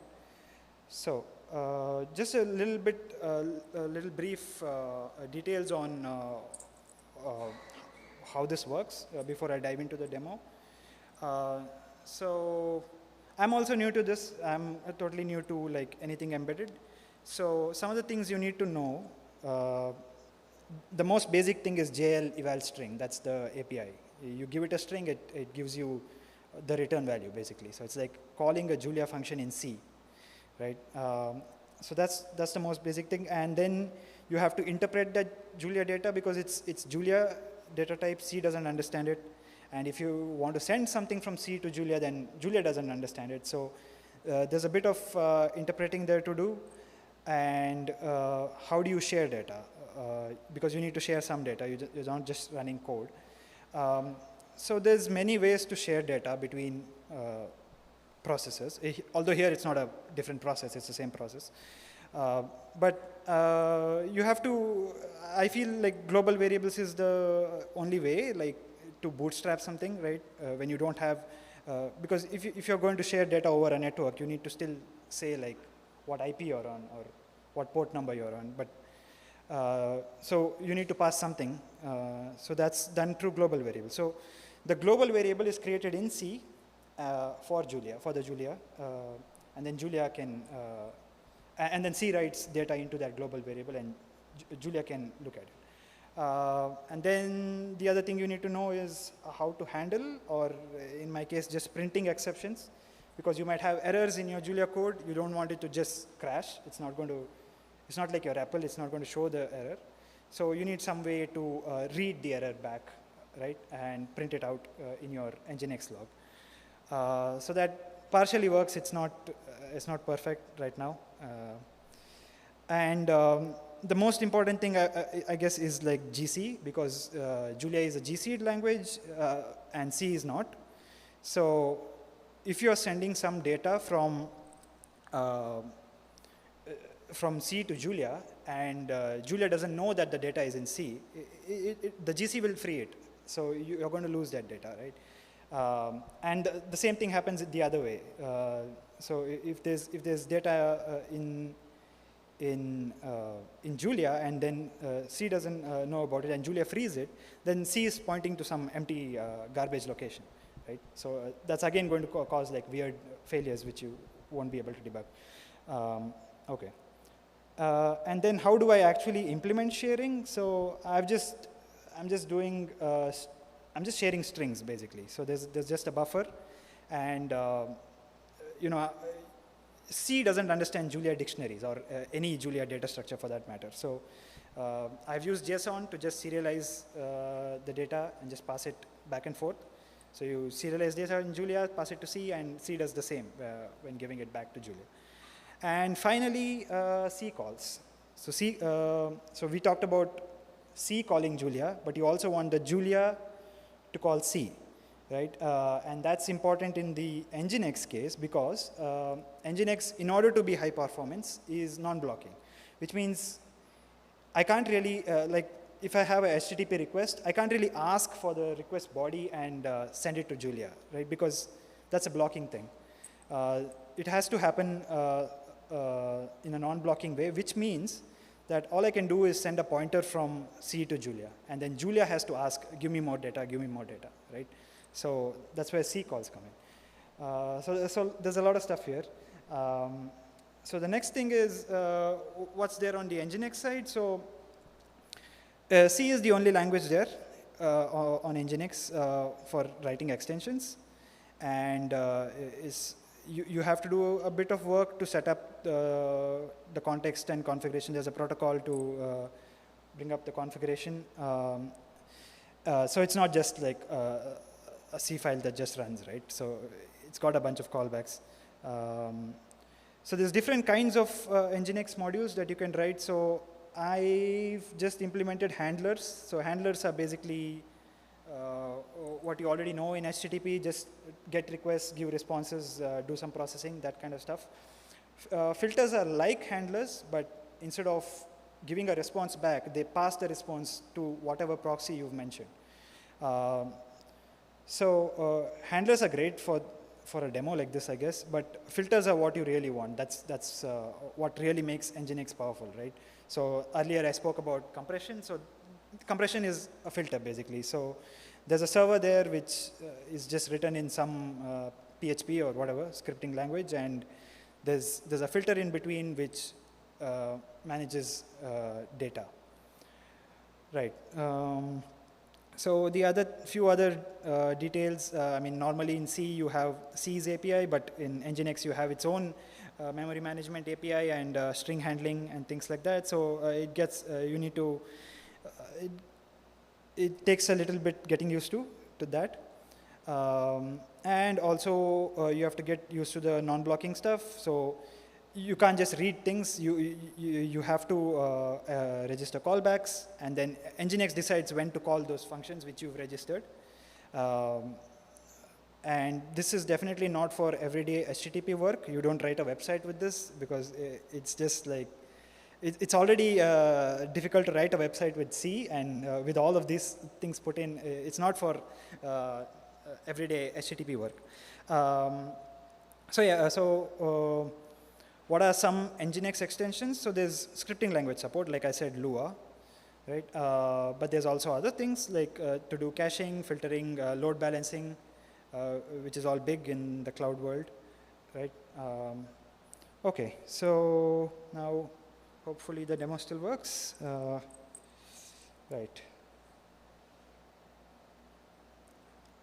Okay, I'll just increase my font size. It's too small. Right, so I got some examples of handlers which I'm going to run. And I've got Nginx running in this terminal. It's a bit messy there because of there's a bunch of errors that I still need to figure out. So I can just visit this on my web browser, but I'll just use curl clear. So the first example is very basic. It's just hitting an endpoint, and you can see there's some Julia code there. So there's content by Julia, that's the command.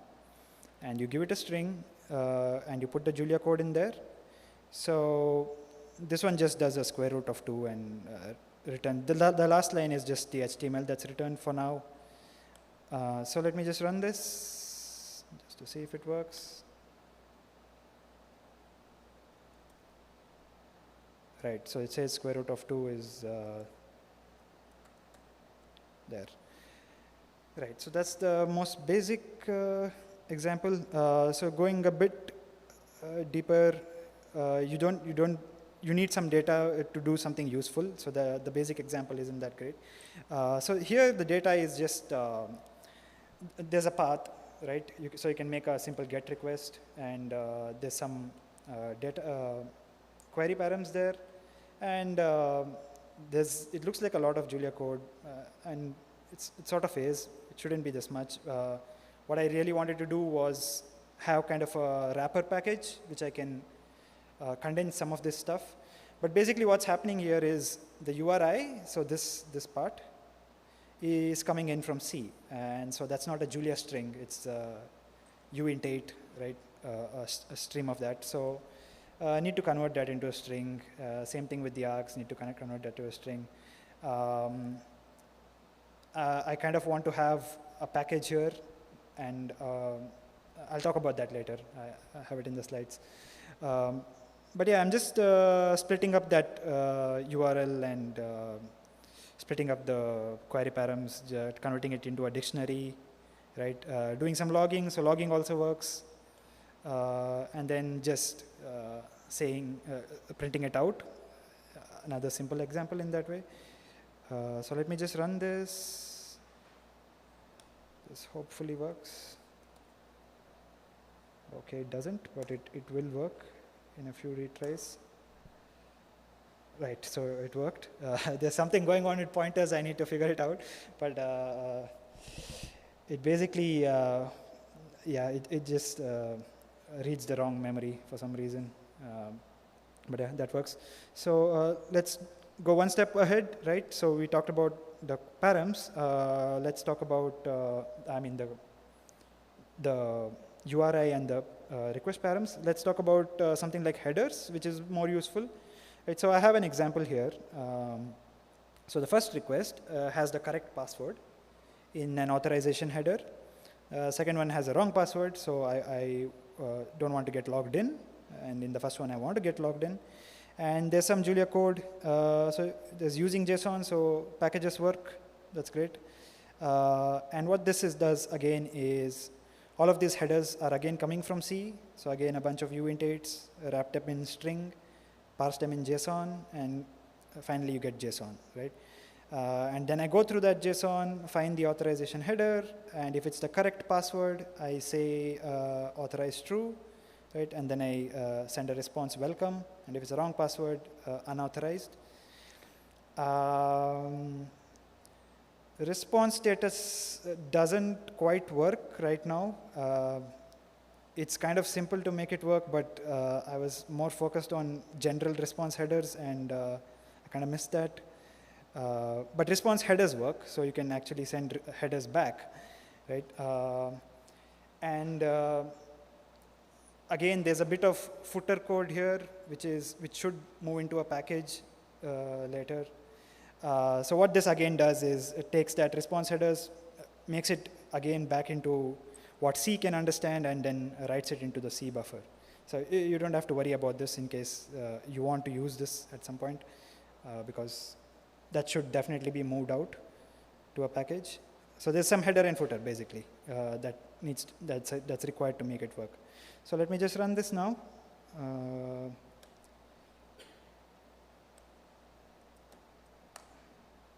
It says welcome, which is the right password.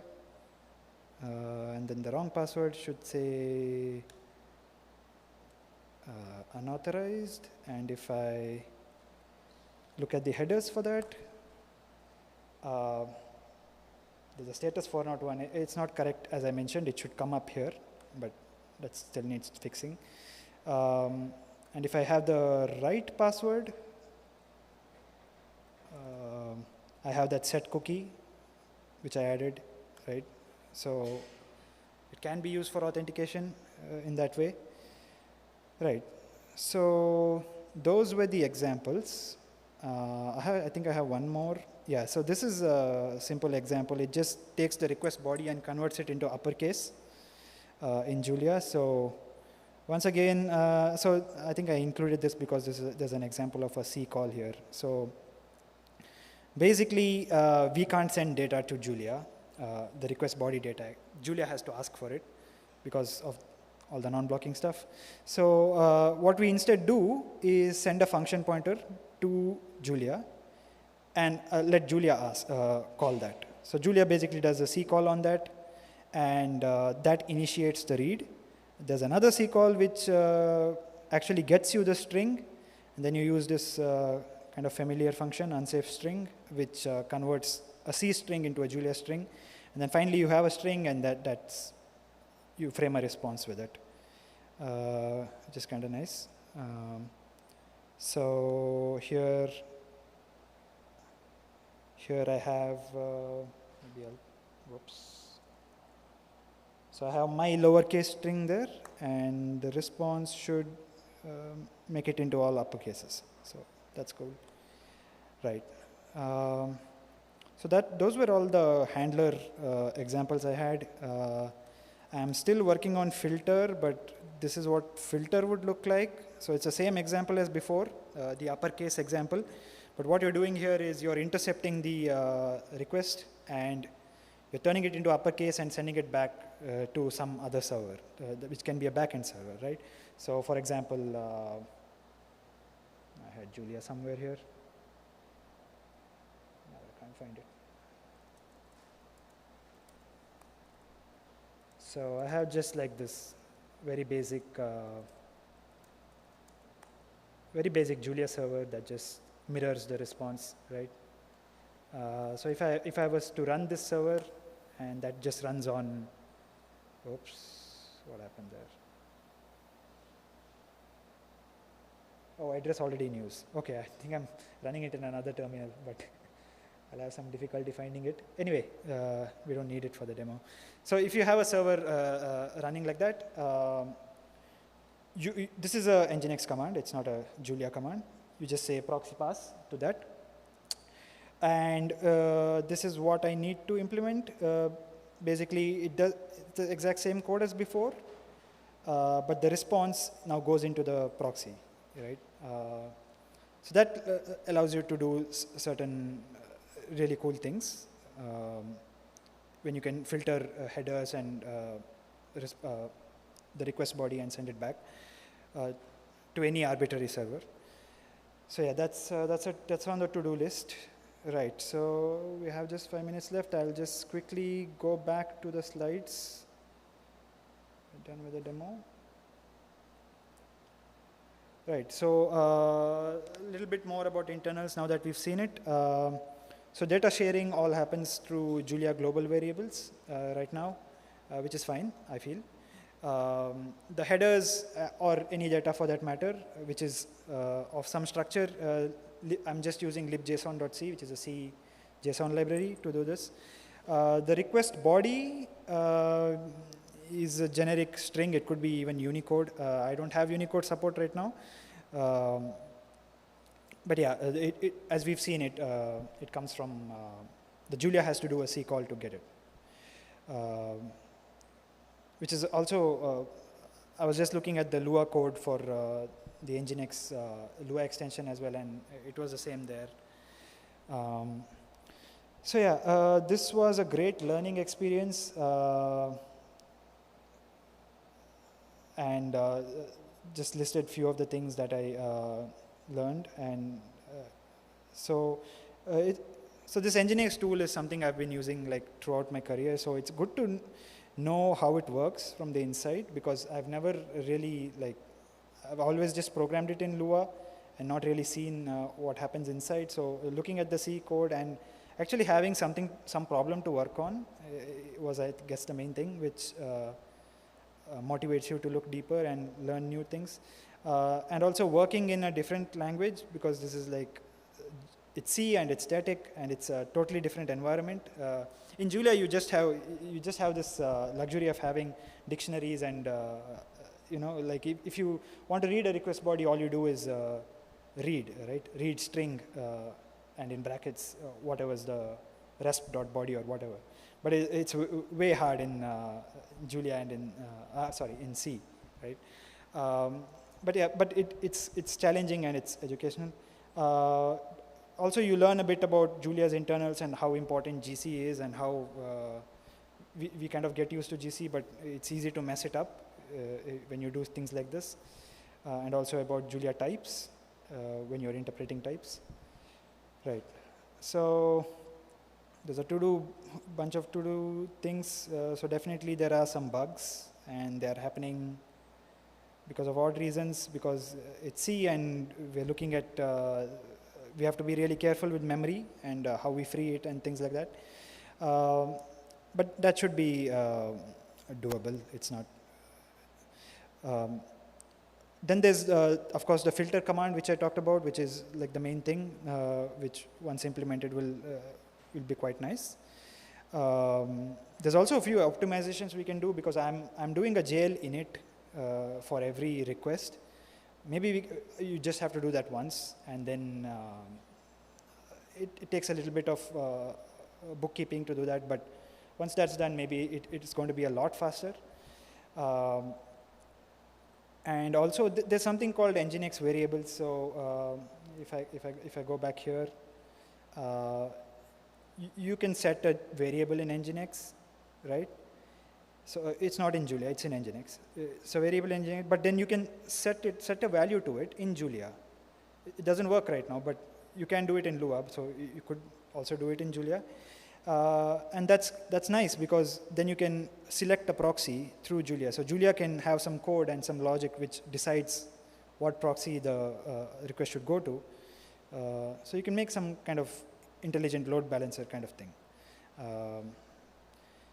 Yeah, so the other thing was to have a nice Julia wrapper package, and then since we get everything as the Julia code as a string, just inject using that package, or whatever that package will be called in future. And that just manages getting all the URI and the arguments and the headers and all of that stuff. So you don't have to worry about C calls and interpreting things in your Julia code. Right. So if you want to have a look at the code, I've opened it up. It's here. This is the QR code, if you want to scan it. Otherwise, thank you. Thank you for attending.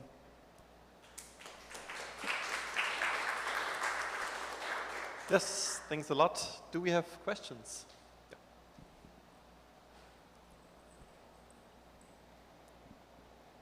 Is this running a single Julia process per Nginx worker, or is the Julia worker process somehow shared across the Nginx workers? How is that managed, by the way? It's basically not a Julia process at all. No, it's you call it through JL init. So it just links to the Julia library. Right. Do we have more questions? Yes.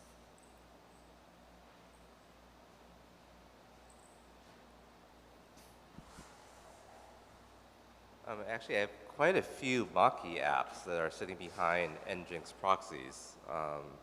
This is making me think about what I might do there. Have you ever thought of integrating Bonito with this? Sorry? There's a package called Bonito.jl, which is basically the JavaScript server that is used to serve WGL Mach-E. And I feel like it could be really interesting to use that with this to serve Julia-based web apps. Yeah, I haven't heard of that package. But is it like a server? Is it a JavaScript server? Yeah, so basically right now it uses http.jl to expose Oh. an HTTP server. And so I usually have that layered behind an Nginx proxy to load balance. I see, yeah. But I think that actually could be a really interesting application. Yeah.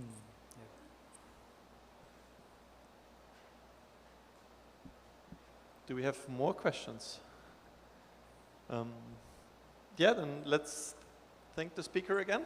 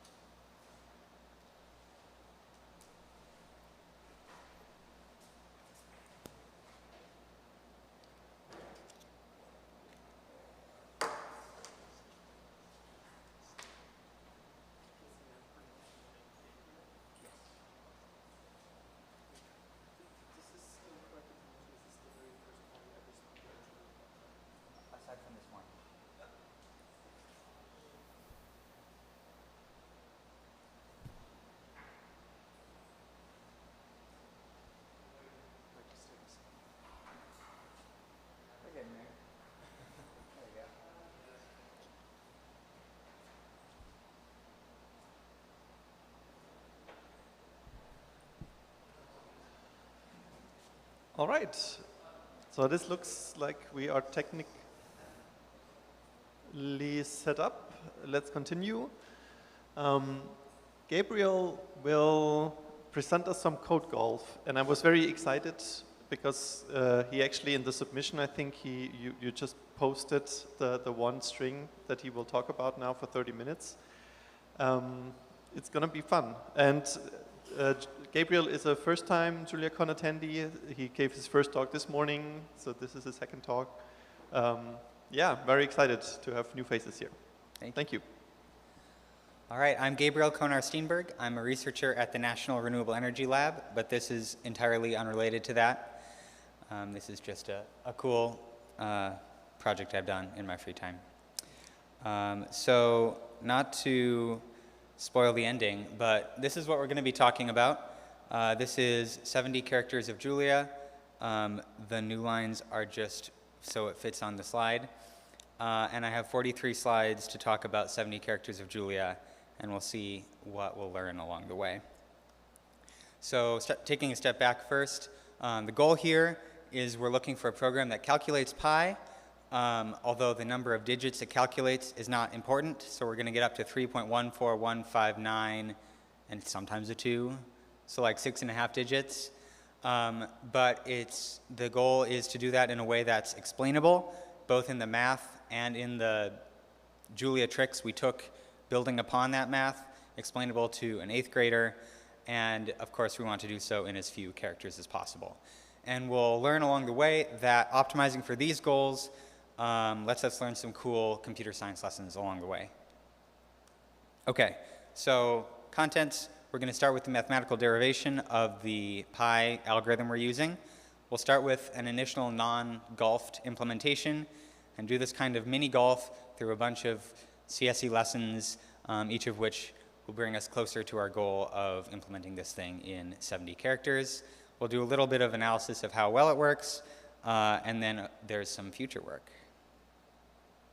So, first of all, our 8th grader might not understand the area of a circle, but we'll start with the definition. Pi is the ratio of a circle's diameter to its circumference. So we have this unit circle here with a diameter of 2, so its circumference is 2 pi. We're going to divide that up into a bunch of wedges. Here we have 8 wedges, so each wedge's arc length is a 1/4 pi. We're going to rearrange those wedges into this strip. And our 8th grader doesn't know calculus, so we'll have to do a little bit of hand waving here, but we'll say that as we make those wedges smaller, the height of the thing is going to approach 1, which is the radius of our circle, and the length of the thing is going to approach pi. Add up all those arc lengths, half on one side and half on the other side.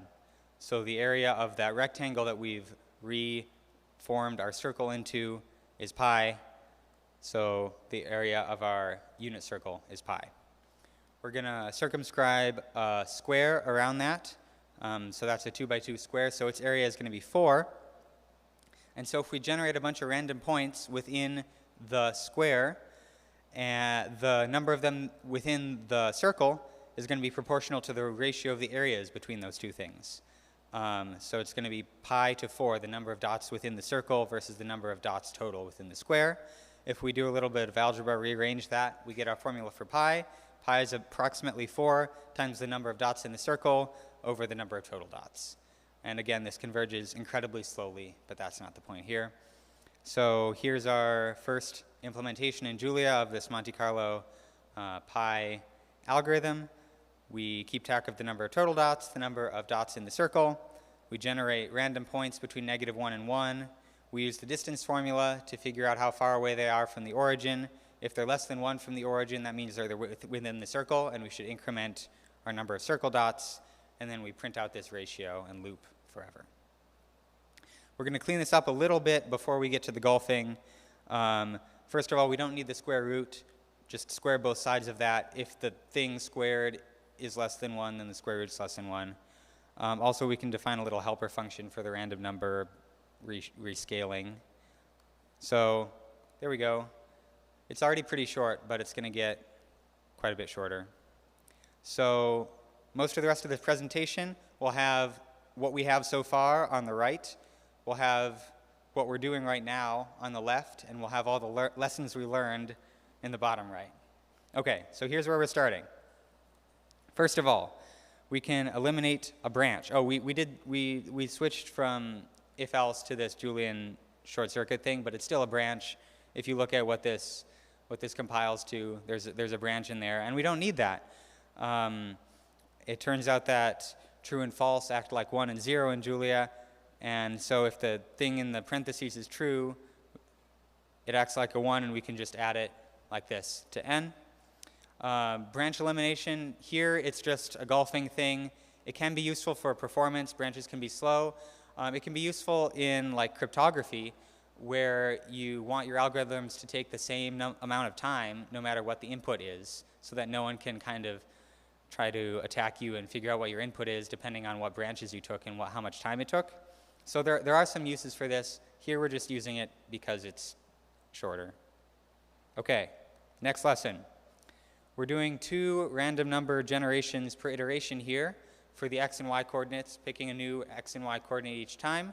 We don't really need to do that. We can reuse one of the coordinates to do the next iteration and just re-randomize one of the coordinates at a time. Each one will get used twice, but we're still doing random points each time, and we're making more efficient use of those random numbers we're generating. So the way we're going to do that is we're just going to have x equal to the previous value of y. So pretty simple substitution there. We just have to define y globally. Yep, okay. So no longer doing quite as much more work than we need to. Okay, next, we have these 3 lines, x equals y equals random, and update. Those can all go on one line because in Julia assignments are expressions, so we can update the value of y and use the value of y at the same time. This is what this looks like. Basically, the first y squared is the previous value of y. The y equals my rand squared is updating y and also taking the new value of y squared. This works in Julia. In some variants of C, the compiler will complain about this. It doesn't like that y kind of has 2 different values in the same expression, but Julia lets us do this, and it's shorter, so we're going to. Okay, next. We've got these floating point values from -1 to 1. Floating point is kind of not the right thing to use here because we want to uniformly sample this space, so we should just use integers and rescale things to make that work. And that'll eventually unlock the door to some other golfing optimizations, but let's reparameterize this so we can use integers. First of all, we can multiply both sides of the inequality by 2. That doesn't change anything. Second of all, we can multiply by 2 within the squared thing if we multiply by 2 squared on the other side. So if we put in a 2 there, the other thing becomes 4 times greater. That also doesn't change anything. And now we have the framework that we can use to go to integers. So we observe that the thing on the thing on the right-hand side of the inequality has a mathematical relationship to the thing within the y expression. And that's what this looks like. So if we have b, our square goes from negative b to positive b. So we're generating random numbers now, integers, between negative b and positive b. And we just need to check their relationship to 2b squared. And this is algebraically equivalent, roughly. But now we're using integers. OK. What next? Well, we can increase that integer, increase our resolution. Maybe our 8th grader has heard that powers of 2 are important in computer science. So we've got 2 to the power of 30. That's a pretty big number. It still works. Let's go higher. 2 to the power of 31. It doesn't work anymore. What has happened? We have discovered integer overflow is what has happened. So if we evaluate the expression on the right-hand side of that inequality there, it's supposed to be a really big number that we're comparing to, but it looks negative. So what's going on here? Well, I'll not try to explain all of base 2 to you guys, but the idea here is that our most significant bit actually represents a large negative power of 2. So when we try to make a number bigger and bigger, eventually that bit gets flipped and it becomes very negative, as this XKCD shows. So that's why we broke it. Basically everything, none of these ends are going to be greater than this very negative number. So it's just going to converge to 0. Okay, but this also suggests a solution, because if the thing on the right is just on the boundary of overflowing, then the thing on the left that's supposed to be in the same range is also just on the boundary of overflowing. So rather than checking whether the thing on the left is less than a big number, we can check whether it has overflowed. We fixed it because now if the thing on the left is small, it'll be positive, and if the thing on the left we think should be big, it will have overflowed to be negative. So we've replaced comparison with a large number to opposite comparison with 0, and this works because the overflow happens in the exact right place. Okay, more data type stuff. We've got a 2 to the 31 there. Basically what's going on here is we're generating random 32-bit numbers. We're squaring them to make 64-bit numbers, and then we're doing some 64-bit comparisons. Well, we can just generate random 32-bit numbers and then make them 64-bit numbers. Now we don't have to have this b in here. It's longer for now, but it's cool that we can use data types in this way. Okay, we kind of don't like that rand in there. First of all, it's a bunch of characters. Rand in 32, that's too much space. Second of all, our goal is to be explainable, and I don't want to have to understand how the Soshiro algorithm works to generate random numbers. I don't want a dependency on that. So we open up Wikipedia, we find this simple random number generator called the linear congruential generator. We see some constants in there, and then we just kind of try stuff. We put non-constants in there, and again, we're modding by the type rather than a number. And here, we're kind of just trying stuff, but this particular stuff happens to work. So we generate a random number here, and we still have to assign extend to int64, but we'll be getting rid of that soon. Now we have our own random number generator that's very chaotic because it's like depending on lots of state here. It's kind of annoying that we can't like formally analyze what's going on there, or at least I haven't yet, but maybe that's some future work. Okay, what now? Well, now the biggest thing in here basically is these types, this type conversion to do the mod by 2 to the 31 and then extend back out to 64-bit integers. Now we have to teach our 8th grader about left shift and right shift. So if you have a number, a string of 1s and 0s, left shift is going to move it all to the left, basically padding with 0s at the least significant bits, and the most significant bits will overflow. And then if you arithmetic right shift it again, it'll bring things back, padding on the left this time. The one minor nuance here being that sign bit, again, we extend the 1 if it's a 1 and the 0 if it's a 0, so the sign doesn't do crazy stuff. And if you use these in concert, you can have a large number, only the least significant 32 bits of which you care about. You can shift it left to zero out all the higher significant stuff. That's probably not good randomness.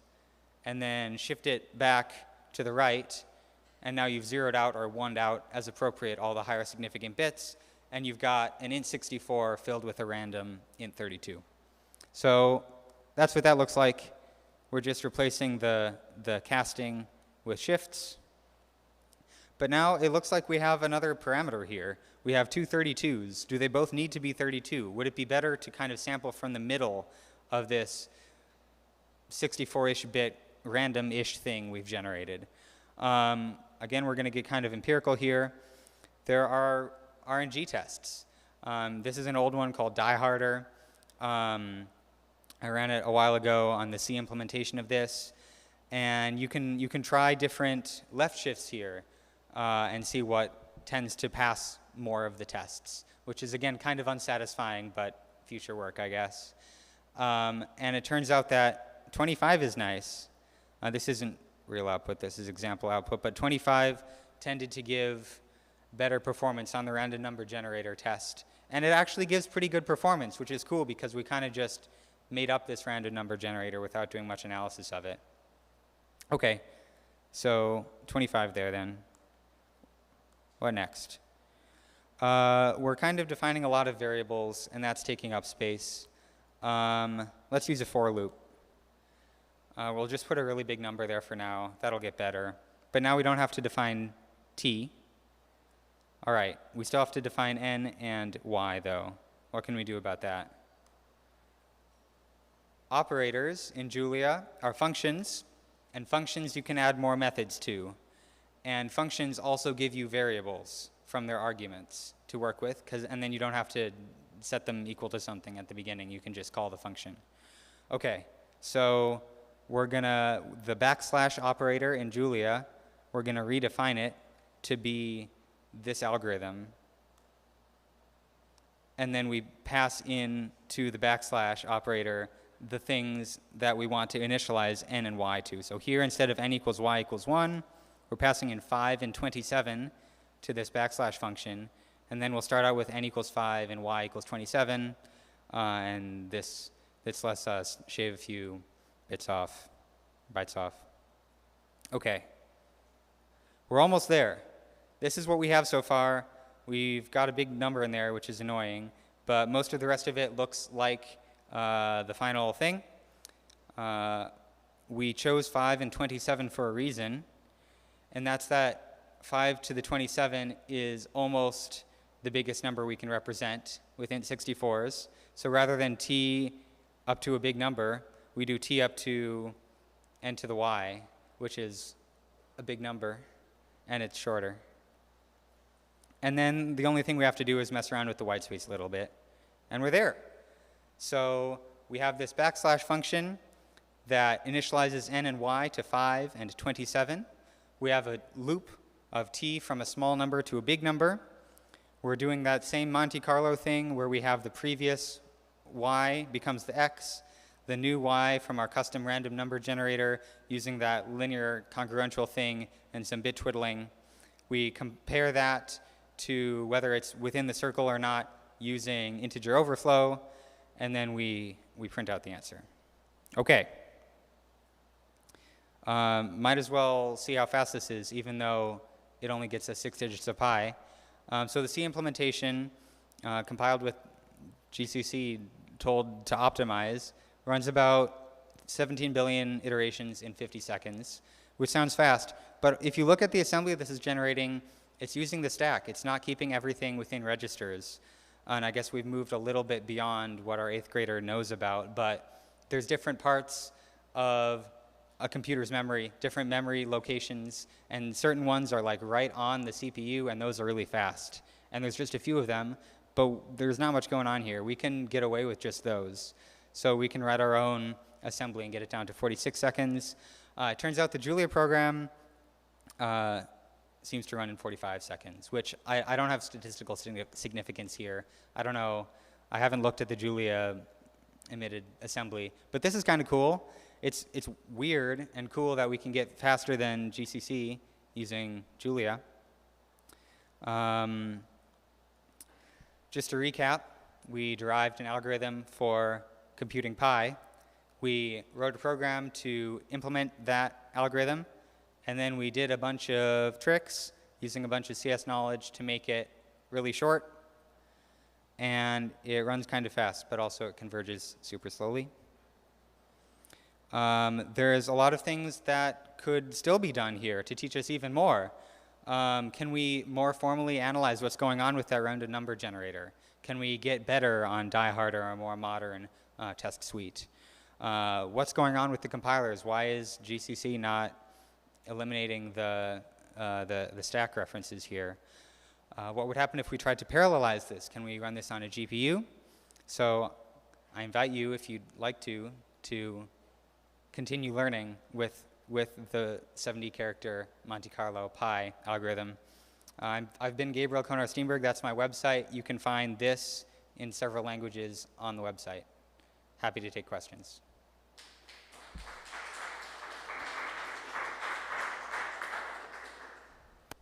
Do we have questions from the audience? Yes.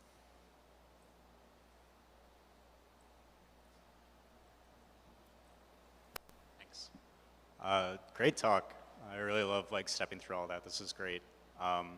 Sort of a question about the algorithm you use. What limits the rate of convergence here? Or do you have any intuition around what limits the rate of convergence? I mean, there's a fundamental limit around, if you sampled every single point in the whole square, like int64 by int64, you'd still only not get that many digits. So that's really, I think, the hard limit. Okay. So did you try this? I mean, you lose the code golf aspect of this, but did you try this with int16 or int32 and see how the precision compares? I had an int32 version initially, and it was worse, but unfortunately I don't remember how much worse. Cool. Do we have more questions? So I have a question.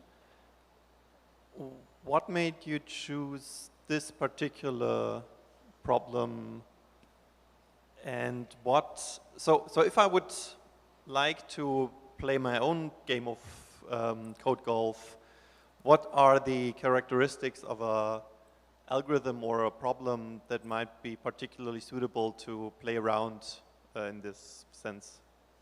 I think different people do this in different ways. I like this one because it's small enough and tractable enough that you can feel like you're able to really spend a ton of time on each bit of it, like multiple minutes or multiple hours per character. And I think that's kind of cool, but certainly most code golf things are longer than this. But I found that aspect cool, and I've also found the explainability and the teachability cool. I guess I wasn't expecting to be able to use this many CSE tricks to do this, and so that aspect has been cool, and so that's kept me going on this one. Are there tricks that you still have up your sleeve that you have not been able to push into this particular problem? Yeah, sometimes at night I stare at this thing and I think of where the most ordered bits are. Where does it look like there's slop in there that could have a greater entropy? And the left and right shifting looks long to me, and the print line looks long. I think you can get a little shorter with @show, but those, I mean, more interestingly, the first one.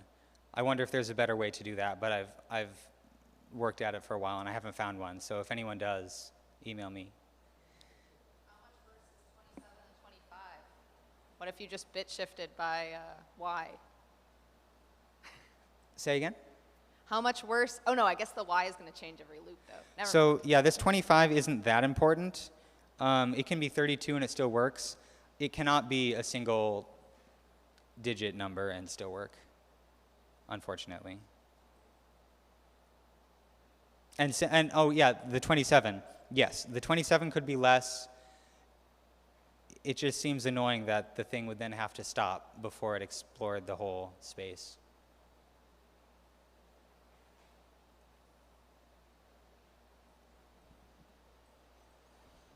Hey there, was there a particular reason you used a backslash operator outside of convenience? Because like that's, I guess technically it's piracy, but. Yeah, it's super bad. I could have used, let's see, I'm using plus, so I couldn't use that. I could have used like forward division, make it even worse. I mean, the reason is that it's a single character and it's not a special character. I was trying ideally to avoid special characters. I think there might be some special character operators that don't have default implementations, and so it would be less bad to use those. But yeah, just a stylistic choice.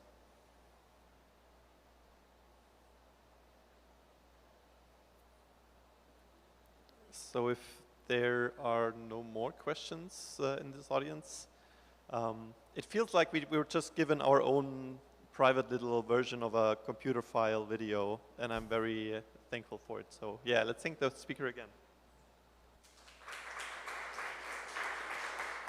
Thanks.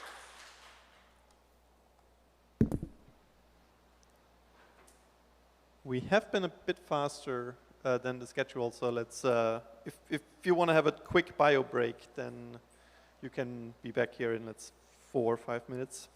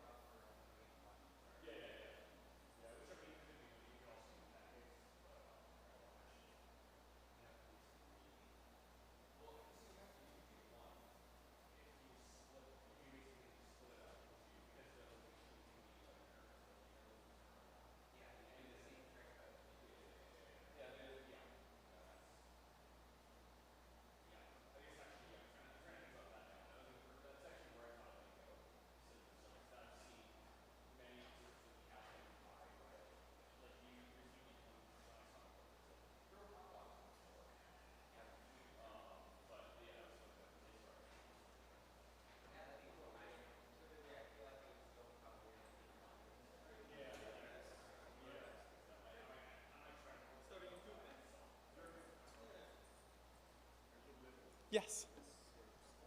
Great.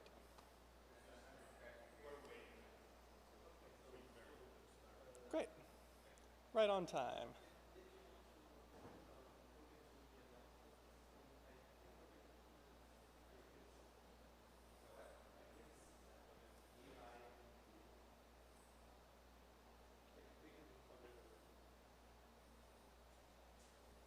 Hello, hello.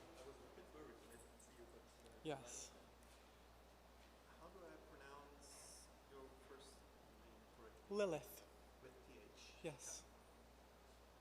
The daughter of a friend of mine is also German, so it's a strong T bit. Ah, yes. Strong T works too.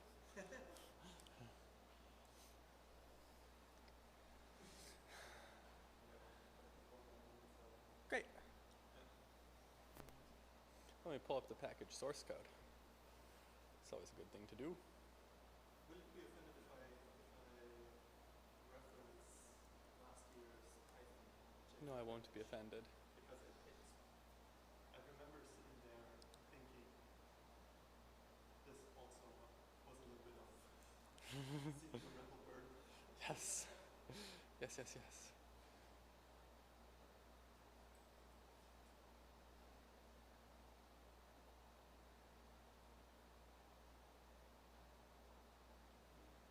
Just refreshing myself on the source code here. You know, good to know these things.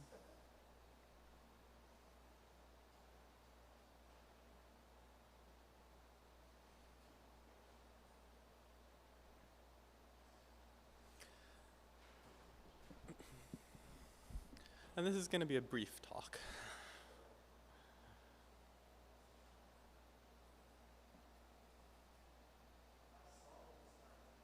Gosh, I can't see because there's a light. What did you say? Ah.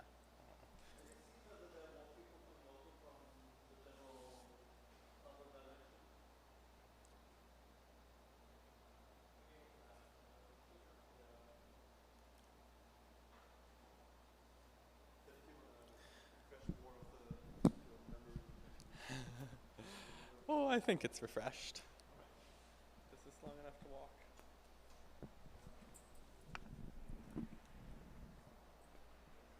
Yeah.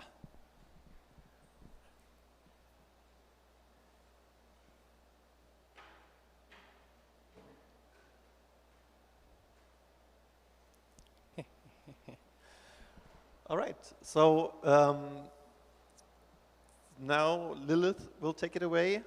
I'm very excited and looking forward to this talk. Last year at JuliaCon, she take the REPL through the ringer, and I think today it's even going to be more so. Lots of fun. Exactly what we want to have. Take it away. Thanks. Thank you. So this is a recreational Julia track, so this will be a recreational talk. So first of all, making a game with Julia, Space Invaders. It's a fun little game. It's a nice, easy game to make with Unicode. There's, you know, instead of a GUI, there's this just like a abstract matrix of characters that we print to the screen. And little keyboard stuff based on whether people are based on reading standard in. Nice classic way to get keyboard input. See if the characters are these special characters. Supports WASD and arrow keys, I believe. And then gotta have these fancy letters. And then the way it all comes together in this spaceinvaders.jl file is there's some enemies that go back and forth, and there's a bunch of levels. And I want to have a bunch of levels, and I want them to get progressively more difficult, and I want interesting variations between the levels. And so I defined these levels parametrically. So each level has a certain width and height of the blob of enemies, if you've played Space Invaders before. And bullets are slower at higher levels, so you can't fire as many bullets as quickly, and the enemies move faster. Yeah, and the time speeds up as the game progresses, multiple levels. So that's the gist of it. And if I use, oh, nope, that's not. Let's use Space Invaders. Great. I love this autocomplete because it can teach me how to play. How do I play? Probably main. This I created before the main entry point, so otherwise there'd be a main entry point. And huzzah! Oh, so it works better on Linux. There's special characters. This one on the bottom is the little spaceship Unicode character, and then these arrows are little bullet icons, and those are ships. So let's see if this, can I get this to work? This is Chapel, by the way. I'm coming from the Chapel talk. And I couldn't use Linux because Linux couldn't send low resolution to the AV, and the AV couldn't handle high resolution. It was a whole deal.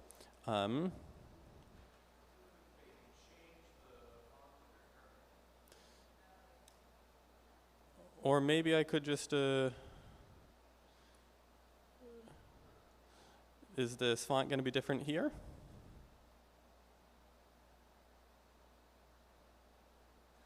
Nope, okay. We don't have that much time. I could change the font. Also, here's something cool. The width and height of the enemies block is scaled based on the size of the screen. So because I want to go full screen, I can make this, I can zoom in more, and this will make the game go faster because there's fewer pixels. I don't know how to change the font preferences. Is that worth, someone suggested from the audience that I change the terminal. Ooh, terminal settings. Font. Oh, it's so small. Text? Ah.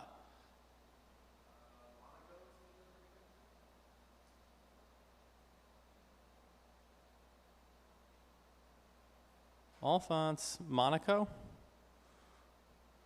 A, B, C, D, E, F, G. What?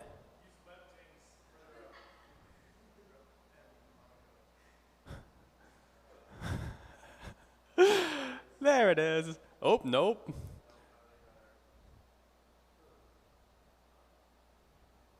Well, anyway, Apple can do a lot of things, but rendering spaceships is not one of them. Ooh. Ooh. So yeah, this is how it works. And okay, there's one other thing that I think is really worth advertising, and that is Space Invaders is a REPL mode. You might think, why make a REPL mode? I mean, you probably don't think that. It's obvious why you would want to make a REPL mode. If you're just, you know, in the REPL, oh, level 2. Okay, but let's try the REPL mode. So if I'm using, wow, I like this font. So there are a lot of characters available for starting REPL modes. You can't start a REPL mode when you press A with an empty REPL. That can't open a new REPL mode, right? Because you could start a line of code with A, and that'd be perfectly normal. But like, you're not going to start a line of code with semicolon, so that can start a REPL mode. You're not going to start with close square brace, so that can start a REPL mode. You could do close parentheses, although some package somewhere uses that. There's not very many other characters available, though. But what is available is space, because you never start a line of code on the REPL with space, not the first line. So when you press space, it launches Space Invaders. Perfect REPL mode. It's a great mnemonic device.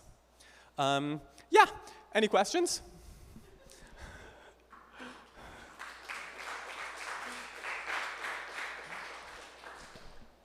Do we have questions from the audience?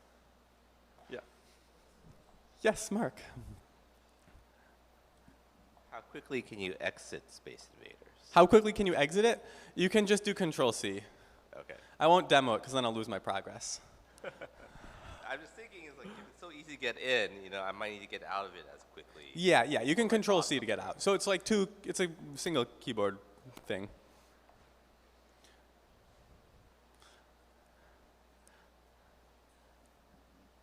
As someone who's done a lot of REPL mode hacking at this point, do you have any, like, making REPL API better? It's kind of just what happened. Yeah, I mean, it would have been nice to have raw character input. Right now I'm working with I'm doing reading standard in, and that is super hacky. So it would be nice to just have the raw access, basically let me use the REPL as if it's a GUI. That's what I'd really like to do. Oh no, I'm not going to win this level. No, no, no. Oh, yes, yes, yes. Come on. Nice. And creating a new REPL mode is actually very easy. Oh, this one's not going to work. Oh, no. And I used the REPL builder. Tisk, tisk. I used there's a package to make, it's like REPL builder or something, REPL mode builder. It's super easy to make a new REPL mode. So that's great. And the printing, I mean, printing as a display works totally fine. So not much improvement except for making games in the REPL, it'd be nice to have raw keyboard input as opposed to just a TTY.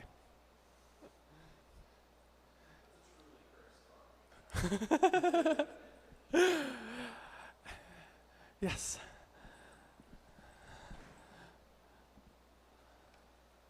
Have you thought about giving it color? Color. Yeah, that'd be really cool. Good idea. I hadn't thought of it until just now. The Unicode character for the spaceship, though, is colored. It's just a question mark here. But yeah, that would be good. And then we could have different enemy types that require different number of bullets. Whole deal. And if there's no more questions from the audience, my final question is this an official package, or do I need to go to your user on GitHub to install it? It's official. It's in the official Julia WTF organization, which is one of the most official and reputable repositories of Julia packages. Yes. All right, let's thank the speaker again.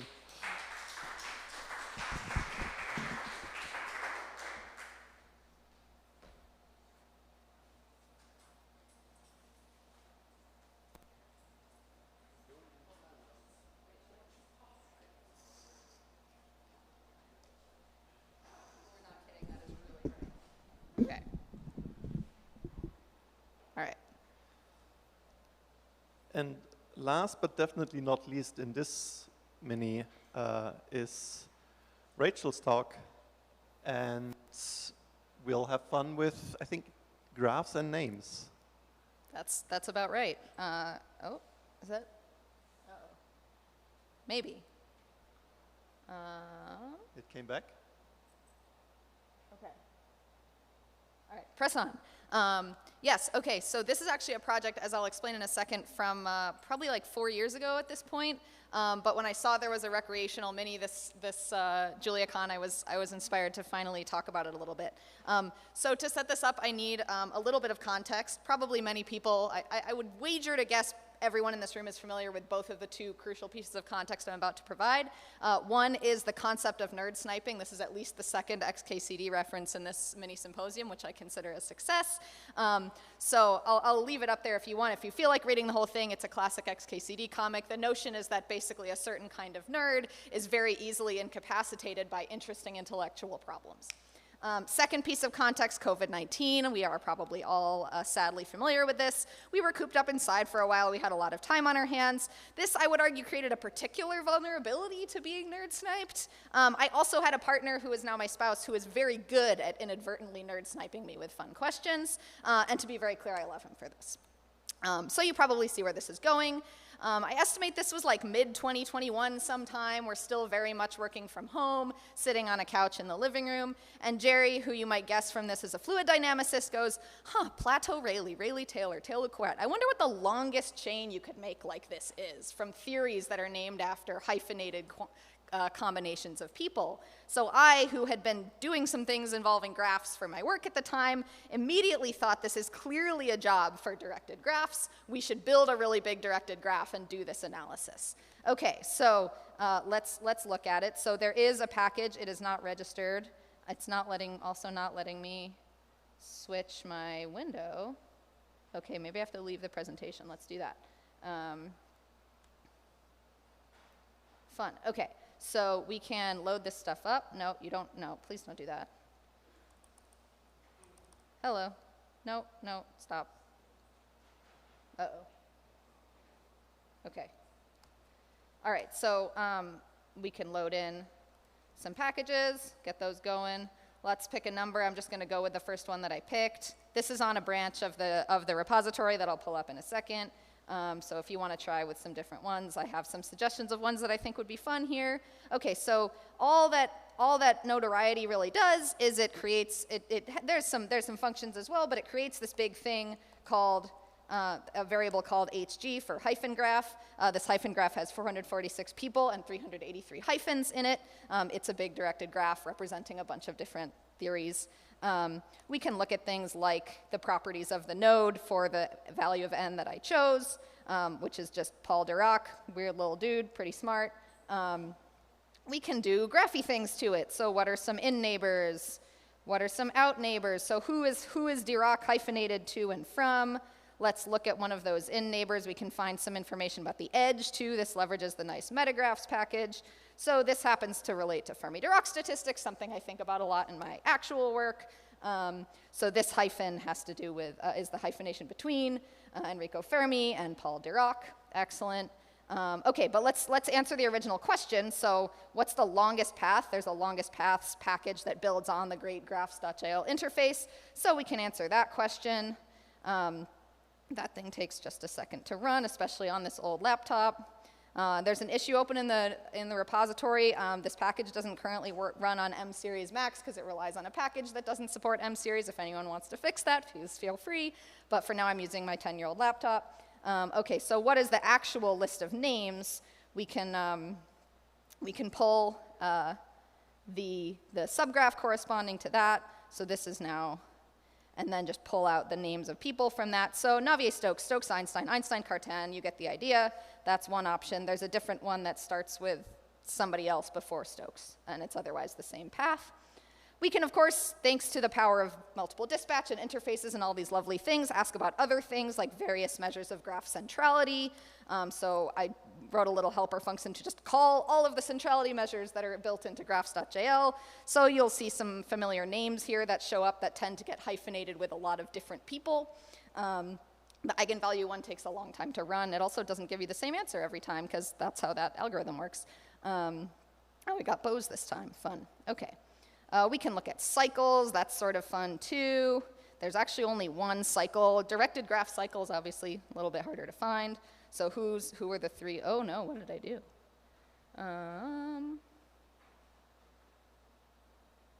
All right, we're going to skip ahead because I have 4 minutes left and I don't know what happened.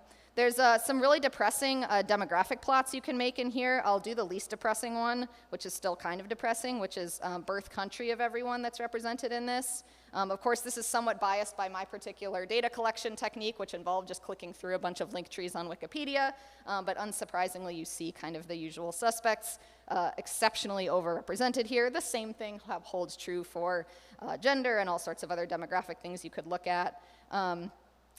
There's some visualization stuff built in that makes use of GraphMocky. So I'll just pull, just to make this a little bit cleaner, I'll just pull the biggest cluster here so we can get the induced subgraph from that cluster. The biggest cluster has 168 people and 178 hyphens, so we can plot that with GraphMocky. This is like kind of a mess. I'm coloring it right now. You can color it by different things, which is sort of fun. So it's colored by, the nodes are colored by the birth year of the individual, and the edges are colored by the year of that the theory was first published. So you can see interesting things happen, like there's cases where a color of a node is very different from an edge, like a theory was put forth like way after somebody was born, which is kind of fun. We can like zoom in around on this thing. It's being really slow, of course. But anyway, you see some people represented here. The graph layouts are hard, right? Like this was the best one of the built-in ones I could find. It's still pretty bad, but that's okay. And then, so because I wasn't really happy with that graph layout, I also grabbed this other, this is JavaScript, unfortunately, but it's slightly better visualizer. So this is actually the whole graph, and you can do fun things here, like click on individual people. So there's Hilbert and a bunch of guys that Hilbert is hyphenated to. You can click around and kind of keep traversing this way, which is sort of fun. And it gives you some little bits of information about these people too. Gauss has a lot of edges. Gauss always seems to come first. That's another interesting one you find. Like Gauss comes first in these hyphenated things. Legendre. So yeah, that's kind of fun. And with my last couple of minutes, I'll jump back here and say just a couple more words. Is that back up? Yes, excellent. Okay, so some reflections on why this was fun. Tedious data collation is my love language. You can obviously imagine here that the vast majority of time putting this together was actually sourcing the data. Because of all the graphs ecosystem stuff in Julia, the actual building of the thing was like pretty trivial once, but getting the data together to have something interesting to look at took the vast majority of the time. I got to skim a lot of Wikipedia pages. That was kind of fun.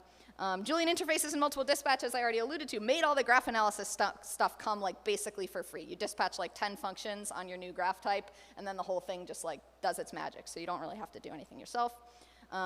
Okay, and then if there is any time, I'm happy to take questions. I'm happy to take PRs. We could register it. It's not currently registered. There are some issues with suggestions if you feel like implementing anything. One of them is just entitled erdish ... because I didn't have the courage to go down that rabbit hole, but if anyone felt like it, you could. And yeah, if there's any time for questions, I'm very happy to take them. Thank you. There is time for questions. Thanks.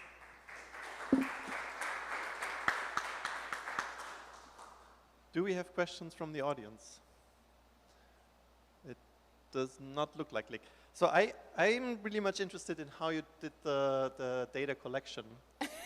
It was systematic in some ways and extremely unsystematic in others. So it started just sort of off the top of my head. I have primarily a physics education. Obviously, somewhat of a math education comes along with that. And so starting by just thinking of all the things that I could think of and then kind of chasing tails on Wikipedia by looking up both people on either end of a hyphen and seeing, you know, they always have that little convenient, like, known for the blah-de-blah theorem, the blah-de-blah postulate, whatever. And so just kind of like following all of those trails was basically the process that I took. So it definitely preferences a more connected graph, I would say, because I would it would seed off of something that I thought of, and then I just kind of continue chasing tails. So there are disconnected like dyads in there, but not a huge number of them.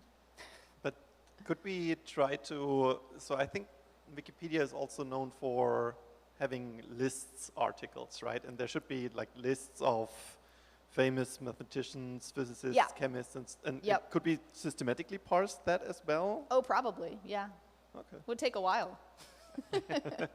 And the other thing is, so there's also this badge on GitHub that you get when you have a pull request where two programmers contributed to. Oh. So that seems like something where we could apply this to GitHub data. Yeah. Oh, that's an interesting. Yeah, interesting. Yeah, and I mean, of course, the other level you could go to with all of this would be like go to hypergraphs, right? Like there are plenty of things named after more than two people. I sort of deliberately limited this to just like whatever the word for non-hypergraph is that I'm blanking on at the moment because there's a bright light in my face. But yeah, so you could go beyond that too. Yeah. Thank you. This is a lot of fun. I was wondering, I guess this comes from ignorance maybe, but is there a convention of who goes first? In like so yeah, that's interesting because like usually yes. I mean, there's not a convention in the sense of like a rule to predict it, but there is for the vast majority of these things. There is like it's usually called Navier-Stokes. People don't call it Stokes-Navier for whatever reason. There are a few instances of cases where you see it both ways, but that's surprisingly uncommon. There's usually just like something that kind of takes hold, and that's what people call it.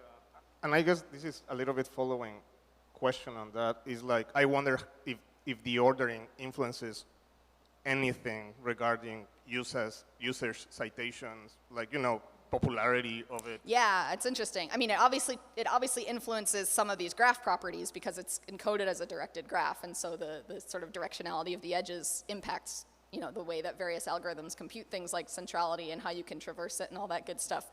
In terms of the sort of citation dynamics and all of that sort of stuff, I don't know. That's an interesting question. All right. Do we have more questions? If not, then let's thank Rachel again.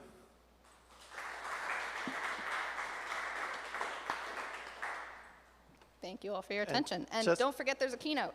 And yeah, so exactly the next thing is a keynote at 4 in the main building, and then later there's a poster session in a room that I don't know, but let's use the herd algorithm to go. It's the Connolly Ballroom in Alumni Hall. So if you put Alumni Hall into your Google Maps, it's like a 5, maybe 7-minute walk from Lawrence Hall. Doesn't take too long to get to. There will be some light hors d'oeuvres and and also great posters and conversation.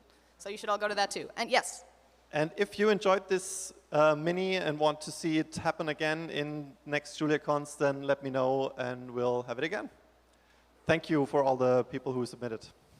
Have fun.